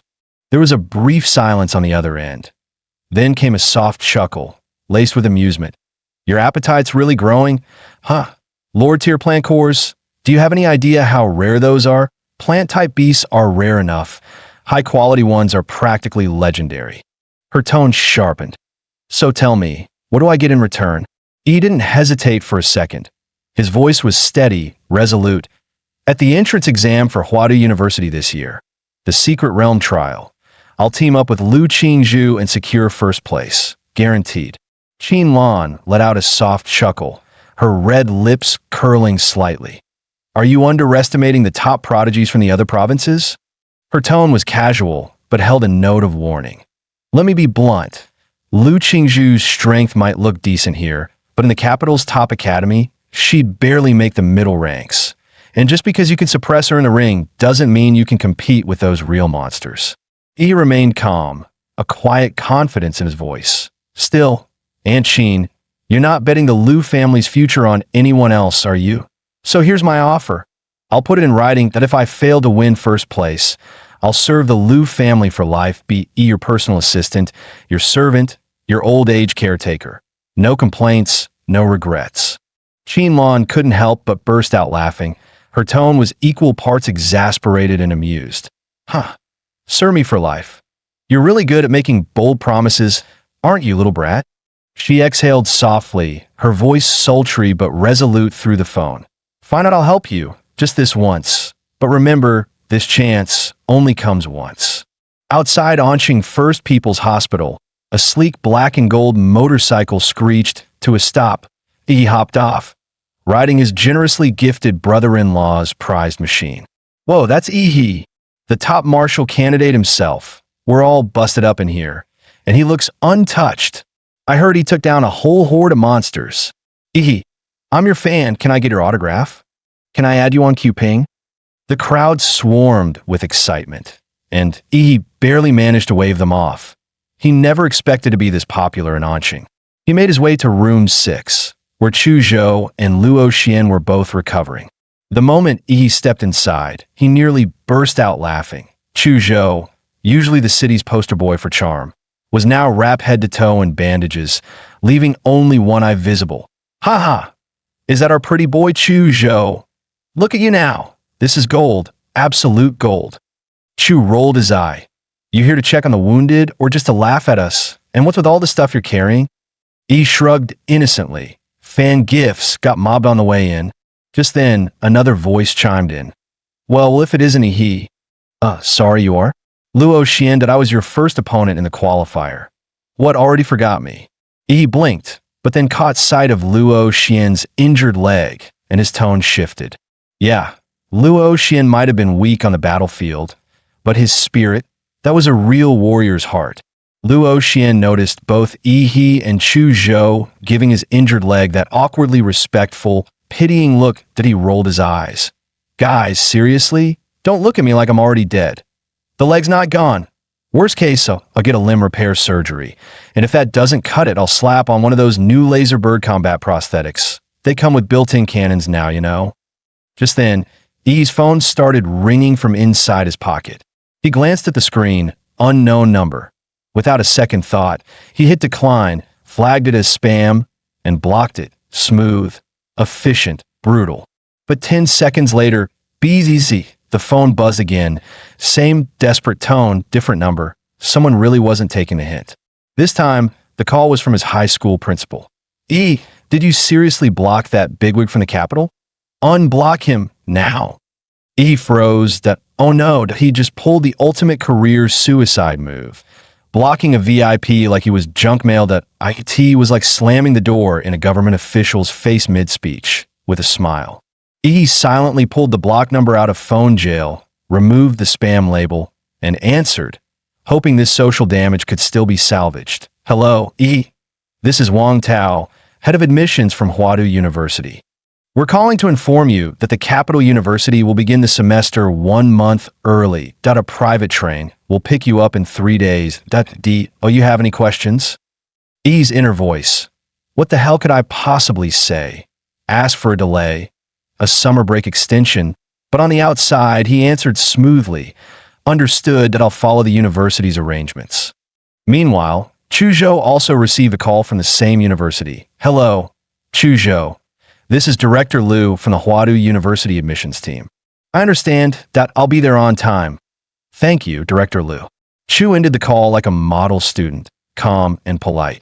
Two future Capital University elites lying in the same hospital room.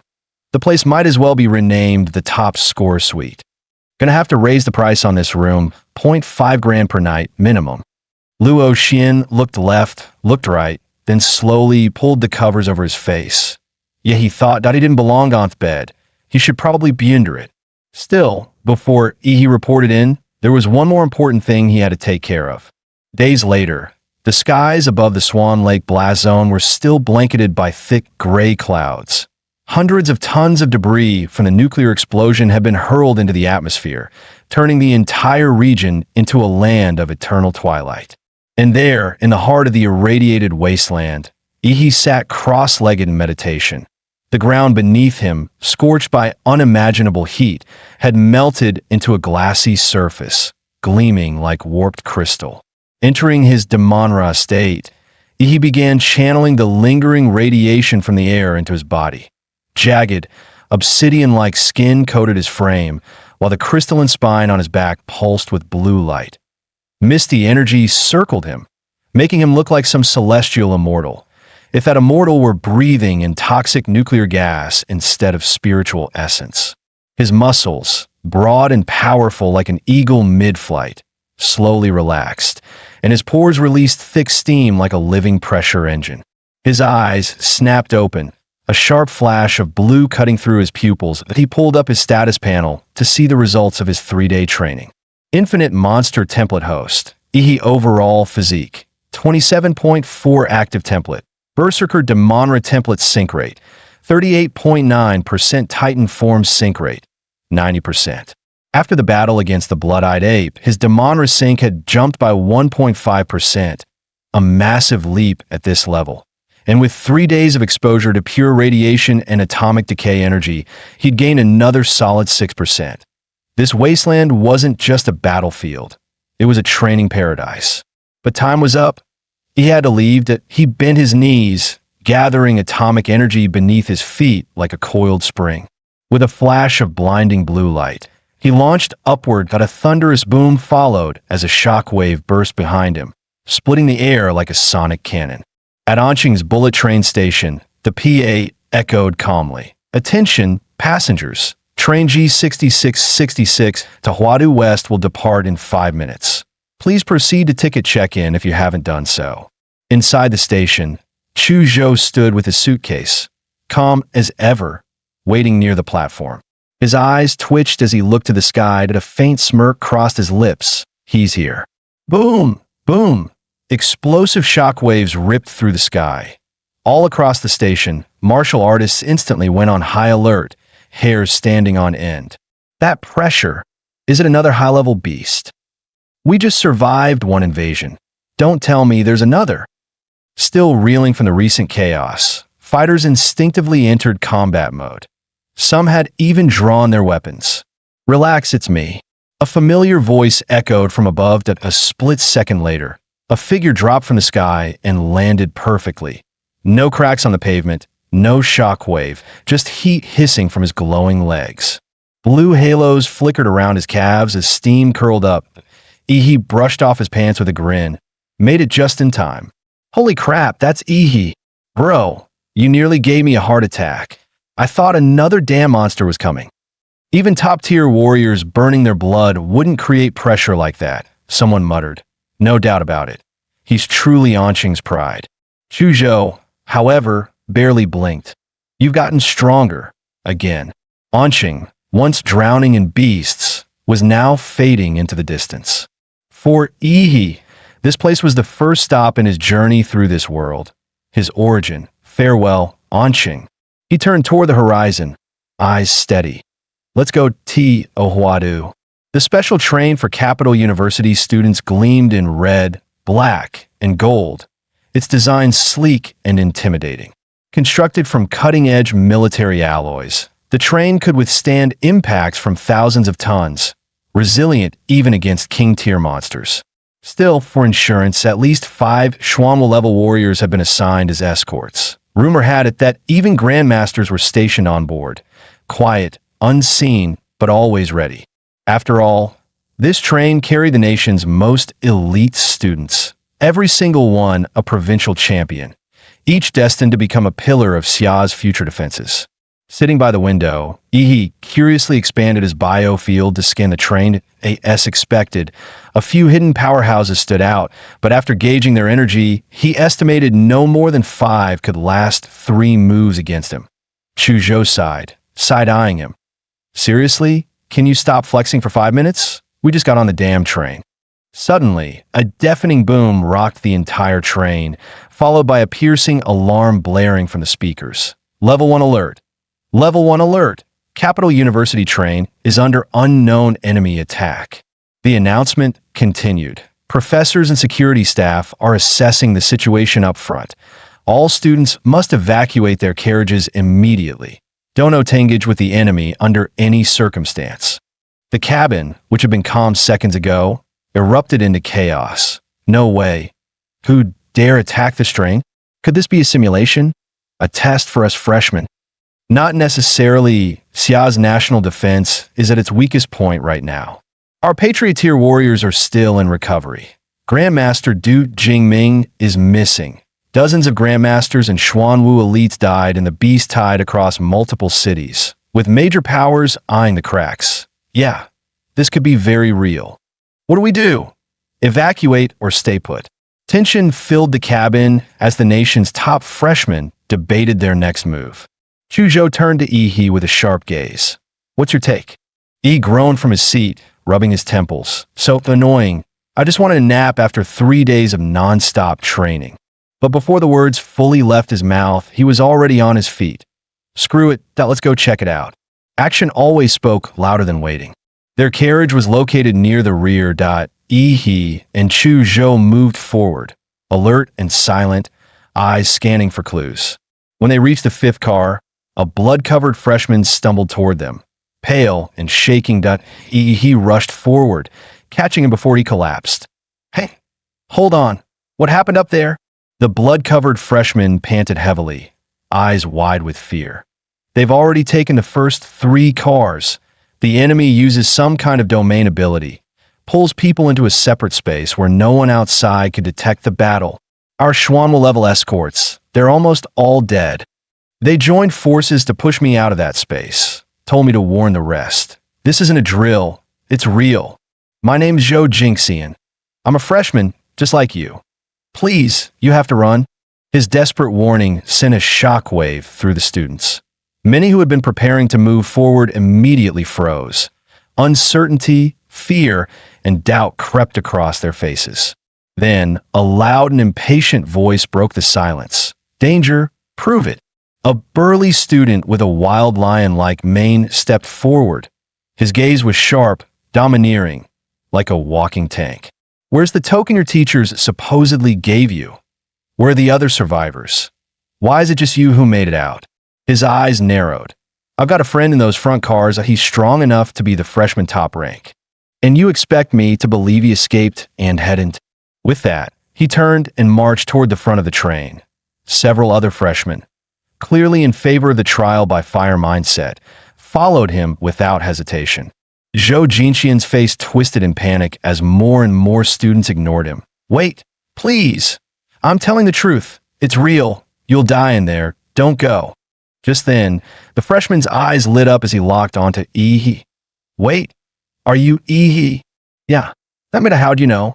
He narrowed his eyes, already sensing something unusual about the guy's internal energy flow. A girl named Lu Qingzhu showed me your photo. She said if anything happened, I had to find you and tell you not to go to the front cars. She told you that herself? Yeah. She took a hit to protect me, got seriously injured. I couldn't stop the others from rushing in, but you're different. She entrusted me with her final wish, to keep you alive. He was just getting choked up when, smack, he slapped him on the forehead. Bro, seriously? She's not even dead yet, and you're already doing the last wish speech? With a sigh, he patted Chu Zhou's shoulder. Let's go check it out. You're actually going? Chu asked.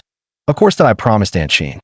But Zhou Jingxian suddenly stepped in front of them. No, I can't let you go. He blinked, completely deadpan. Dude, with that level of stubbornness, how the hell did you even get accepted into Huadu? Chu Zhou, at Yi's sharp command, the legendary #1 enforcer didn't hesitate. 2 fingers sliced through the air. An arc of sword energy shot straight toward Zhou Jingxian. Zhou Jingxian's eyes narrowed. Really? Straight to violence? He sneered.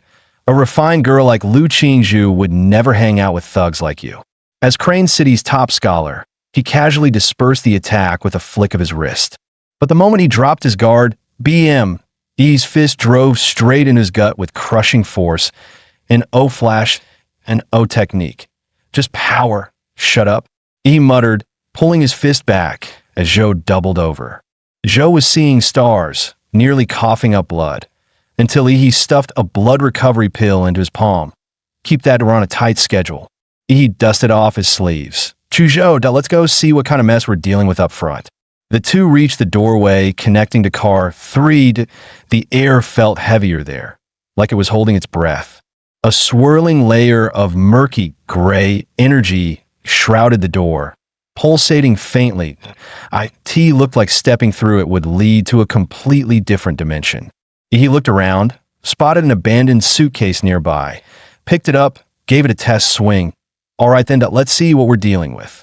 The suitcase vanished into the mist without a sound. No impact, no echo, nothing. It was like the fog swallowed it whole. Even Yi's life force detection completely failed to penetrate the haze. He squinted. Plenty of freshmen walked this way earlier. Looks like they all went in. His eyes gleamed with interest. Fine, let's follow the crowd. Without another word, he and Chu Zhou stepped into the swirling mist. Their figures twisted unnaturally, then dissolved into the haze, like ink in water. He blinked as he emerged on the other side, only to find Chu Zhou gone. They entered together, shoulder to shoulder. Now, not a trace. A wave of dizziness hit. He scowled. Someone's messing with us. A faint light flickered ahead. He steadied himself and moved toward it. Let's see what's out there first. As he crossed the threshold, cold wind slammed into him. No train and no carriage. Just an unfamiliar, desolate landscape. The sky was a dull gray, like a dying breath. All around him stood crumbling ruins of forgotten buildings. For once, E's expression turned grim. His life force sense, gone. Not just suppressed, erased, or worse, completely blocked by the strange dimension he'd just entered. When faced with unknown territory, he went with his go to move, find a high ground. He bent his knees and launched himself into the air like a missile. Moments later, he landed atop a crumbling skyscraper, scanning the eerie horizon. Without wasting a second, he summoned his inner force. Dense martial energy surged through his arms. He shaped his hands into a sphere, pulling in volatile atomic energy. Even though his life force sense was jammed, he could still feel it. A hostile gaze, watching him like prey. He sneered, "You think hiding makes you safe?" Boom! A deafening explosion erupted from his hands, blasting searing heat into the air. The gray clouds shattered, and the still, silent city was finally jolted awake by the thunderous blast. He hurled the energy sphere high into the sky. A heartbeat later, a terrifying blast erupted among the clouds, its blinding light and searing heat ripping the gray mist apart. The deafening shockwave shattered the silence of the entire city. Across the city, freshmen who had been scrambling to escape some unknown threat froze in place, staring wide-eyed at the massive explosion overhead. What the hell? Another huge blast. Damn, which powerhouse is this? Making an entrance this flashy. Some looked on without a shred of worry about the trouble it might bring. Some shouted in admiration, and others remained cold and indifferent. But to Chu Zhou, this was unmistakably He's signal. Sword in hand, he surged forward, racing toward the source of the explosion. In a high rise elsewhere, Lu Qingzhu's pale face reflected the blue-tinged light flashing through the window. She knew instantly. It was He. He had told her not to let him come. Standing atop a rooftop, he scanned the restless city below. He knew this move had drawn in both allies and enemies alike. Then came the heavy thud of footsteps behind him. From the silhouette alone, he could tell it wasn't human. It was a bizarre figure clad in black, wearing a white pig-headed mask. In its hand, a rusty chain dragged along the ground, the other end bound to a blood-stained dagger. One look at the bizarre outfit, and he knew this guy was trouble and testing the waters. Blue flames erupted under his feet, scorching a deep mark into the ground as he shot forward, swinging a fist straight at the pig mask. Playing creepy, "I'll rip that mask right off your head," he snarled.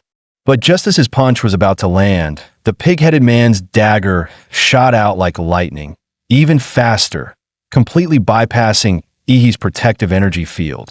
The blade pierced through his defenses like a demon's scalpel, stabbing deep into He's abdomen and the same moment. He's fist slammed square into the pig-headed man's skull.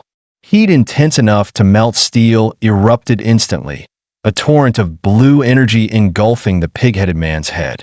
Yet, even after taking He's nuclear punch head-on, the guy's skull remained completely intact. The pig-headed man tightened his grip on the dagger buried in He's gut, muscles straining as he tried to split He open in one savage pull. But no matter how hard he yanked, the blade wouldn't budge, locked in place. The realization flickered across his eyes. He grinned, his voice low and taunting. "Didn't expect my regeneration to be this fast, huh? My muscles alone can clamp your blade that you're not that strong, but this weapon of yours, it can bypass defenses. What the hell are you?" He clamped both hands on the pig-headed man's mask, prying open those snarling jaws with a wicked grin. Open wide, pal. Time for a little dental work. Mouth-to-mouth atomic breath. Boom! A blazing blue beam roared forth, flooding straight into the pig's gaping maw. The scent of charred flesh filled the air as the pig-headed man's struggle ceased. His mouth blown clean through, his neck severed by the searing heat. He hoisted the severed pig head, locking eyes with the hollow mask in a silent stare down. He smirked. Told you I'd rip it off. Guess I'm a man of my word, huh? What's this inside?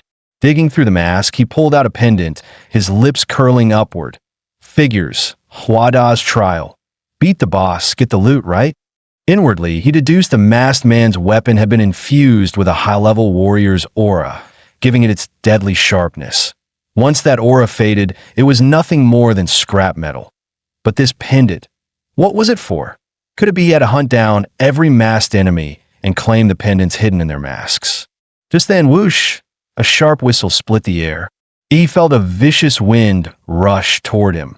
Murderous energy erupted from within, manifesting as several shadowy maws that lunged from all directions, biting down on the arrow aimed at his forehead and snapping it in half. Already on to the next wave?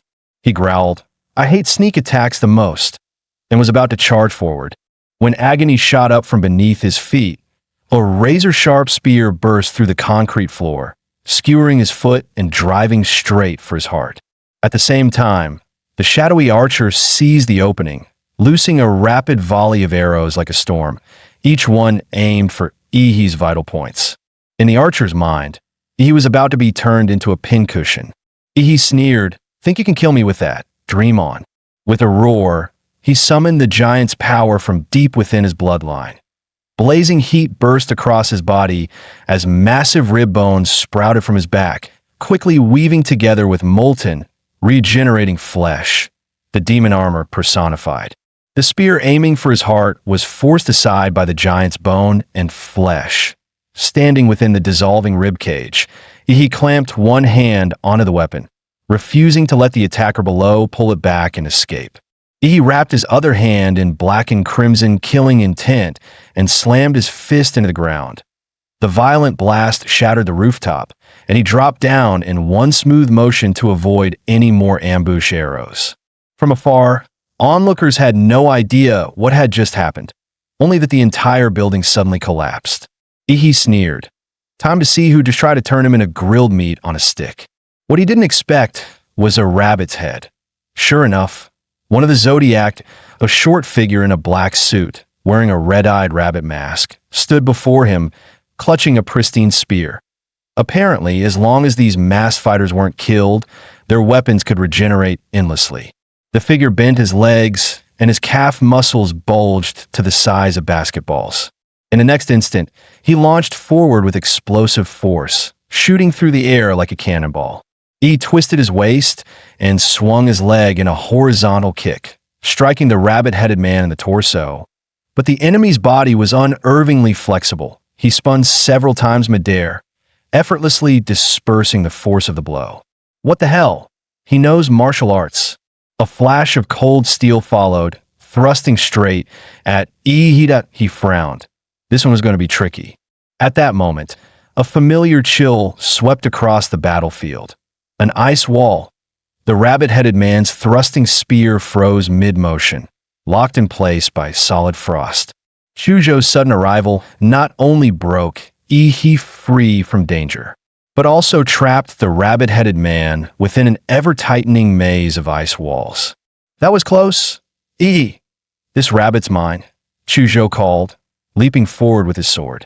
His blade sliced straight for the rabbit-headed man's neck, but the nimble opponent twisted away in an instant. The masked fighter was clearly annoyed now.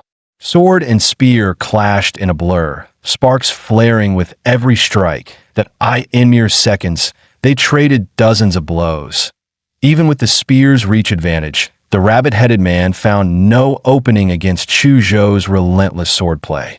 In one fierce bind, Chuzhou suddenly unleashed a burst of icy power, freezing the spear solid in the rabbit-headed man's grip. The instant the weapon was sealed, Chuzhou drove his palm hard into the rabbit-headed man's chest. Fortunately for the masked fighter, he managed to bring his spear up just in time to absorb most of the impact. But the next moment, a wave of dread hit him. Two massive hands, lying in wait all along, suddenly lunged out from the darkness.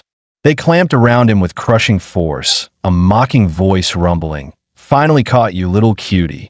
At the same instant, a massive stream of blue energy ripped through the sky, cleaving the gray heavens clean in two.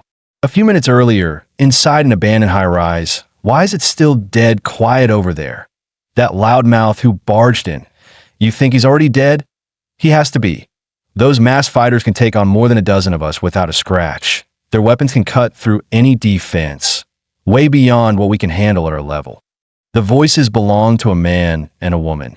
The woman sneered. That guy who came in blasting the sky was way too full of himself. Probably just some small-town kid who lucked his way in a hwada, frog in a well, thinking he's all that.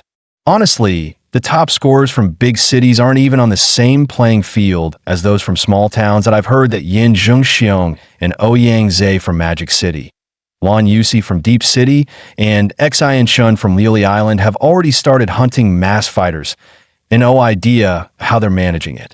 That's strong. Then the freshman champion has to be one of them, right? No. Almost every freshman champion comes from Huadu itself. Against those monsters from Huadu, students from the rest of Xian Nation can't compare. The martial training resources they've had since childhood are worlds apart. Another boom split the air. The two of them instinctively looked up, their faces frozen in shock. They exchanged glances, both stunned. What the hell was that massive beam just now? A railgun. But how could there be a railgun here? Elsewhere in the city, freshmen actively hunting animal mass fighters also paused mid-chase, silently watching the blinding beam in the sky.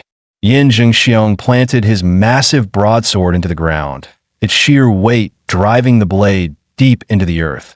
The tip rested on the corpse of a horse-headed fighter. "Zhe, what do you think?"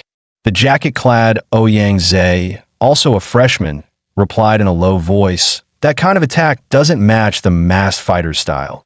Most likely, it's the work of another freshman. Aside from the few in Huadu, how could anyone else have power that insane?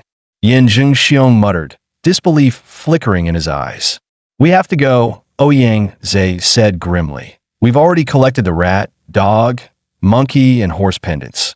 Lan Yusi from Deep City has at least the sheep pendant. Xian Shun from Lioli Island holds the snake, and a girl named Lu Qingzhu apparently killed the minotaur and took the ox. If the masked fighters really follow the 12 zodiac, that leaves only the pig, rabbit, rooster, tiger, and dragon pendants. And the dragon, you know as well as I do, that thing is instant death that a boss you run from, not fight. As for the remaining pendants, that freshman who fired the blue beam definitely has a few. Xian Shun and Lan Yusi will almost certainly be drawn to him too. Zhengxiong, this game's already in the final round, and if we want to win, we'll have to take them from someone else." Half of Ouyang Zhe's face was hidden beneath his hood, but his eyes burned with raw ambition. Meanwhile, he had already slain the rabbit masked fighter and claimed the rabbit pendant. What's that?" Chuzhou asked, eyeing the pendant in his hand with curiosity. "Before you got here, I took down a guy wearing a pig mask. Found this pendant with a pig carved on it inside his headgear. If I'm right, this trial's goal is to collect every pendant hidden inside the animal masks. So, we're going to actively hunt the masked fighters?" Chuzhou asked. "Exactly. Back on the rooftop, someone took a shot at me with an arrow. Pretty sure he's one of them, slipped away in the chaos. But his arrow hit me, I can track him through that. Let's move." By the time they arrived, however, the place was deserted. All that remained were traces of a fight. Someone else had gotten here first. Chuzhou crouched down, running his hand over the scorch marks on the ground. They were still warm, which means they haven't gone far. They're still nearby. Chuzhou gripped his blade, lone frost, and swung instinctively toward a certain direction. A 10-meter spike of ice erupted from the ground, smashing straight into what appeared to be empty air. TSK, my optical camouflage got spotted. A sultry voice rang out as the figure shimmered into view. It was a stunning woman. Lurking nearby with ill intent, she was met with another flash of Chu Zhou's blade, cold light slicing forward. But in the next instant, a sharply dressed man appeared out of thin air. The moment he materialized, the air temperature spiked, and his palm glowed red-hot like a branding iron. Lan Xiyu darted aside. Genetic art, flame demon battle form. Xin Chen's palm slammed into the incoming ice spike, fire bursting within the ice, sending a billowing cloud of steam across the rooftop. Busted. Huh. Lan Xiyu, your optical stealth is pathetic. As if you're the one whose powers clash with this tall, cold, pretty boy. You exposed us. Don't pin it on me. Lan Xiyu shot back with a glare. He stepped toward them, cutting straight to the point. Were you lying in ambush for us? You've got it wrong. Handsome, Lan Xiyu said innocently. We just took out a guy with a chicken mask. We were hiding to lure out more masked fighters. Beside her, Xin Chen casually clamped a cigarette between his lips, flicked his fingers, and lit it with a tiny spark. He clearly didn't buy their story.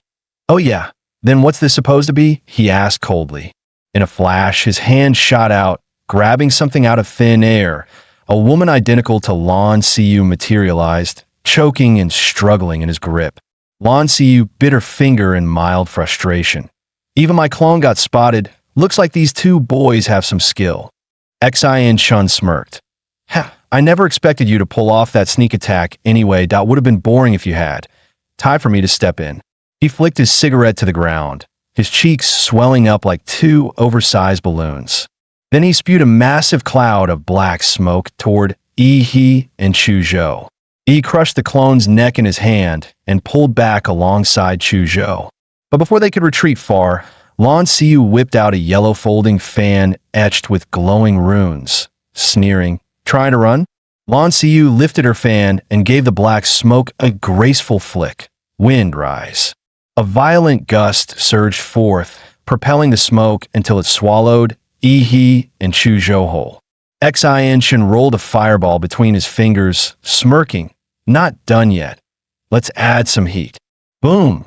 The black smoke ignited instantly, blooming into a blazing fire cloud so hot it warped the air around it.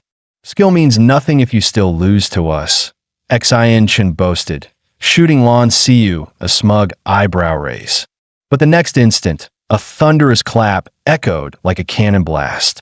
He emerged from within the burning cloud, slamming his palms together. The resulting shockwave snuffed out the entire firestorm in an instant. The hell are you laughing at? He snarled.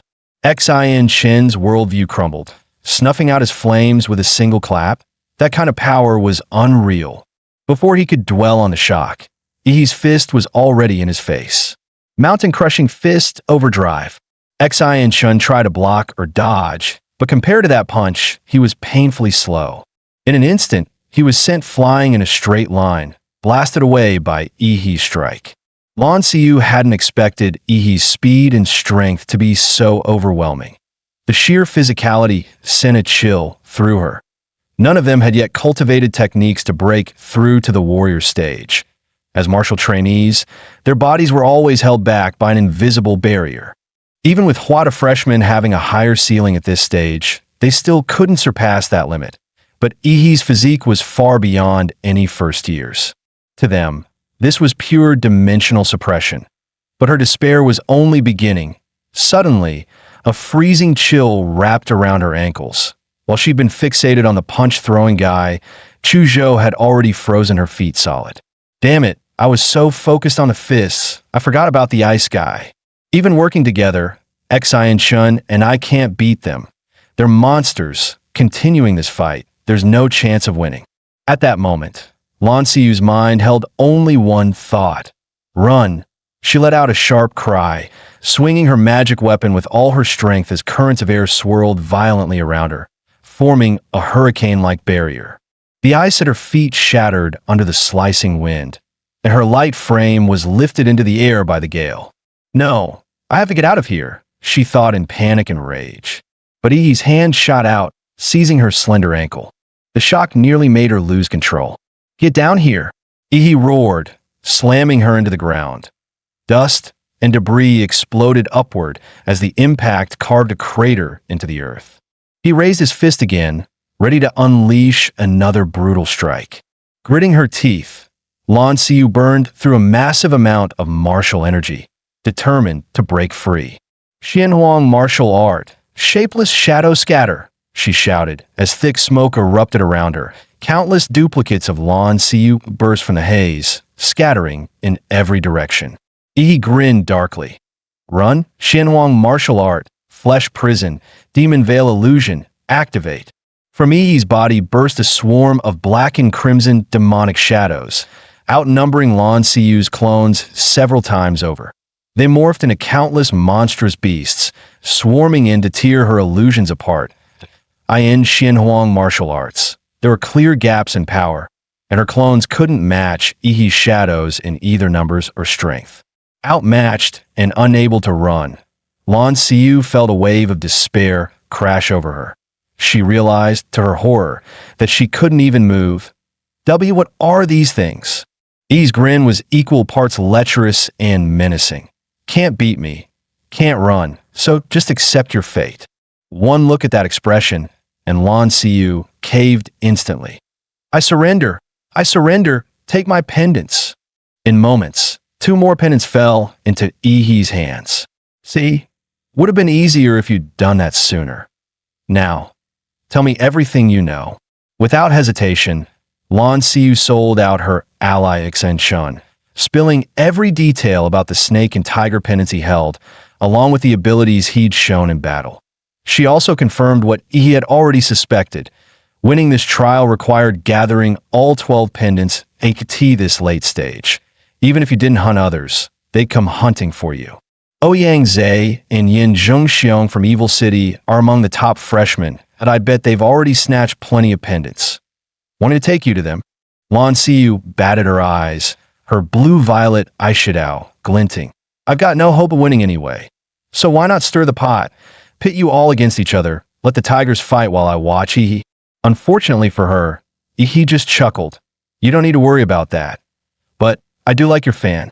At those words, a bad premonition surged through Lan Xiu's mind. Meanwhile, on another deserted street, Yin Zhongxiong and Ouyang Zhe were leaping swiftly through the steel jungle. By now, Exenshun and Lan Xiu have probably already made their move. Ouyang Zhe said coldly. Doesn't matter who wins. Once it's over, we'll just take the pendants from them. All they're doing is holding on to them for us for a while. Yin Zhongxiong didn't seem surprised. To him, it was simply the truth. Suddenly, his pupils shrank. Zhe, look at that body, he said sharply. Ouyang Zhe halted, narrowing his eyes toward the grisly sight ahead. A corpse cleanly severed at the waist, tossed carelessly into the middle of the street like a dead dog. The face still bore an expression of anger, frozen in time. As if the killing blade had been so fast, Exenshun never even had the chance to feel fear before death claimed him. Minutes earlier, sent flying by a single punch, Exenshun tumbled dozens of meters before crashing into a street. That guy's a monster. Lan Xiu's probably done for 2. Feels like he marked me. I'm sure he'll come after me. He thought bitterly. He hadn't expected to meet such an absurdly strong opponent so early. Maybe it was time to join forces with Ouyang Zhe and those 2 from Magic City. Then it came, a piercing screech of metal dragging across pavement. The sound made his skin crawl. He turned and saw, some 30 meters away, a figure advancing with a long tang blade in hand. The man wore a dragon mask forged from cold, black steel. Majestic yet hideous, he stood over 2 meters tall, his frame gaunt and wiry. But what drew the eye and chilled the soul were his pupils. Double pupils, both blood red, squeezed into a single eyeball. That was a sight both otherworldly and deeply unsettling. Xian face twisted in terror. Hey, it's the dragon. SE's T. The streetlights between them flickered erratically, as if the current was being disrupted. Xian blinked, and in that instant, the dragon-masked swordsman seemed to vanish. Reappearing past him, he strode forward another dozen meters, and every streetlight behind him went black. Once the lights went out, everything vanished into darkness. When the lamps flared back to life, a corpse lay in the street, severed cleanly in two. The dragon-masked man scooped up a snake pendant, then melted into the misty streets. Why would Exine die here? In this cut, Ouyang Zhe knelt to inspect the wound. This was the work of the Qianlong .1 strike, clean and fatal, absolute dominance. The only one capable of that is the dragon among the 12 zodiac masks. Yin Zhengxiong frowned. But wasn't the dragon supposed to be confined to that underground parking garage? I even led over 20 followers there to find you. And we ran straight into him. Only the two of us made it out alive. That I still can't believe that thing actually kills people. I thought this was supposed to be a trial, but that boiling hot blood? That was no illusion. At those words, cold sweat ran down Ouyang Zhe's back. The memory it dredged up was one he'd rather forget. So what now? Looks like Xian Chen's pendants are gone too. Yin Zhengxiong's voice snapped Ouyang Zhe back to reality. The reason the Qianlong left the underground garage, Ouyang Zhe said gravely, might be that we freshmen triggered some condition, like eliminating all the other mass fighters, that would free the final boss from its restrictions, letting it roam freely. Just like the other Zodiac mass hunt freshmen on their own, the Qianlong may now actively target those of us holding pendants. There's no way to fight the Qianlong head-on that we have to move before he does. Take the remaining pendants from everyone else and make sure none of them fall into his hands. Determination hardened Ouyang Zhe's tone. He would broadcast a signal, draw all the pendant holders to him, and settle this in one decisive battle. Bloodline Awakening, Golden-Winged Dragon Rock, 4th tier, King-class bloodline. With a sharp cry, golden radiance erupted from Ouyang Zhe's body. Feathers sprouted along his cheeks, platinum dragon horns curled from his brow, and a pair of massive golden wings, over 4 meters wide and laced with dragon scales, unfurled with domineering force. Ouyang Zhe's golden wings beat once, launching him high into the air as a sharp, taunting cry tore from his throat. Wrapped in golden martial energy, the cry echoed across the entire city, a clear summons for challengers. Elsewhere in the dead city, Lu Qingzhu sat slumped amid the ruins. She'd only been on her way to Huada when she was inexplicably dragged into this eerie, lifeless place where countless freshmen had already been slain by the man in the dragon mask. I was with another survivor when we met a teacher. He said he could only take one of us out. I couldn't go. Not yet. In that moment of crisis, only one thought filled her mind. She had to warn that fool, Ihi, not to get involved. She didn't know if the classmate who escaped had reached him. But when she saw the blue explosion burst in the sky, she knew Ihi had come anyway. Unfortunately, she didn't have the strength to go to him. With his brute force, as long as he didn't face the dragon mass head-on, he shouldn't come to harm. Lu Qingzhu focused on healing until she could at least move again. Then a piercing, aggressive cry hit her ears. It was the call of a fellow high-tier bloodline. Her heart clenched. She'd been found, in her current state. There was no way to run. He'd locked on her aura, and he would be coming for the pendant in her hands. Lu Qingzhu didn't care much for the pendant herself, but she had a feeling he would need in her current state. She couldn't possibly fight them head-on, so her only option was to lure them somewhere else. High above, Ouyang Zhe felt the faint pull of a shared bloodline and turned his gaze in a certain direction. Lu Qingzhu. Back during the college entrance exams, he'd heard rumors about the fallen Lu family producing someone who had awakened the Nether Sparrow bloodline. As a fellow high-tier divine, bird bloodline holder, he had looked at her. If memory served, she also held the ox pendant, an unexpected bonus. And now, she was moving toward a certain place, clearly trying to lead him to the Qianlong's underground parking garage. How adorably naive. The Qianlong's already out with his blade. The parking garage will be empty. Zhengxiong, I'll go catch someone. You wait here. Ouyang Zhe unleashed his golden martial aura, stirring a violent storm through the underground parking lot. The sheer pressure crashed down like a tidal wave. Lu Qingzhu, there's no escape, he growled, his killing intent palpable in the air. Suddenly, a chilling sound cut through the wind. A blade dragging along the ground, it pierced straight into Ouyang Zhe's ears. His spine stiffened. Cold sweat broke out instantly. That sound, he could never forget it. From the depths of the darkness, a pair of glowing, blood-red vertical pupils locked onto him like a beast sizing up its prey. Qianlong. No, that's impossible. That wasn't he supposed to be hunting the pennant holders? A dreadful realization hit Ouyang Zhe like lightning. If Qianlong was truly hunting for zodiac pendants, then with four already in his possession, it made sense he'd be drawn to the one place that held the most here. Staring into Qianlong's dual pupils felt like having death itself gaze back. Ouyang Zhe's entire body froze under the overwhelming pressure. Just locking eyes was enough to make him suffocate. He wanted to run, but his legs felt like they were made of lead, and no matter how hard he tried, he couldn't move an inch.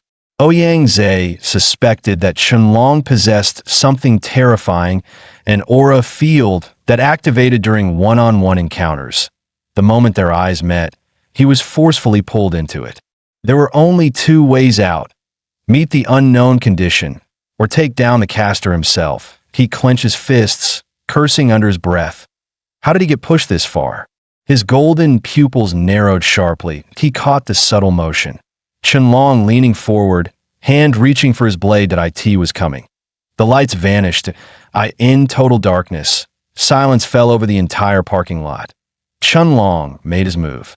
Ouyang Zhe burst forward, wings flaring, turning into a streak of golden light. He barely dodged, but the chill of that blade still grazed his back. His glow flickered. He couldn't even fight back. Even though he'd predicted the attack, he still got clipped. And Qianlong's strikes, they only got faster, deadlier. Ouyang Zhe could feel it. Next time, he wouldn't be able to dodge, that he had to take it head on. Yin Jingxiong had never met anyone more arrogant than himself. But today, fate threw two of them at him, back to back. He looked down at Yin Jingxiong with the swagger of a man who ruled the world.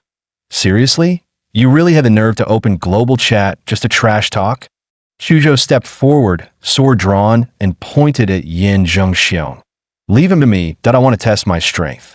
Yin Jingxiong hoisted his massive broadsword. A violent aura surged around him, forming a phantom tiger that circled his body. You think you've got me cornered? That's rich. You punks got cocky too early. Chuzhou's eyes narrowed. He could feel the deadly intent radiating from the blade, as if just looking at it could slice deep into his flesh. Yin Jingxiong clearly wielded a dominant blade aura. In that case, Chuzhou had no choice but to go all out. Ice Vein, activate. The broadsword slashed through the air like a vicious crescent moon. Chuzhou moved like a slippery spirit fish, gliding across the frozen ground and narrowly dodging the blow. But Yin Jingxiong wasn't just a brute. Mid-air, he shifted weight with surprising finesse, arms flexing, and launched another slash from a new angle. The blade came crashing down like a mountain, but Chuzhou didn't dodge. He wanted to find out, between his sword intent and his opponent's blade aura, which one truly reigned supreme. Chuzhou instantly shut off all five senses, stepping into a trance-like state where man and sword became one. Soul-cutting sword intent. Compared to the college entrance exam a month ago, his intent now was far purer, sharper. He'd even begun to infuse his sword with his own elemental traits. Within the blade's glow, a faint dragon's cry rang out. The broadsword, roaring with tiger's fury, clashed violently with the dragon song of the longsword. Blade chi and sword chi twisted and tore at each other, their roars echoing across half the street. Dragon versus tiger. He sat casually on his massive golden blade. Watching from the sidelines, he knew a warrior like Chuzhou had his own pride. Some battles had to be fought alone. Suddenly, Yin Jingxiong's brows twitched mid-duel that he sensed it. Ouyang Zhe's aura did a distress signal. Exploding with martial force, he tried to force Chuzhou back and retreat. But Chuzhou wasn't about to let him go. This opponent, he couldn't afford to lose. Yin Jingxiong snorted coldly. If I wasn't in a rush today, I'd make sure to break at least 8 of your bones. Just then, Yi's voice cut through the air. Talk tough and think you can walk away? Did I say you could leave? What? You think I'm just here for decoration? His fist surged with power and flew straight at him. What the? Yin Jingxiong barely saw a shadow before the impact hit him like a truck. His body shot through the air like a rag doll, smashing through 3 streetlights before crashing to the ground in a wild roll. Gritting his teeth in pain, he tried to sit up. What the hell, did a magical beast just swap me? That was me, Yi said casually. Your battle cry was just way too awful. Maybe I went a little overboard. You sucker punched me. Yin Zhengxiong shouted in disbelief. Yi shrugged. Nah, that wasn't a sneak attack. You were just too slowed and my fist came, and your brain didn't keep up. Yin Zhengxiong roared with fury. You arrogant punk, I'm gonna end you. In that moment, he completely forgot about Ouyang Zhe's cry for help. 3 minutes later, he lay sprawled out on the ground. Lifeless eyes, motionless body. He spun a massive broadsword in his hand. Nice weight on this thing, I think I'll borrow it for a while. Don't mind, right? Yin Zhengxiong stayed silent, utterly broken. Just remembering how Yi kept slamming him into the ground like a basketball made his body twitch. Yi gave a rare smirk. Come on, don't be so down. Lasting 3 minutes against me is already impressive. Xian Shun, that guy got one punched. He examined the blade and muttered, but this weapon still needs some upgrades. With a simple motion, the blade began to morph, its shape twisting into something resembling a demon shark weapon. Just then, Chuzhou walked over. There was no pendant in his storage ring, but I did find this. He handed over a jade token with the word Ouyang carved on it. It was pulsing faintly, as if transmitting a signal. At this point, Ouyang Zhe had already lasted 5 full minutes against Qianlong. But the price was steep. Both his golden wings had been severed, and every life-saving trick he had was spent. That was the terror of the domain. He'd even tried launching an attack, and lost an arm for it. Now, with blade energy raging inside his body, his condition had gone from bad to worse. He never imagined this would be as far as he'd go. His gaze fell on Qianlong's chest, where a bronze spike was embedded, a relic from a hidden ruin. If it struck the heart directly, it could block his martial energy and internal flow completely. Sadly, even after sacrificing an arm, he'd missed the mark by just 3 fingers. It still managed to suppress Qianlong's output by roughly 30%. But for Ouyang Zhe, already broken and bleeding, it only meant one thing. What should have been a killing blow now required a second strike, a second he no longer had. His only chance to win was gone. Moments later, the lights flickered back on in the underground lot. With his wings shattered, Ouyang Zhe was pinned to the wall. Qianlong's blade driven straight through his heart, a brutal, eerie image, frozen in time. Lu Qingzhu's heart trembled as she watched the darkness around Qianlong devour Ouyang Zhe. Without a second thought, she turned and sprinted out of the underground lot. But she knew Ouyang Zhe wouldn't last much longer, and she herself had no strength left to flee far. Just a bit more. She was almost at the rooftop. That monster Qianlong was terrifying. Compared to him, that ox brute was nothing. She was next, his next target, that if she wanted to survive, her only chance was to somehow draw Yi to her and escape together. This was the tallest building in the area. Yi had drawn them in earlier with a signal flare. Now, it was her turn to send a flare of her own. Gritting her teeth through the searing pain in her back, Lu Qingzhu forced herself onto the rooftop. Bloodline awakening. Nether sparrow, strange, glowing markings crawled across her face as violet black tail feathers spread out around her like a fan. Mustering the last of her strength, she let out a piercing cry.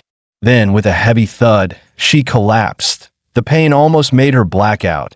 Sweat beaded on her forehead as she silently begged, please get the signal. But just then, her eyes flew open in shock. She heard it.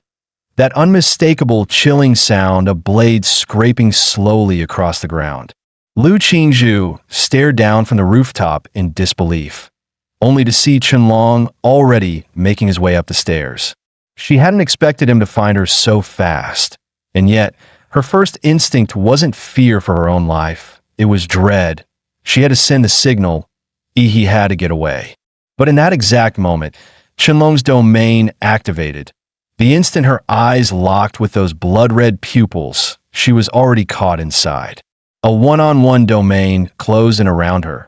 The world dimmed, like someone had turned down the brightness of reality itself. The grinding sound of the blade against the concrete grew louder and louder, until Qianlong stepped into view, sword raised. As he slowly lifted the blade, time itself seemed to slow. All she could see was the gleaming edge of that weapon, drawing closer and closer to her eyes. Death was now only inches away. But in the very next instant, a sharp crystal-like shatter echoed through the air. The domain cracked. A figure bathed in blazing blue light burst in like a battering ram. "I promise your parents I protect you, and I keep my word." Qianlong was stunned, completely blindsided. Tears welled up in Lu Qingzhu's eyes. He roared, fury in his voice. "You dare lay a hand on my woman? You tired of living? What even are you?" He raised the broadsword high, dark energy and atom-powered martial force flooding the blade. A massive black-red arc burst out like a moon slash, over 10 meters wide. He didn't know a thing about blade intent or sword principles, but with enough raw power and energy, the result spoke for itself. Qianlong tried to block it, but the impact force of the moon slash was overwhelming. He was sent flying off the rooftop, forced down by sheer power. The building beneath them cracked and split in half, collapsing in a thunderous roar. Qingzhu, Chuzhou, and my new recruit are waiting in an alley to the east. Go find them. I've still got unfinished business with Dragon Face over here. He didn't wait for a reply. He launched himself like a blue meteor, crashing down toward Qianlong's position, leaving Lu Qingzhu no time to speak. 1781. He landed with explosive force, sending waves of dust and debris flying in all directions. 1782. The sound of a blade scraping against the ground echoed once again. 1783. He turned his head. There he was, a shadowy figure holding a blade stepped out of the dust, barely scratched. Qianlong stood shirtless now, his clothes shredded by the earlier moon slash. And once again, that same cursed domain surrounded them. He narrowed his eyes. "So this is your little game, huh? Is this all you've got? Hiding your fancy domain? You seriously think you're untouchable?" Then Yi's sharp gaze locked onto something. Protruding from Qianlong's chest was a bronze spike. Could that be it? The same relic Yin Zhengxiong mentioned, the key to taking Qianlong down? But before he could finish the thought, Qianlong blurred forward, covering 20 meters in a flash. No, it wasn't teleportation. He was just that fast, too fast for the eye to track. Yi's instinct screamed. All those sparring matches with Chuzhou had sharpened his senses. He knew that bone-deep chill when a cold weapon was closing in. Instantly, he raised his broadsword to block left. Sparks exploded as the blades clashed, glowing red from the sheer friction. The impact surged through Yi's arms, forcing his brows to lift. That scrawny body could produce this kind of power. He grinned. "Good. That'll make beating you down even more satisfying." Their battle tore through everything in their path. One towering skyscraper was sliced clean into pieces, crashing down in a thunderous collapse.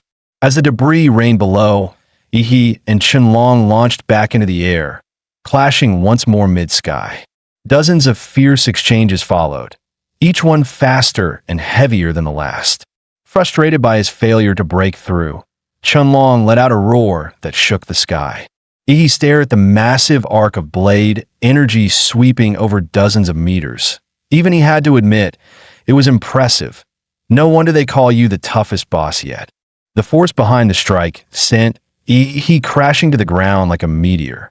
But in that very moment, his Damonra armor snapped into place. His atomic core ignited. Blue light exploded outward, piercing through the dust like a rising star. The entire battlefield turned blue. Even Qianlong's face reflected the chilling glow. This was the first time since arriving here that Yi entered his true Damonra state. After all, no one else had been strong enough to force him into Phase 2. A blue blur shot upward like a beam of light, tearing through several buildings on its way into the sky. Its target clear, Qianlong. He's strong, a worthy opponent, he muttered, and I know he won't go down that easy. Just as expected, a withered arm pushed aside chunks of rubble and broken stone. Qianlong emerged, his dragon mask partially shattered, exposing those strange, piercing dual pupils. Blood streamed down his arm. He chuckled coldly. Now that's more like it. The unbeatable boss, taken down that easily. Please. Qianlong's body blurred, leaving several afterimages as he charged forward again. He braced himself, no longer underestimating the threat. He couldn't afford to slip up now. Blades collided once more, sending out a shower of sparks as power clashed against power. Faster, he thought. With that mask broken, Qianlong wasn't just quicker, he was stronger too. Qianlong's dual pupils flared open, scarlet light burst from his eyes. In that instant, Yi's broadsword snapped in half with a loud crack. The sudden break caught Yi completely off guard. At the exact moment the blade shattered, Qianlong surged forward like a bullet. His sword shot straight toward Yi's heart. But Yi reacted with pure instinct. His jaw clamped down and bit the blade midair. With the sword between his teeth, he smirked. Got you. A heavy black and blue claw shot out and clamped around Qianlong's wrist like a vice. The sudden grab startled Qianlong. His expression shifted for the first time. Then came the blow. A thunderous uppercut surged with black-red lightning, slamming straight into Qianlong's jaw. The air cracked with arcs of killing intent and energy. Qianlong's body was launched into the air, his mask shattering completely, revealing a grotesque face with no lips, no nose, only eyes. He didn't give Qianlong even a second to recover. One hand clamped onto Qianlong's sword arm, locking it down completely. His other fist blurred into motion. Technician number 23, at your service, he muttered with a wicked grin. Like a hurricane of steel, his punches rained down. Temple, throat, heart, spleen, kidneys, groin. Every vital point was struck with terrifying precision. Each blow carried condensed killing aura, drilling deep into Qianlong's pressure points and meridians, wreaking havoc from within. And with the bronze spike still embedded in his body, his flow of martial energy was already severely blocked. The combined trauma pushed his body to the brink. Blood erupted from his pores as his aura collapsed. But even so, Qianlong stared at Yi like a coded boss in a video game. Relentless, locked on with deadly intent. With his trapped hand, he suddenly dropped his blade, then flicked it upward with his foot, aiming the tip straight at Yi's chest. But Yi was ready, effortlessly dodging the vicious strike. I knew it, that you're the type that just won't die easy, Yi sneered. Your only real shot at killing me was right at the start, when I first arrived. If you'd ambushed me, then using the element of surprise, maybe, just maybe, you'd have had a 30% chance. After all, up to this point, he hadn't even used his full strength. He flipped his palm, revealing a yellow fan engraved with runes. Time to take off. With a powerful swing, a fierce, swirling wind erupted from the ground. The artifact, now infused with killing intent, was far more potent than when it was wielded by Lan Yusid. It swept Qianlong up midair like a ragdoll. Dark red wind blades slashed across Qianlong's body while the vortex launched him dozens of meters into the sky. With no ground beneath him, he became nothing more than a helpless, airborne target. He leapt into the air like a blinding blue meteor. Faceless freak, I'm not done with you yet. First strike, nuclear impact fist. Boom! The explosion mimicked a nuclear detonation. Tiles shattered. Glass exploded. The surrounding buildings shook. Caught in the blast, Qianlong was violently launched backward, swallowed by fire and smoke. Blue flames burst from Yi's feet, giving him a midair boost as he rocketed forward again. Second strike, mountain-splitting fist. Black flash. From across the city, every new student looked skyward to witness the chaos. A glowing blue figure repeatedly pummeling some poor soul through the sky. blow after blow. Like playing cosmic ping pong, he drove Qianlong from the eastern district all the way to the western edge. With a final devastating punch, he smashed Qianlong into the city's outer barrier. So hard, the air itself rippled like water. Staring at the bloodied, broken mess that was Qianlong, Yi scoffed. A dragon? Pleased I thought you'd be something you're just a bug with an ego. Once seen as invincible and suffocatingly powerful, Qianlong now lay like a busted blood sack, his bones shattered, his strength gone. But even now, his body clung to one final command, kill. He stepped in front of him, lifted his broken blade, and delivered mercy the only way he knew how. Qianlong's head fell to the ground with a dull thud. He reached down and plucked the dragon pendant from his body. With this, he had collected every zodiac pendant, except the ox. The game was finally coming to an end. Yin Jingxiong couldn't believe it, that he had done it. And not just one, but crushed his way from the eastern district to the west. Every new student in the city had witnessed his overwhelming strength. When Yi stood before him, Yin Jingxiong couldn't even make eye contact. He didn't dare mention the broadsword Yi had broken. Lu Qingzhu finally exhaled in relief at seeing him safe, but her anger simmered beneath the surface. You shouldn't have fought that dragon-masked freak alone. Thankfully, Chuzhou had more sense. Let's be honest. If anyone but Yi had gone up there, we'd just be corpses on the floor right now. Lu Qingzhu fell silent. Chuzhou was right. She was too injured to even use martial arts. If she'd joined the fight, she would have just been a liability, forcing Yi to protect her. For the first time, she realized it wasn't orders from Qianlong or pressure from her clan that drove her. Now, for once, she truly wanted to become stronger, because she didn't want to be the one holding Yi back anymore. Yi waved a hand in front of her face. Hey, Earth to Qingzhu, you zoning out on me? Her long lashes fluttered. Yi sighed. The ox pendant? Don't tell me I have to beat you up to take it. Snapping out of it, Lu Qingzhu's cheeks turned a soft pink. She quickly pulled out the ox pendant and handed it over. Let's try placing them in zodiac order, Yi muttered, rat to pig. Maybe that triggers something. He arranged them accordingly, but nothing happened. Everyone frowned, unsure what they'd done wrong. Yin Zhengxiong chimed in. From what I know, Qianlong wasn't meant to be a boss you hunt down. He's a programmed hunter, built specifically to track and kill pendant holders under normal conditions. You're not even supposed to collect the dragon pendant to clear the game.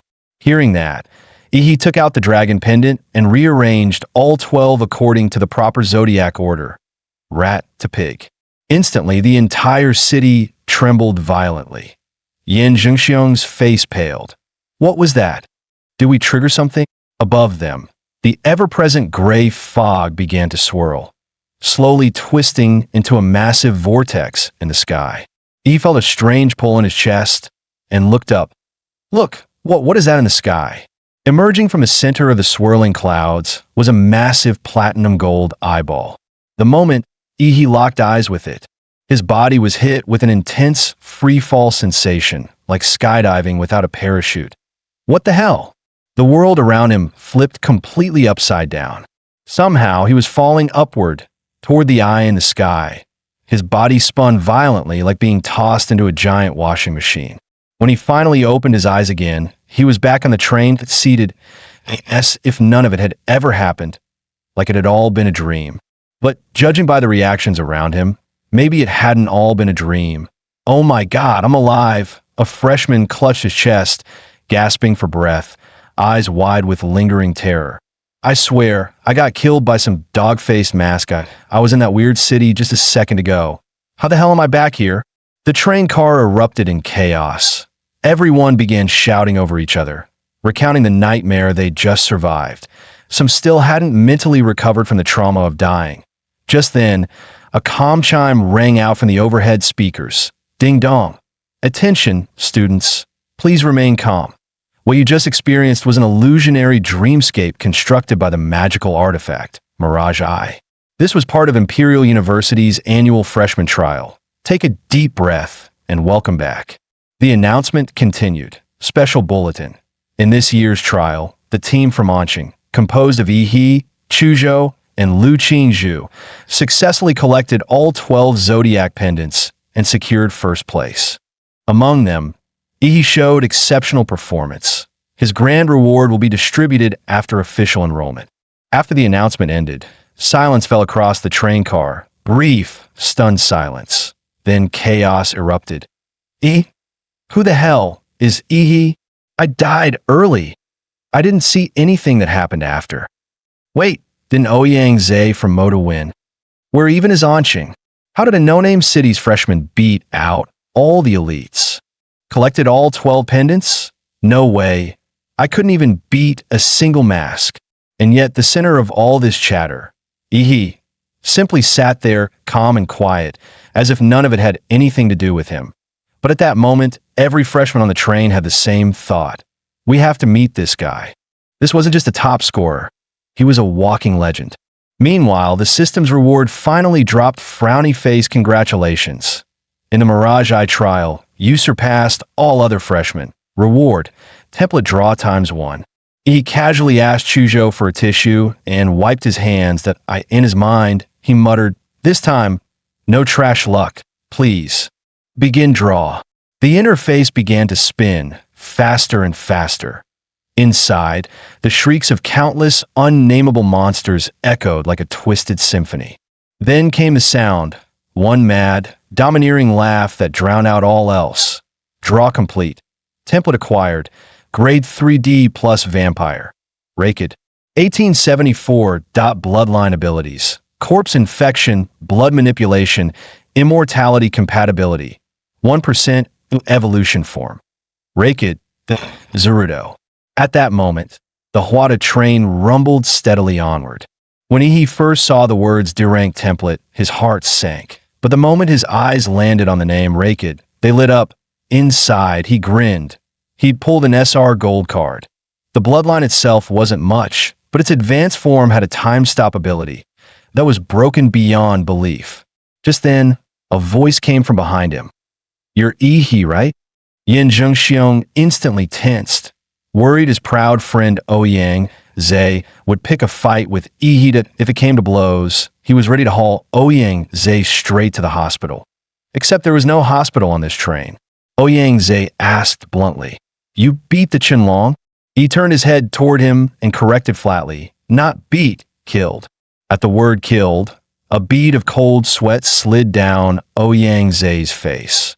Beating and killing were two entirely different levels, and having faced the Qinlong twice himself, he understood exactly how much weight that word carried.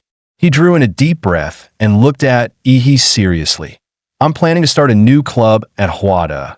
One completely separate from the student council that I want you to join, and I'll make you the president. For years, the freshman champion and the council president have always been locked down by Huadu locals. Yi, your strength shows me a real chance to break that tradition. Join us." Ouyang Zhe's voice was firm, his gaze earnest as he extended his hand. The entire carriage erupted in chatter. Many felt they were witnessing the birth of a legendary organization at Huada, a historic moment. The famously proud Ouyang Zhe inviting Yi and even offering him the position of president. But Yi simply shook his head. "Sorry, I'm not interested in fighting for power with the student council or building organizations that I prefer to act alone." He turned him down. Gasps rippled through the crowd. Who is this Yi to reject Ouyang Zhe? What a waste. Yi's refusal didn't draw the slightest displeasure from Ouyang Zhe. Instead, he smiled and handed over a business card. "That's fine, here's my card. We'll always be looking forward to working with you." The train rolled on, the rest of the journey passing without incident until they reached their destination safely. Night had already fallen when Chuzhou spoke up. "We're here." He glanced out the window and froze in awe. A futuristic cityscape unfurled before his eyes like a living painting. Neon lights wove a kaleidoscope of colors, while skyscrapers stood sharp and three-dimensional under the glow. This is Huadu, truly a big city. The Huada train pulled smoothly into Huadu high-speed rail station. A guide stepped forward. "All new students of Huada University, please proceed through this passage to the campus." For many, it was their first time in Huadu, and they couldn't help but be awestruck by the city's dazzling prosperity and advanced technology. The sound of people swallowing in amazement rippled through the crowd. Led by Hwada's staff, they arrived at a helipad. Please board in an orderly fashion. Your seat number corresponds to the one you had on the Hwada train, the staff reminded them. Yi stepped up behind Lu Qingzhu and poked her in the lower back. The unexpected touch made her jolt, her ears turning visibly red. Xiao Zhuzhu, what are you doing? We're in public, she blurted, her mind flashing back to Qinlan's warning. Qingzhu, remember, even though you and Yi are engaged in name, you're not married yet. Don't act too close in public, and don't let him take advantage of you. Protect yourself, understand? He looked genuinely puzzled. In public? What are you talking about? I just wanted to ask. Why are we taking a plane? Lu Qingzhu couldn't help feeling a little cheated. How could Mama promise me to this country bumpkin? Because Hua Da's in the sky. In the sky? He tilted his head upward. Just then, a patch of clouds drifted apart, revealing the tip of a colossal structure. The Sky City that on Blue Star, technology in many fields was at least a generation ahead of Earth's.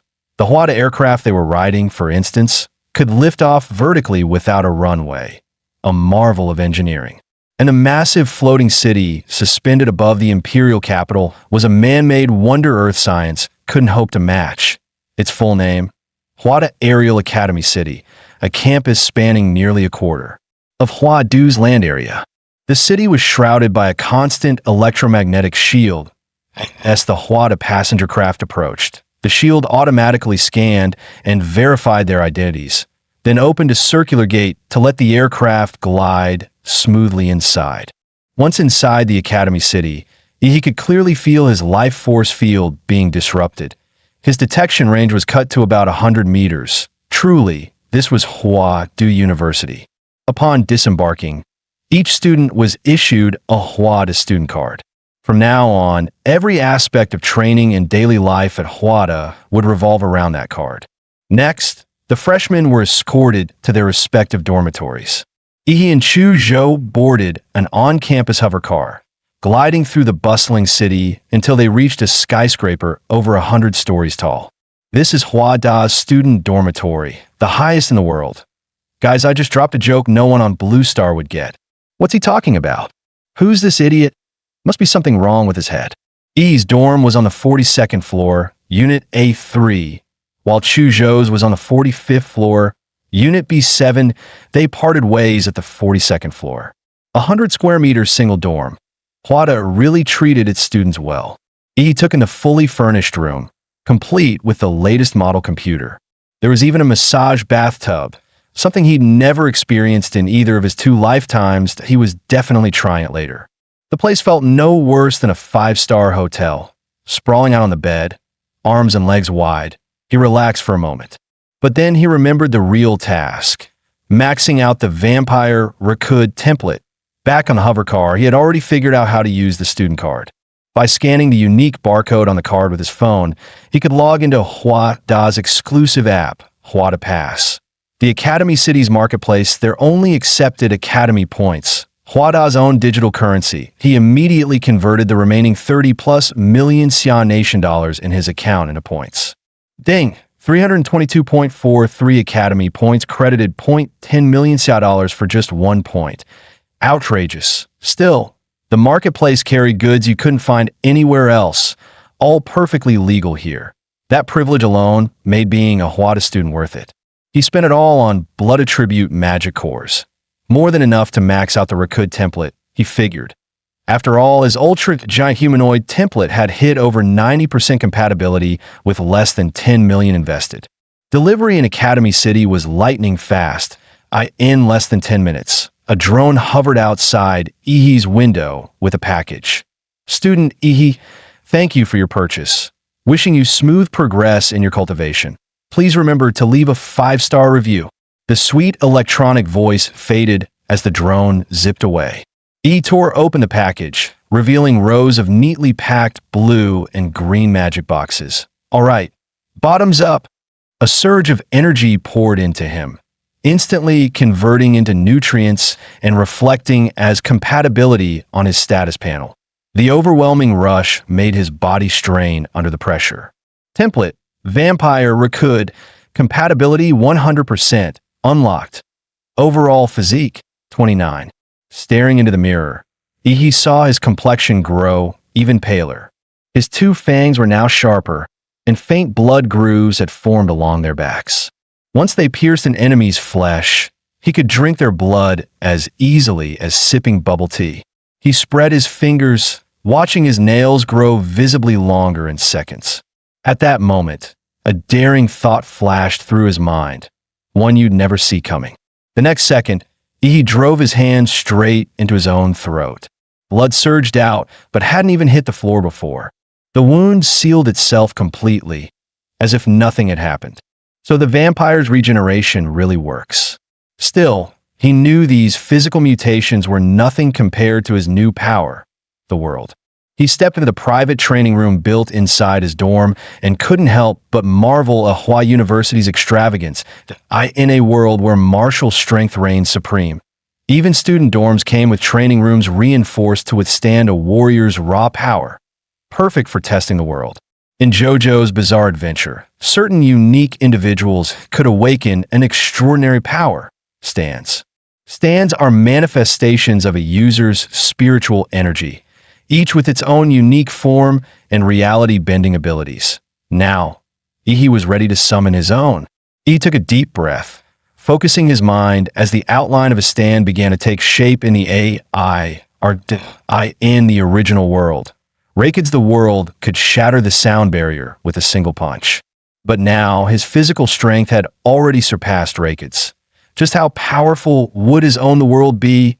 Come on, hit me with your best shot. In the next instant, a fierce gust howled through the room, and a blur of gray streaked into view. Towering gray muscles, golden steel armor, and a cold, inhuman face.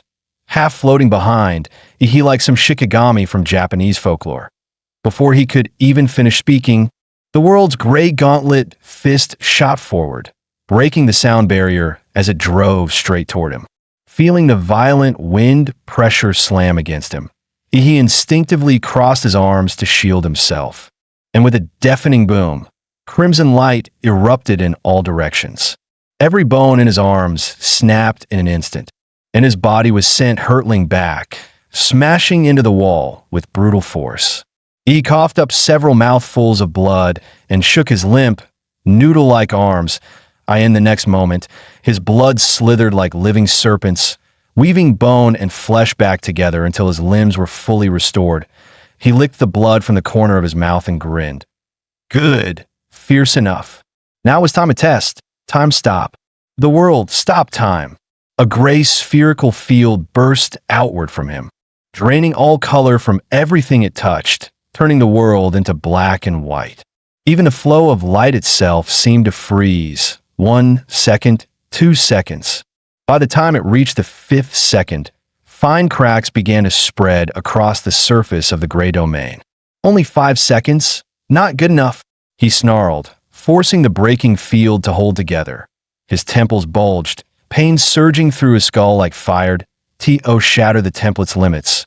He had to pit his body against itself, just as an Olympic runner would risk it all for a fraction of a second more. At 5.1 seconds, sweat poured down his face, his eyes bloodshot.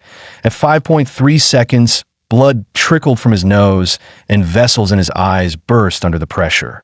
At 5.5 seconds, the stand behind him began to fade and flicker, the gray domain trembling on the verge of collapse. Still, he clenched his teeth and held on. Finally, at 5.7 seconds, the black and white world crumbled apart, dissolving into nothingness. He knelt on one knee, wiping the blood from his nose before curling his lips into a smirk. 5 seconds might have been the original owner's limit, but it was far from his limit. The next morning, he walked alongside Chu Zhou on the campus path, noticing how the latter's gaze lingered on him more than usual. The sunlight's a bit harsh today. Is it? Yeah, a little.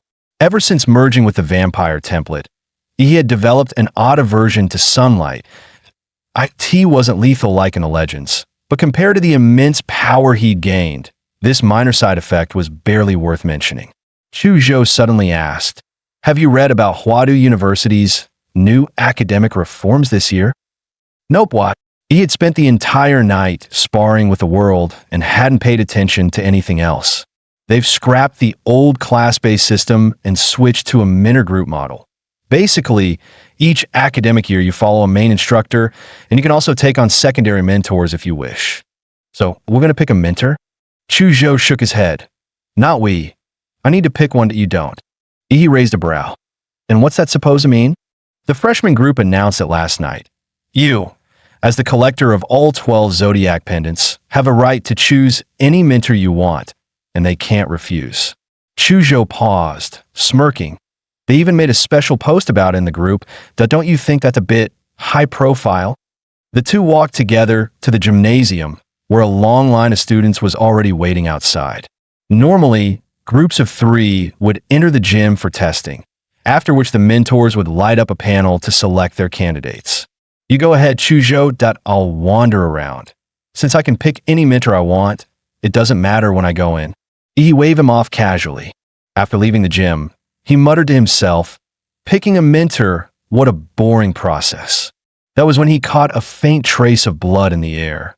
Normally, it wouldn't have been worth noting. But this scent carried a hidden, yet surging killing intent and a wave of guilt-ridden malice, like a deep-sea undercurrent, and it stirred the killing urge buried deep within him.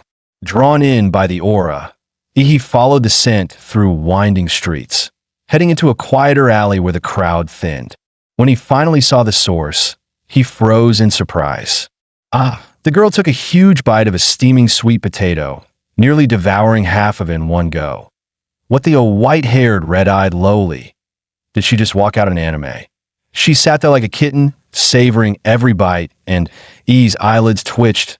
In a way, something this cute can't possibly be the source of that vicious aura. I must be imagining things. Yet despite her adorable appearance, the white-haired girl radiated a killing intent so fierce it felt suffocating. He stood frozen, still clinging to the thought that he must have gotten it wrong. Then, without warning, the girl turned her head and locked her crimson eyes on him. "Kid, you've trained in flesh prison magic?" He was stunned. "How do you know that?" The girl chuckled softly. "Because that martial art, I'm the one who helped Little Tiger perfect it." E's mind instantly jumped to the fierce brute in the martial rhythm space who kept calling himself Old Man. "Little Tiger, you don't mean..." The white-haired girl planted her hands on her hips, nodding like a grumpy elder. "Lu Qing Tiger. Over 90 years ago, he was my disciple." He raised a brow, incredulous. "You've got to be joking." Sure, martial artists could live far beyond normal human limits, and a grandmaster in his 80s or 90s could still be in his prime. But this pint-sized baby-faced girl, while it was possible for a practitioner of certain secret techniques to alter their bones to a child's size, that pure, almost silly innocence she radiated, charmingly naive if you were being kind, empty-headed if you weren't, was something no Oscar-winning actress could fake. "What? You don't believe me?" "Believe you? I'd sooner believe I'm Qin Shi Huang. Give me 50. His words cut short as his heart lurched violently, goosebumps flaring across his skin, an icy chill gripping the back of his neck. It was as if his head had been set on the block, a blood-soaked guillotine, one that had claimed thousands, poised to fall. The killing intent was so pure, so sharp, that he could almost see his own head rolling to the ground. Instinctively, he tried to activate his time-stop ability, but suddenly felt something shoved into his mouth. His tongue brushed against it. It was a strawberry-flavored candy. "Sorry, kid, guess I went a little overboard. Just don't report me to the school, okay? I only get 1 or 2 hours of freedom a week. That it's pitiful." The little girl widened her crimson eyes, try her best to look adorable. He ignored her dangerously deceptive cuteness, staring straight into her eyes. "Who are you?" She flashed a grin, revealing tiny tiger-like fangs. "My name's Gong Cadet. I'm a very powerful grandmaster, and between you and me, that principal of Hua University, Shi Jingwen. When he was a kid, I made him cry." Yi's heart skipped a beat. If Gong Ku had perfected the Xianwang martial art, she could definitely help him break through his bottleneck, that a grandmaster specializing in killing intent. Perfect synergy with him. Definitely worth investing in. With that thought, he dropped to his knees with a thud, his voice solemn yet eager. I've wandered half my life without meeting a worthy master. Ahem. I wish to take Master Gong Ku as my teacher. Please, grant me this honor. Gong Ku blinked at him, a puzzled look on her face. Meanwhile, inside the gymnasium, the atmosphere was tense. 5 deans from Manhwa University sat at the front table, their presence drawing countless furtive glances from the freshmen undergoing their assessments. Even knowing it was nearly impossible, many still fantasized about being chosen as a dean's personal disciple, rising through the ranks to become Manhwa University's next shining star. But those hopes were doomed from the start.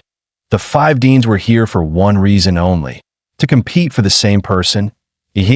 What the freshmen didn't realize was that the Zodiac contest was being broadcast live to the entire faculty of Manhwa University. From the moment the train's announcement sounded, the teachers had been closely watching how each student responded to this sudden crisis. Using AI facial recognition analytics, the system graded their response capabilities. Anyone who treated it as just another trial and charged into the Zodiac City unprepared was guaranteed a low score.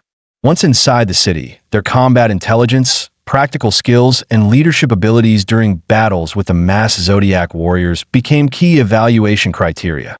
Even those who failed to defeat a Zodiac warrior could score high if they excelled in any one area.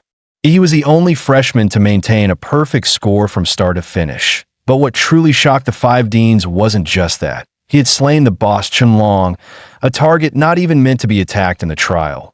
One considered certain death for anyone who faced it. He probably had no idea just who the Qianlong he'd slain really was. That creature was a top-tier simulation created by China's supercomputer, Manhwa, using the complete combat data left behind by the national guardian, martial artist Fu Hongxiang, when he first enrolled at Manhwa University. Even Manhwa couldn't fully replicate the godlike power of Fu Hongxiang's divine dual pupils within the Mirage realm. Yet Fu was still recognized as the strongest martial artist in the history of China, and perhaps the world. His records at Manhwa University had stood untouched for over a century. For Yi to defeat a model trained from the data of such a legend, even without its full strength, was proof enough of his extraordinary talent.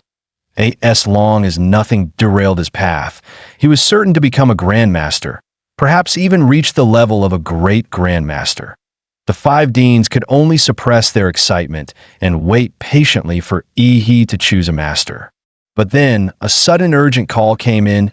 Bad news, Dean. He's just become the disciple of former Manhwa University professor and current special grade operative, Gong Ku. What? The 5 deans froze in shock on the spot. Outside the gym, Yi shamelessly went all in, dropping to his knees and wrapping his arms around Gong Ku's leg. Master, I made up my mind. It has to be you.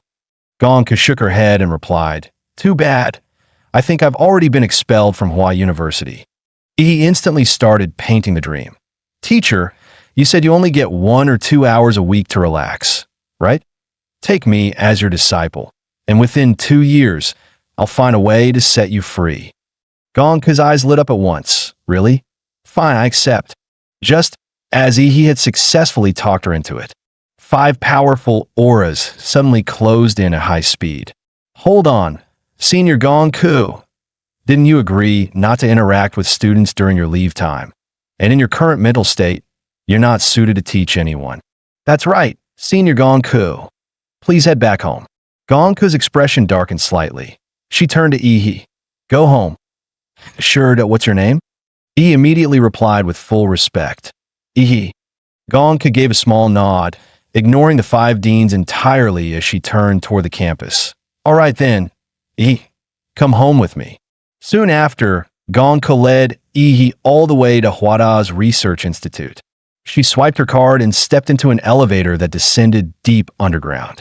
As the elevator dropped, Yi asked curiously, Teacher, why do you live so far out of the way? Gong Ku raised an eyebrow, her lips twitching into a wry smile. For decades, I had episodes and people got hurt that Hori located me to the underground levels of the Institute. Luckily, in recent years, I've been able to control myself, so I finally get a little time outside. So, I'm your first student in all these decades. Gong-ku glanced up at him. You have a strange way of thinking that shouldn't you be afraid? Sweat beaded on Ihi's forehead.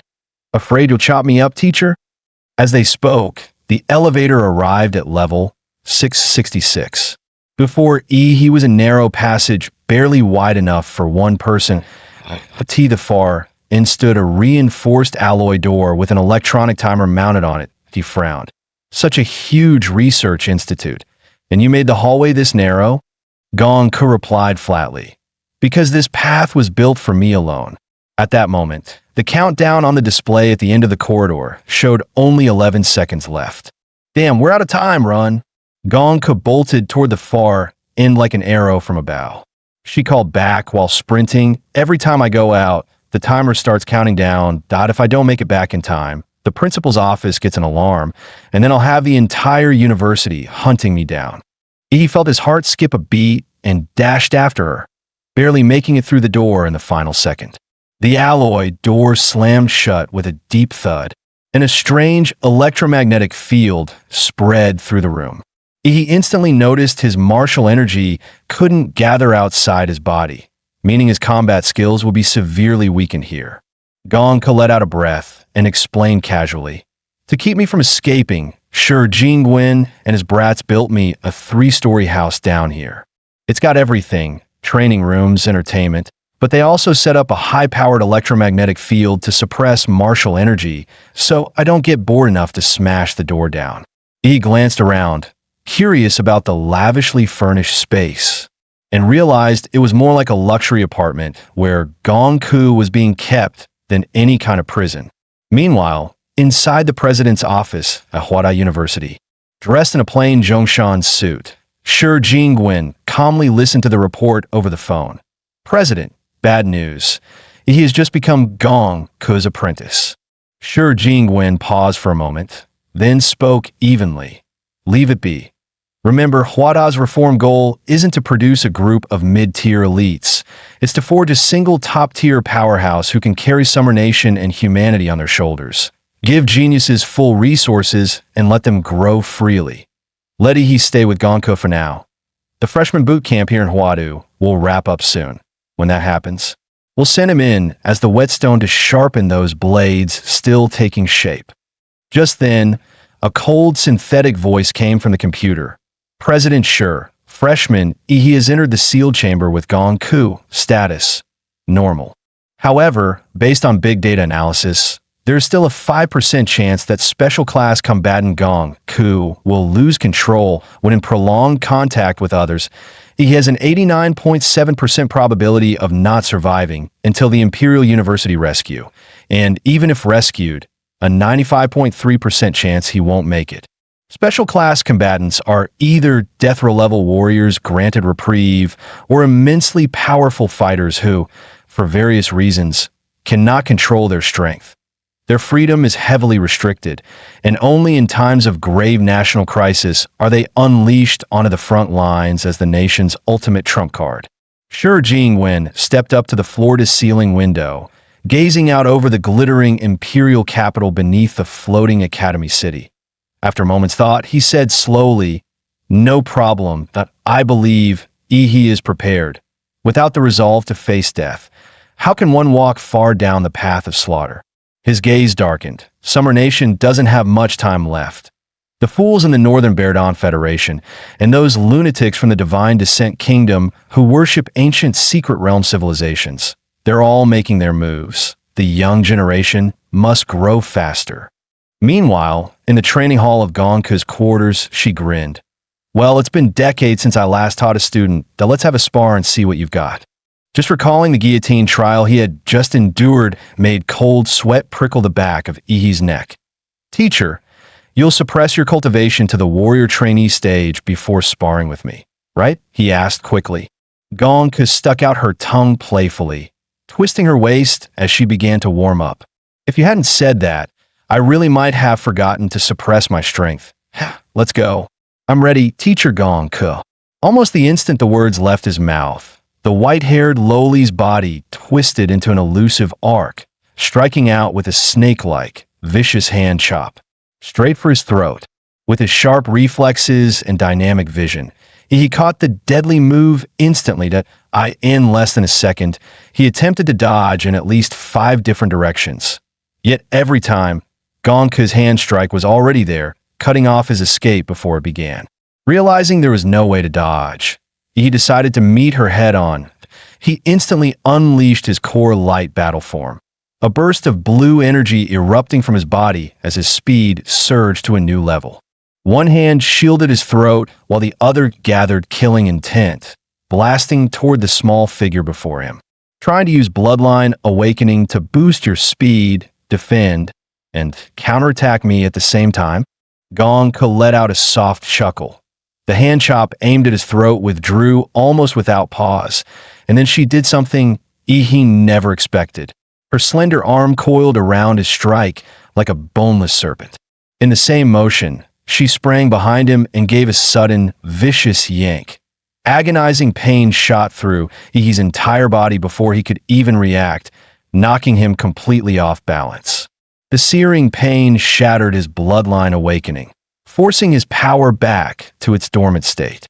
The scent of fresh blood seemed to ignite Gong Ke's battle lust.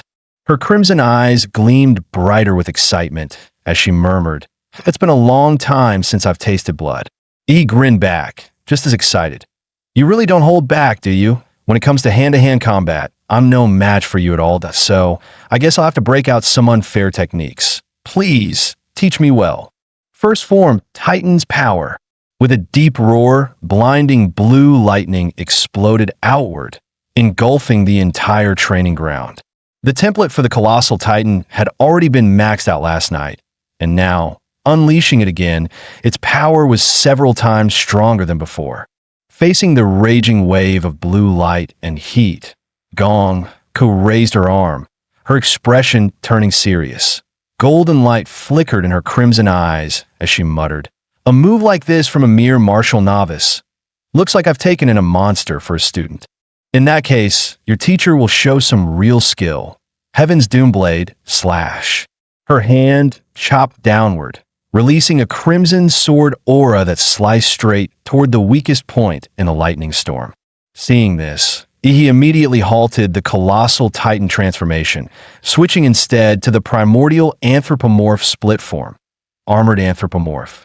Based on a Godzilla skin, the Armor Titan's flesh and steel plating was dozens of times tougher than anything from the original Titan world. The moment the transformation completed, he raised his massive, black steel-clad fist and drove it toward Gong Ke. The enormous shadow descended, wind roaring from the sheer force of the strike. Gong Ke, however, showed no intention of dodging.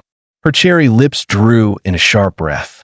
Facing the incoming fist like a runaway truck, Gong Ke's arm flashed, unleashing a lightning-fast hand strike, Calamity Spiral Nail. The moment they collided, the armor on Ihi's arm shattered instantly, followed by the sickening sound of torn flesh. The sight froze him in place. He hadn't expected her to break through his defense so easily. Seizing the moment of his distraction, Gong Ke's petite figure leapt and climbed up the giant's body like an agile ape, heading straight for its head. Ihi, hiding inside this armored mouth. "Get out here, boy." Just as her hand strike was about to fall, he instantly fired a barrage of bone spikes from the giant's faceplate. Her advance came to a sudden halt. Waiting for her was a gaping maw glowing with eerie blue light. "Master, since your slashes are so powerful, let's see if you can cut through this." As Ihi spoke, he began charging the energy for his atomic breath. Blue light flaring from the base of his spine, racing upward along his backbone toward his neck. But before the breath could be unleashed, he was stunned to find himself no longer in the training ground, but bound by countless massive chains that pierced his body, locking him to a 100-meter-tall guillotine. This was Gong Ke's killing intent domain. Not reality, but a mental illusion forged from pure killing intent that T.O. break free. He would have to fight it with his own mental power. The guillotine's blade came screaming down. He instantly summoned his stand. In the next instant, time froze. A towering muscle-bound warrior emerged. At Ihi's command, the stand unleashed hundreds of punches per second, hammering the killing intent guillotine. Perhaps it was the stand's overwhelming spiritual force. Or perhaps Gong could never intended to keep him trapped here forever. Under the relentless golden barrage, the killing intent domain and its guillotine shattered to pieces. The illusion dissolved, and Ihi slowly opened his eyes. Gong looked at him with amusement. Awake? That turtle shell of yours is ridiculously tough. He glanced at the diamond-like crystal shards scattered across the ground, then at the giant's remains not far away, which were slowly vaporizing into nothing. He could already guess what had happened. He'd probably been violently yanked out from the nape of the giant's neck, and the hardened crystal armor he'd formed to protect his real body had been shattered in the process. That's not something a martial novice should be able to pull off. Teacher, you cheated, didn't you?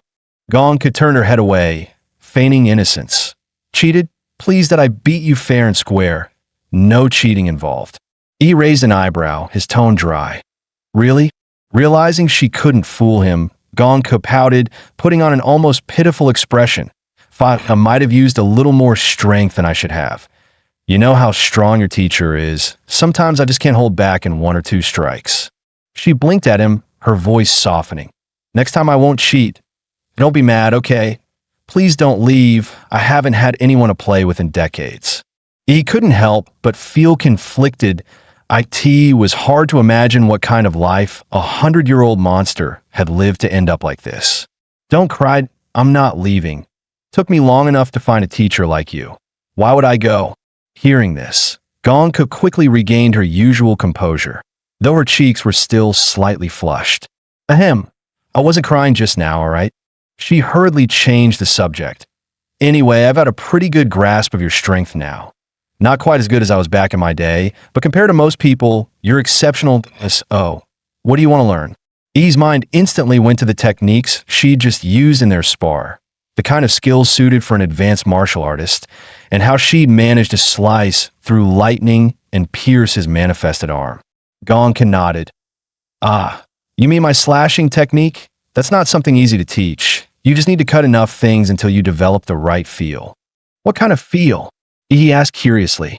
Gong answered with a single, serious word. Line. Whether it's a human body, a magical beast, or any other object, there's always a perfect entry point, and a line where it can be cut effortlessly. I call it the killing line.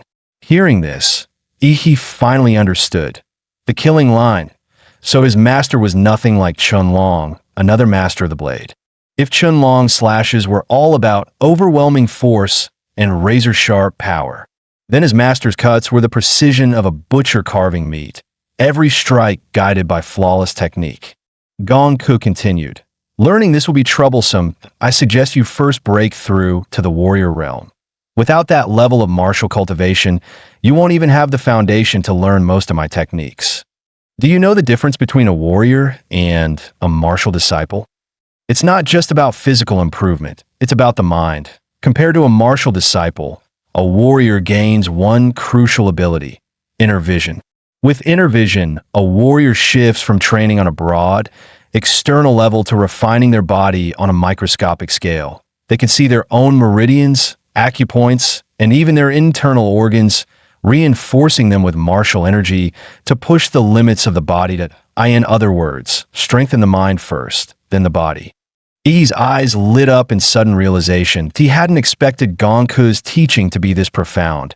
She truly lived up to her title as an Imperial University professor. Even if her personality was a bit odd, her knowledge was solid. And when it came to mental strength, after merging with the vampire template and awakening Varuto's power, his spiritual attributes had already seen a huge boost. That could give him a massive edge when advancing to the warrior realm. So, is there a difference in the cultivation techniques used to advance to warrior? He asked. Gongku explained. The mirror-breaking techniques and martial skills are ranked in 4 tiers. Heavenly Gang, Earth Fiend, Mystic Yellow, and No Grade.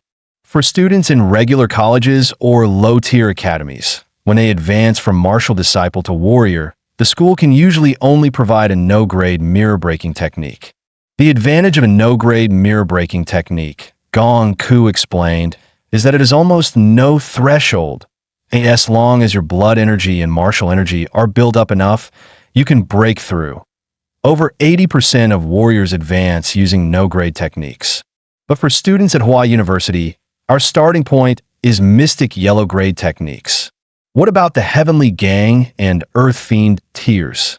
He naturally wanted the very best. Gong Ku smirked. Heavenly Gang grade techniques and skills are almost all rare relics brought back from secret realms. You could count the ones in the entire world on 2 hands, if that. Our Imperial University does have one in its archives, but with your current strength and clearance, you won't be able to touch it. However, you can learn Earth Fiend grade mirror-breaking technique. The one I've mastered is called the Killer's Bodhi Heart Sutra. Xiaohu's Flesh Prison of Demons was actually inspired by this very method.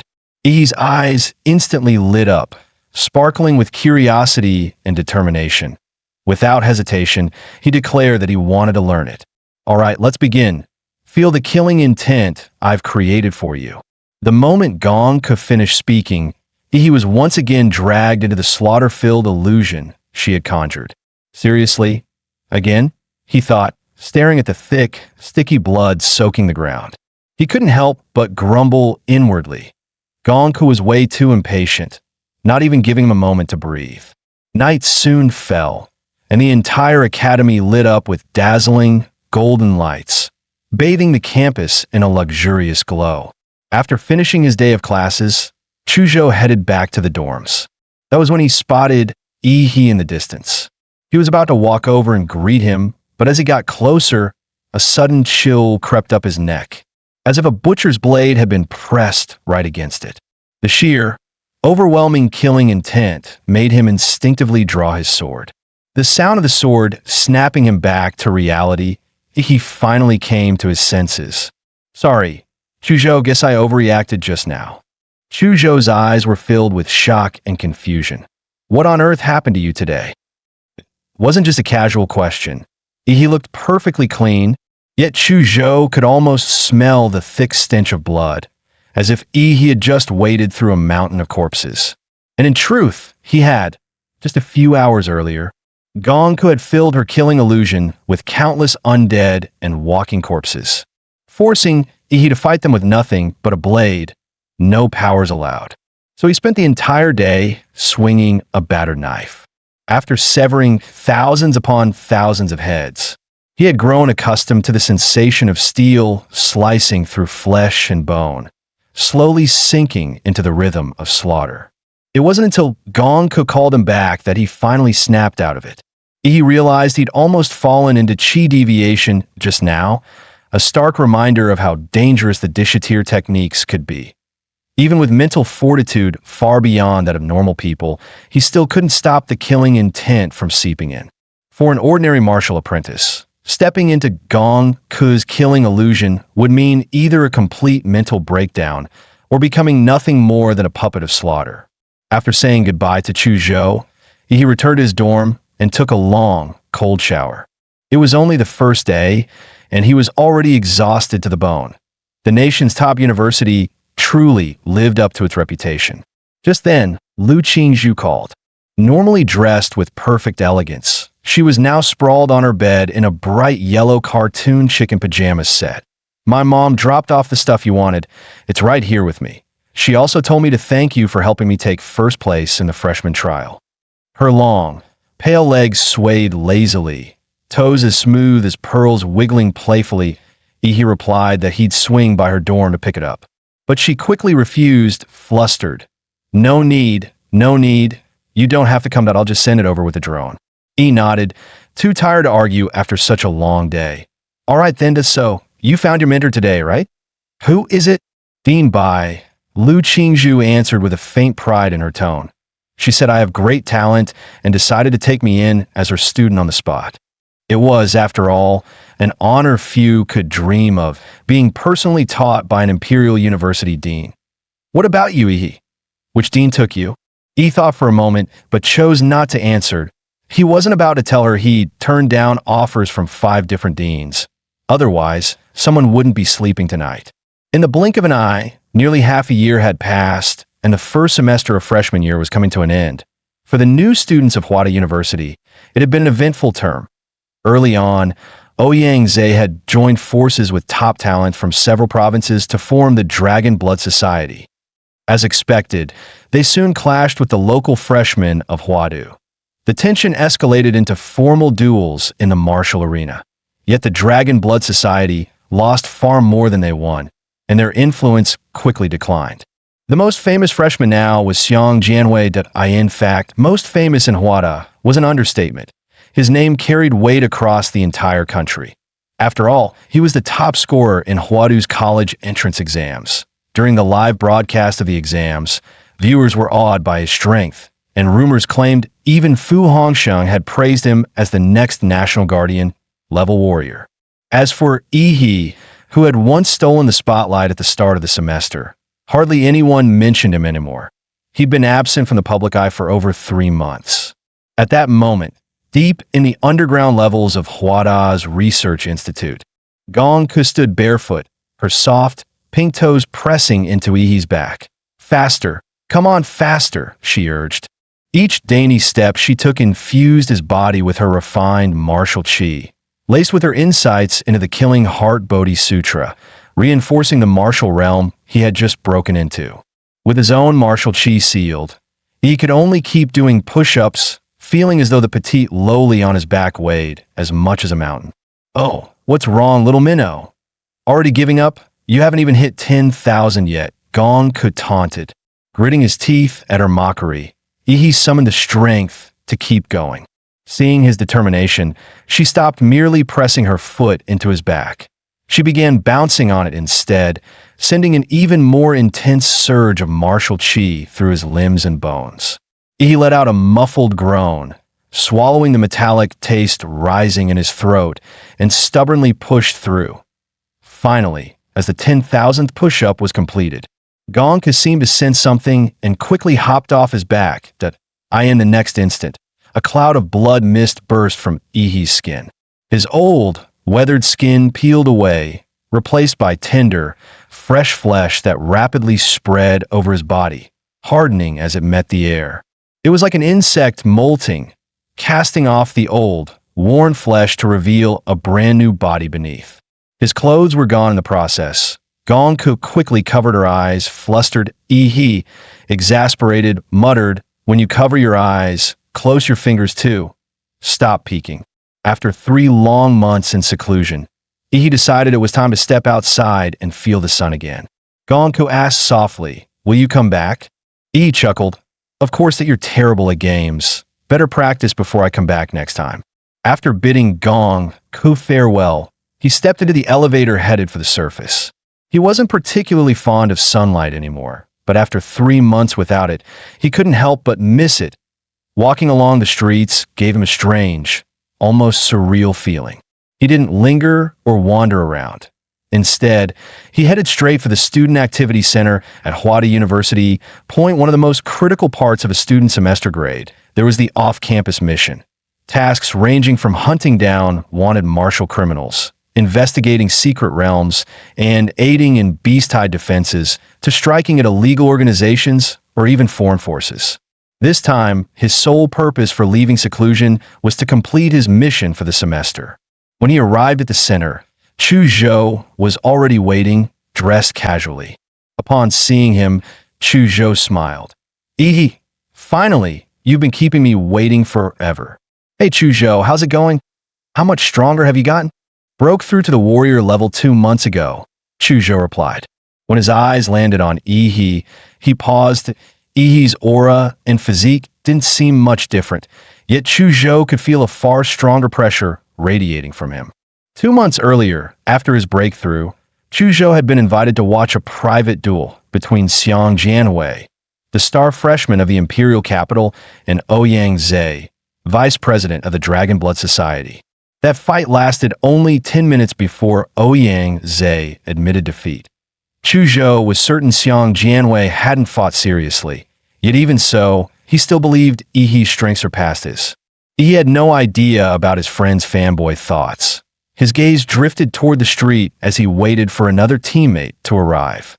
Moments later, Lu Qingzhu came into view. Even among the countless beauties of Huadu University, her presence made the others pale in comparison. She offered a warm smile. "Sorry, I'm late." He raised an eyebrow at her apology. "And what else?" Lu Qingzhu asked in confusion. Even after 3 months apart, having Yi's gaze fixed on her still made her ears turn red. After all, her mother had been whispering all sorts of blush-inducing couple advice in her ear. "Qingzhu, remember, you and Yi are a couple now. Even at school, you need to act like one." Thinking about her mother's words, her face flushed even deeper. "Does that mean we have to act like a couple right now?" She overthought for a moment. Then, mustering her courage, pouted and leaned toward him. He froze. "What are you doing? After 3 months apart, you're not even going to say hello first." Lu Qingzhu hadn't expected that to be what he meant. Flustered, she quickly turned away and ignored him. They soon stepped into the university's activity center, a massive 5-story dome-shaped building. In the first-floor lobby, a huge central screen displayed the latest popular missions, as well as the rankings of top-performing students. Chu Zhou and Lu Qingzhu had already completed 3 missions, surpassing their quota. Today, they were here mainly to form a team with Yi. After browsing the mission list, they narrowed it down to 3 suitable ones: Serial Psychopath in Hung City, Beast Tide Investigation in Lian City, and Anomaly in Linshui County. Originally, all 3 missions were level 2, but the Linshui County mission suddenly jumped to level 3 today. The university's off-campus missions are ranked from level 1 to level 5, with difficulty increasing by rank. Freshmen can usually only take level 1 missions. The only level 2 mission Chu Zhou and Lu Qingzhu had ever joined was a 10-person team job. Getting approval for a 3-person freshman squad to take a level 2 mission was already rare. Yi, however, had a special privilege card from Gong Ku, handed to him right before she left. "You're already capable of handling things on your OWN that in all of freshman and sophomore year. There are only a handful who can spar with you. You need high difficulty missions to sharpen yourself. With this card, you can accept any mission on campus, regardless of rank. Just don't mess with level 4 or 5 missions. They're too unpredictable. Even Xuanwu level warriors have died on those." Truth be told, Yi didn't want to try a level 4 or 5 mission, but out of consideration for his teammates' limits, he held back. Chu Zhou asked, "Which one are we taking?" Yi thought for a moment before replying, "Risk and reward go hand in hand. The first mission is pure pursuit. It'll be inefficient if the criminal investigation unit couldn't catch this rat in months. The challenge is in tracking, not in the kill. The second mission is auxiliary investigation. With the Great Xia Dragon Sparrow Division involved, we'd be relegated to trivial tasks. Neither the main fight nor the real investigation would fall to us. The third mission, on the other hand, would be entirely in our hands and no safety net. Yes, but the bigger the risk, the greater the reward. That if we're too scared to face danger and just grow in a greenhouse, then why call ourselves warriors?" Yi's stance was firm. Chu Zhou nodded in agreement, and Lu Qingzhu felt the same way. Seeing both of them agree, Yi handed the mission registration form to the receptionist. The receptionist's eyes widened in disbelief. An all-freshman team daring to take on a level 3 mission. This was madness. Didn't they know a sophomore squad had already been wiped out in Linshui County? Before she could refuse, Yi flashed his privilege card. Her expression immediately turned serious, and she called the Student Activity Center's director to confirm. Once verified, her tone shifted to respectful as she processed their registration. "May fortune favor your blades," she wished sincerely. Leaving the activity center, Yi said he needed to pick something up before heading to Linshui County. The first place prize in the Zodiac Pendant Tournament was either a dish-level martial art or a weapon forged from special grade alloy. With Gong Ku, that old monster, as his mentor, high-tier martial arts were the least of his worries. So he chose a weapon that fit his style. After all, ordinary materials couldn't withstand the sheer brutality of his fighting methods. This weapon was forged from special-grade alloy, starfall steel, a perfectly tailored war blade built to match his physique and strength. 3 months had passed. It should be ready by now. He rushed to the Mechanical and Magitech Academy's forge, eager to claim his weapon. The war blade measured about 1.2 meters long. Its broad, flat edge dark in color but speckled with tiny, star-like glimmers, signature markings of starfall steel. The spine of the blade was lined with dense, serrated ridges, adding weight and impact so that each swing could unleash devastating force. The hilt was wrapped in custom black leather for grip, with fine starfall steel threads woven inside to channel martial energy directly into the weapon. When he drew the blade and swung it, the air itself seemed to split apart. Each strike came with a sharp whoosh and a flash of light that sent chills down the spine. Perfect, just the right weight. In a hollow feel. Fits like a glove, he thought, impressed. It had been crafted using his measurements from 3 months ago, yet still matched his newly enhanced warrior strength. Truly, Huada's master smiths were in a league of their own. After stowing the blade, he set off with Chu Zhou and Lu Qingzhu toward Lingshui County, a small, unremarkable town. With no secret realms ever appearing in the area, local warriors were rare, and the place felt far more outdated and closed off compared to the outside world. Most residents still relied on old buses, tricycles, or electric scooters for transportation. For this mission, the three of them were posing as ordinary university students. Huada had already forged their identities and complete background records. Upon arrival, Ihi activated his life magnetic field to scan the surroundings. Although his range could easily cover the entire county, he deliberately restricted it to less than 100 meters. He didn't want to startle any rats hiding in the shadows. After all, in pest control, the hard part wasn't killing them, it was finding them. Let's go double check out the house Huada arranged for us first. Just as they were about to head out, a tricycle slowed to a stop in front of them. The elderly driver called out, "Hey kids, where you headed? Want a ride?" Lu Qingzhu instinctively started to wave him off, but he quickly stopped her. He had sensed something unusual in the old man's aura. Playing along, he smiled and said, "Sure, Grandpa, we're carrying luggage and could use the rest." Once they were seated in the tricycle, the old man pedaling glanced back curiously. "You boys look like well-educated students. Which school are you from?" "Here on vacation?" He answered calmly, sticking to his cover story. "I'm a local from Lingshui County, just bringing 2 classmates over to visit. I'm studying in Yinqing now." The old man's brows rose. "A local? Huh. Who are your folks? Can't seem to recall you." He chuckled.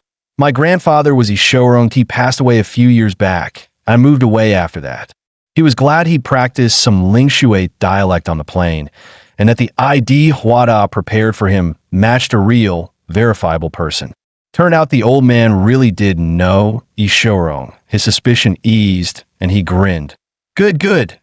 You still remember your roots. To man like that's bound to have blessings." He dragged out the last word, eyes glinting with a strange excitement. Soon, they arrived at the old house Huada had arranged for them. Once Ishorong's home, he thanked the old man, got off with a suitcase, and stepped into the yard. Interestingly, the old man didn't take any fare. Instead, he reminded Ihi, "In 2 days, we'll have Lingshui County's biggest festival, held only once every 3 years. You must come. If you're too shy to step out, I'll come fetch you myself." He smiled. Got it. He could tell the man wasn't just being polite. He meant every word. The three stepped into the courtyard of the old house. Years of neglect had left the concrete ground cracked and riddled with weeds, giving the place a desolate feel. He motioned for Chu Zhou and Lu Qingzhu to step back, then slammed his foot down on the ground. In an instant, a wave of intense radiation swept through the courtyard and the entire house. Every insect dropped dead on the spot, and the weeds withered and rotted at a speed visible to the naked eye. Pest control and weed removal done in seconds. Lu Qingzhu wasted no time inspecting the condition of the house, while Chu Zhou discreetly set up miniature surveillance cameras at the gates and around the perimeter. Come take a look at this. Following Lu Qingzhu's voice, he stepped into what had once been the owner's bedroom. There, embedded in the wall, was a wooden shrine. Inside sat a clay statue, its head draped with a small red cloth. A shrine made of what should have rotted long ago if it had been here all along. Yet despite the thick layer of dust, once it was brushed away, the shrine looked surprisingly new. That meant someone had placed it here later. Chu Zhou stared at the statue, an uneasy feeling creeping over him, and drew his sword, intending to smash it first and ask questions later. Lu Qingzhu thought Chu Zhou was being reckless. How could they destroy such a crucial lead without examining it first? He, however, fully agreed with Chu Zhou's approach. Seeing Yi side with him, Lu Qingzhu reluctantly compromised, but suggested, "At least let's see what's under the statue's veil before smashing it." As she spoke, she reached out and lifted the red cloth from the statue's head. In that instant, Yi suddenly sensed a surge of sinister energy and quickly shouted for her to stop. "Knew it! It's something filthy! Chu Zhou, smash it!" Without a moment's hesitation, Chu Zhou's blade flashed from its sheath, cleaving the clay statue clean in half. What happened next was grotesque. From the split surface, thick black blood began to gush, and a wave of foul psychic energy erupted like an explosion. He immediately summoned his stand, seizing the formless, corrupted spirit in his grasp. Chu Zhou and Lu Qingzhu couldn't see Yi's stand in their eyes. What poured out of the statue was a twisted lump of flesh, still writhing, still alive. With a single sweeping motion, Chu Zhou froze the grotesque mass solid in an instant. "What the hell is that?" A chill crept up Lu Qingzhu's spine. She had never seen anything this unsettling before. It was like a human who could easily crush a cockroach, yet instinctively recoils from touching it. She knew she could destroy the thing with a flick of her hand, but the filthy, unnatural aura it radiated still made her uneasy. He stepped forward, patting her shoulder, and infused her with a surge of pure psychic energy. Warmth spread through her body, chasing away all traces of feared. It was now clear. The strange happenings in Linshui County were tied to this bizarre clay idol, and their investigation had just taken a critical step forward. Yi's lips curved into a faint smile as he told them to stay put. He had something to take care of. Earlier, he had left a radiation marker on the old tricycle driver that by his calculation. Now was the perfect time to reel him in. "No need for you to come find me, old man. This time, I'm coming to you." Meanwhile, in Linshui County's Jinshan Buddhist Temple, a 1,000-year-old sanctuary and the most magnificent, prosperous site in the county, nearly every resident was a devoted follower. Day and night, incense smoke curled into the air as worshippers came to pay their respects around the clock. Lu Jinsheng pedaled his tricycle up the mountain road, heading for the temple's rear slope. A rosy-cheeked young monk greeted him with a polite bow. "Benefactor, the abbot is waiting for you inside." Good. Lu Jinsheng rubbed his calloused hands together, unable to hide his excitement at the thought of the blessing he was about to receive. The two entered a hidden passage carved into the rock wall. After a series of twists and turns through the winding tunnel, they finally arrived at their destination.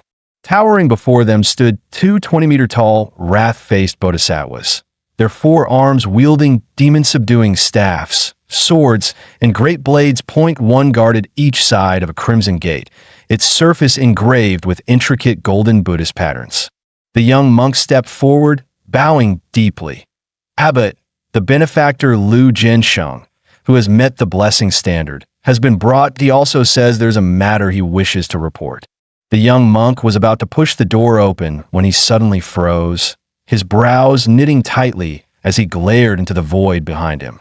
"Stranger, what brings you here at this hour? What's your true intent?" Before his words could settle, black muscles surged across his body, shredding his robe apart. The fair and handsome face twisted, replaced by a hideous lizard-like visage. Lu Jinsheng was so horrified he collapsed to his knees, trembling as he cried out, "A living god!" But in the next instant, he dropped from the sky, stomping directly onto the monster's skull. The head, harder than a steel helmet, collapsed instantly, and the neck shattered into fragments under the crushing force. In one continuous motion, he stomped the creature from head to toe into pulp. Blood and gore exploded outward, yet all of it was blocked by the protective barrier. He sneered in disgust, shaking his foot. Filthy. Good thing my stand keeps this trash out. If it got on my clothes, cleaning it off would have been a nightmare. The moment Lu Jinsheng recognized Yi, his whole body trembled uncontrollably. Yi, however, had no time to spare him a glance. For in front of him, the two wrath-faced bodhisattvas began to move. Their eyes blazed red, and their towering, gold-painted bodies started to stir. One brandished a demon-subduing cudgel, the other a demon-slaying sword, both charging at Yi with overwhelming fury. Yet Yi stood his ground, motionless. Behind him, his stand raised its massive, muscular hands, catching both strikes that carried the weight of dozens of tons. Each bodhisattva had an arm seized, held so tightly that escape was impossible. Abandoning the struggle, they made a ruthless choice. 6 remaining arms swung at once, bringing down 6 colossal weapons, all aimed straight at Yi. Yi rubbed the ring on his finger, and in the next breath drew out the Starfall blade. A crescent-shaped flash of icy light burst forth in his hand, with just a single casual swing. All 6 colossal weapons shattered on contact, their edges crumpling and breaking apart. The strike carried through into the bodhisattva's arms, exploding joint by joint like firecrackers, reducing both weapons and bones to fragments. Their crimson eyes blazed brighter, warping the very air around them. From within burst forth scarlet beams saturated with destructive power, all aiming to annihilate Yi. But Yi moved faster than their laser eyes. In the blink of an eye, his figure soared above the 2 statues. A flash of cold steel, and both wrath-faced bodhisattvas were decapitated. Their scarlet beams spiraled wildly out of control in midair. Lu Jinsheng hadn't even reacted before one of the stray beams sliced him clean in half. Boom! The 2 massive bodhisattvas collapsed, exposing sparking cables and mechanical structures within. So they weren't living beings after all, Yi thought. From the start, he hadn't sensed a single trace of life force within them. But how could a backward little town like Linshui County possess such advanced technology? Was the answer waiting behind that door?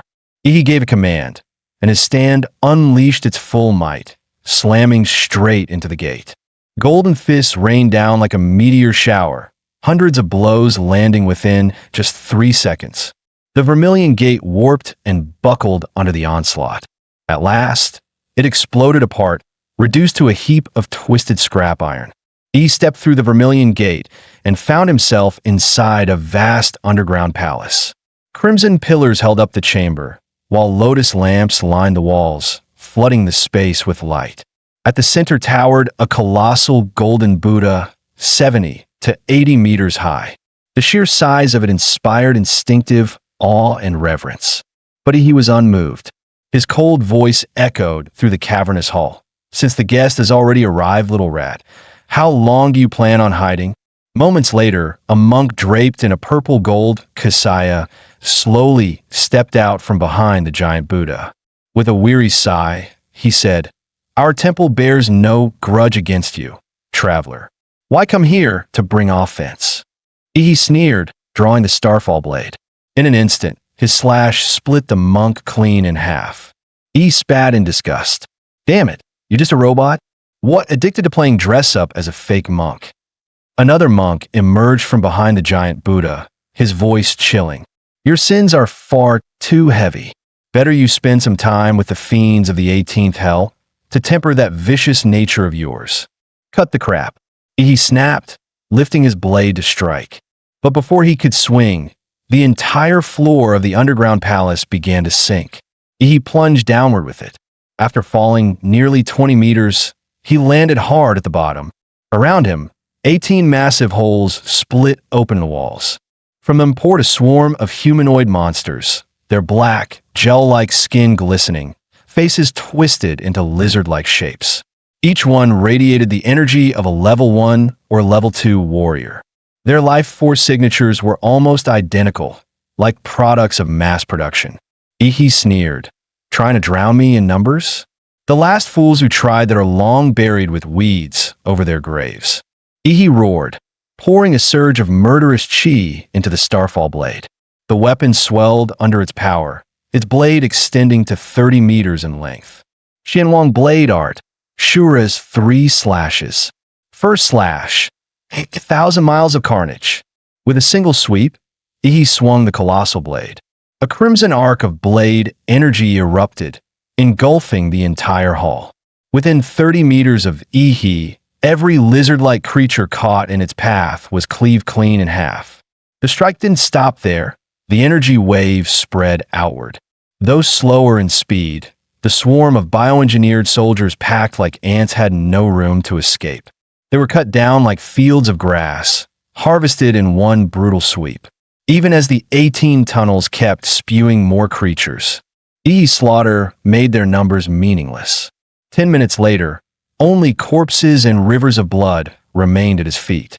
Not a single living thing was left. Standing atop the mountain of bodies, Ihi climbed out of the pit. With one casual stroke, he severed the head of the monk from earlier. Even decapitated, the synthetic husk still repeated its pre-recorded line. "Your sins are too heavy." He narrowed his eyes at the glowing red optics, his voice cold. "I'm already tired of killing. Stop hiding, get out here." No sooner had Ihi spoken than laughter echoed through the vast hall. "So, we've drawn the attention of a formidable foe. Impressive, but that's all you are." As the voice resonated, the giant Buddha seated in the center suddenly began to move. The grinding roar of gears thundered from within its body. The prayer beads hanging from its neck floated upward, transforming into hovering cannons. Its shoulders split open, revealing rocket thrusters within. In the blink of an eye, the golden Buddha had reconfigured itself into a towering mecha. "Sinner, your fate is sealed. Return to the cycle of rebirth." The massive Buddha hand rose, descending like a mountain to crush Ihi beneath it. Turbines at its joints roared to full throttle, driving the strike with overwhelming force, intent on grinding Ihi in a paste. Yet instead of fear, Ihi's fighting spirit ignited, his gaze burning with defiance. As the colossal palm fell, he unleashed his transformation, awakening his titan form. Godzilla! In the next instant, the temperature in the chamber spiked to terrifying levels. Thick steam spread rapidly, shrouding the entire hall. The operator behind the giant Buddha hadn't even figured out what was happening when a towering black-armored titan, even larger than before, loomed into view. No chance was given to react. "Amit Ba," Ihi sneered, mockingly chanting the Buddha's name before using his biological body's superior agility to hurl a massive punch straight into its face. Immediately after, Ihi seized the Buddha's head with one hand and drove his iron-hard knee upward in a brutal strike. The impact shattered the mecha's facial armor, tearing open a gaping crack. Sparks erupted from its steel skeleton within, accompanied by a harsh mechanical alarm. Critical warning. Multiple damages detected in head unit. The Mecha Buddha staggered, its massive body tilting backward. The floating prayer bead cannons crossed their fire, unleashing a torrential rain of lasers that hammered into Ihi's titan form. Yet the beams, powerful enough to pierce military-grade armored vehicles, left nothing but a few scorch marks on the black-armored titan. Not a scratch beyond that. The next moment, the Buddha's chest split open, revealing a cluster of crimson-tipped missiles. They launched in unison, slamming into Ihi's body. The detonations rocked the entire underground palace, shaking it to its core. But when the smoke cleared, the black-armored giant still stood tall, flames licking across his body. He sneered, his gaze sharp. "All your toys are just heat-based weapons. Against a warrior, they're useless." With that, he invoked the power of the Warhammer Titan. The ground split open, and countless hardened bone spikes erupted upward, skewering the Mecha Buddha and suspending it in midair. He opened his massive jaws and unleashed a blazing atomic breath straight into the Buddha's chest. The mecha, already critically damaged, could no longer rely on its electromagnetic shields for protection. In the end, the atomic breath tore it apart, reducing it to a heap of wreckage. He reverted to human form, landing firmly on the ground. There, beneath the lotus throne where the Buddha once sat, he spotted a hidden passage leading deep underground. Half an hour earlier, inside a pristine, futuristic research facility, a researcher, eyes fixed on the surveillance feed of Ihi, spoke confidently to the elderly man beside him. "Doctor, the man has taken down the mechanical bodhisattvas. But rest assured, the gate built with our newest materials and structural designs is unbreakable." Moments later, on the screen, he didn't even raise his hand. The vermilion gate exploded in a twisted scrap, blasted aside by some unseen force. The researcher stiffened, forcing calm. "No problem, doctor. We still have our army of bio-soldiers. Tens of thousands of them, enough to wear down even a Grand Martial Master. Perfect chance to clear out some inventory." But soon after, the feed showed Ihi wielding a 30-meter blade, cutting through them like fields of wheat. One sweep, and entire hordes fell. The researcher's face turned pale. Drawing a sharp breath, he muttered, "Doctor, but it's fine. We still have our trump card. Trust in our design. This Mecha Buddha was engineered specifically to counter Lord-class beasts. Against a mere martial warrior, it'll crush him with ease." A moment later, when a researcher saw the Mecha Buddha torn apart by Ihi's bare hands, he was struck dumb. "It's fine, doctor. We still have." Before he could finish, the short old man beside him snapped in fury. "Shut the hell up. Enough with your cursed optimism. The enemy's already tearing through our front door, and you're still saying it's fine? The guards above might buy us a few minutes at best. We need to retreat immediately. Once we're out, trigger the base's self-destruct protocol. We cannot allow any of this information to leak." The old man was known as Dr. Fong, once a level 3 researcher for Prometheus. After Prometheus was disbanded, he was secretly recruited by Laserbird. 10 years ago, Laserbird set its sights on the unremarkable Linshui County, quietly replacing all the monks of Jinshan Temple. Using the townsfolk's devotion to the temple, Laserbird began brainwashing them under the guise of bestowing blessings. One by one, the residents were lured into undergoing human modification, turned into free test subjects to fuel the organization's biotech research with endless materials and clinical data. But now, this facility had to be abandoned. Just as the core researchers were heading toward the escape tunnel, a beam of blue light suddenly sliced open the ceiling above. "Abbott, where exactly do you think you're running?" E's mocking laughter echoed through the hall. Several guards rushed forward, intent on killing him.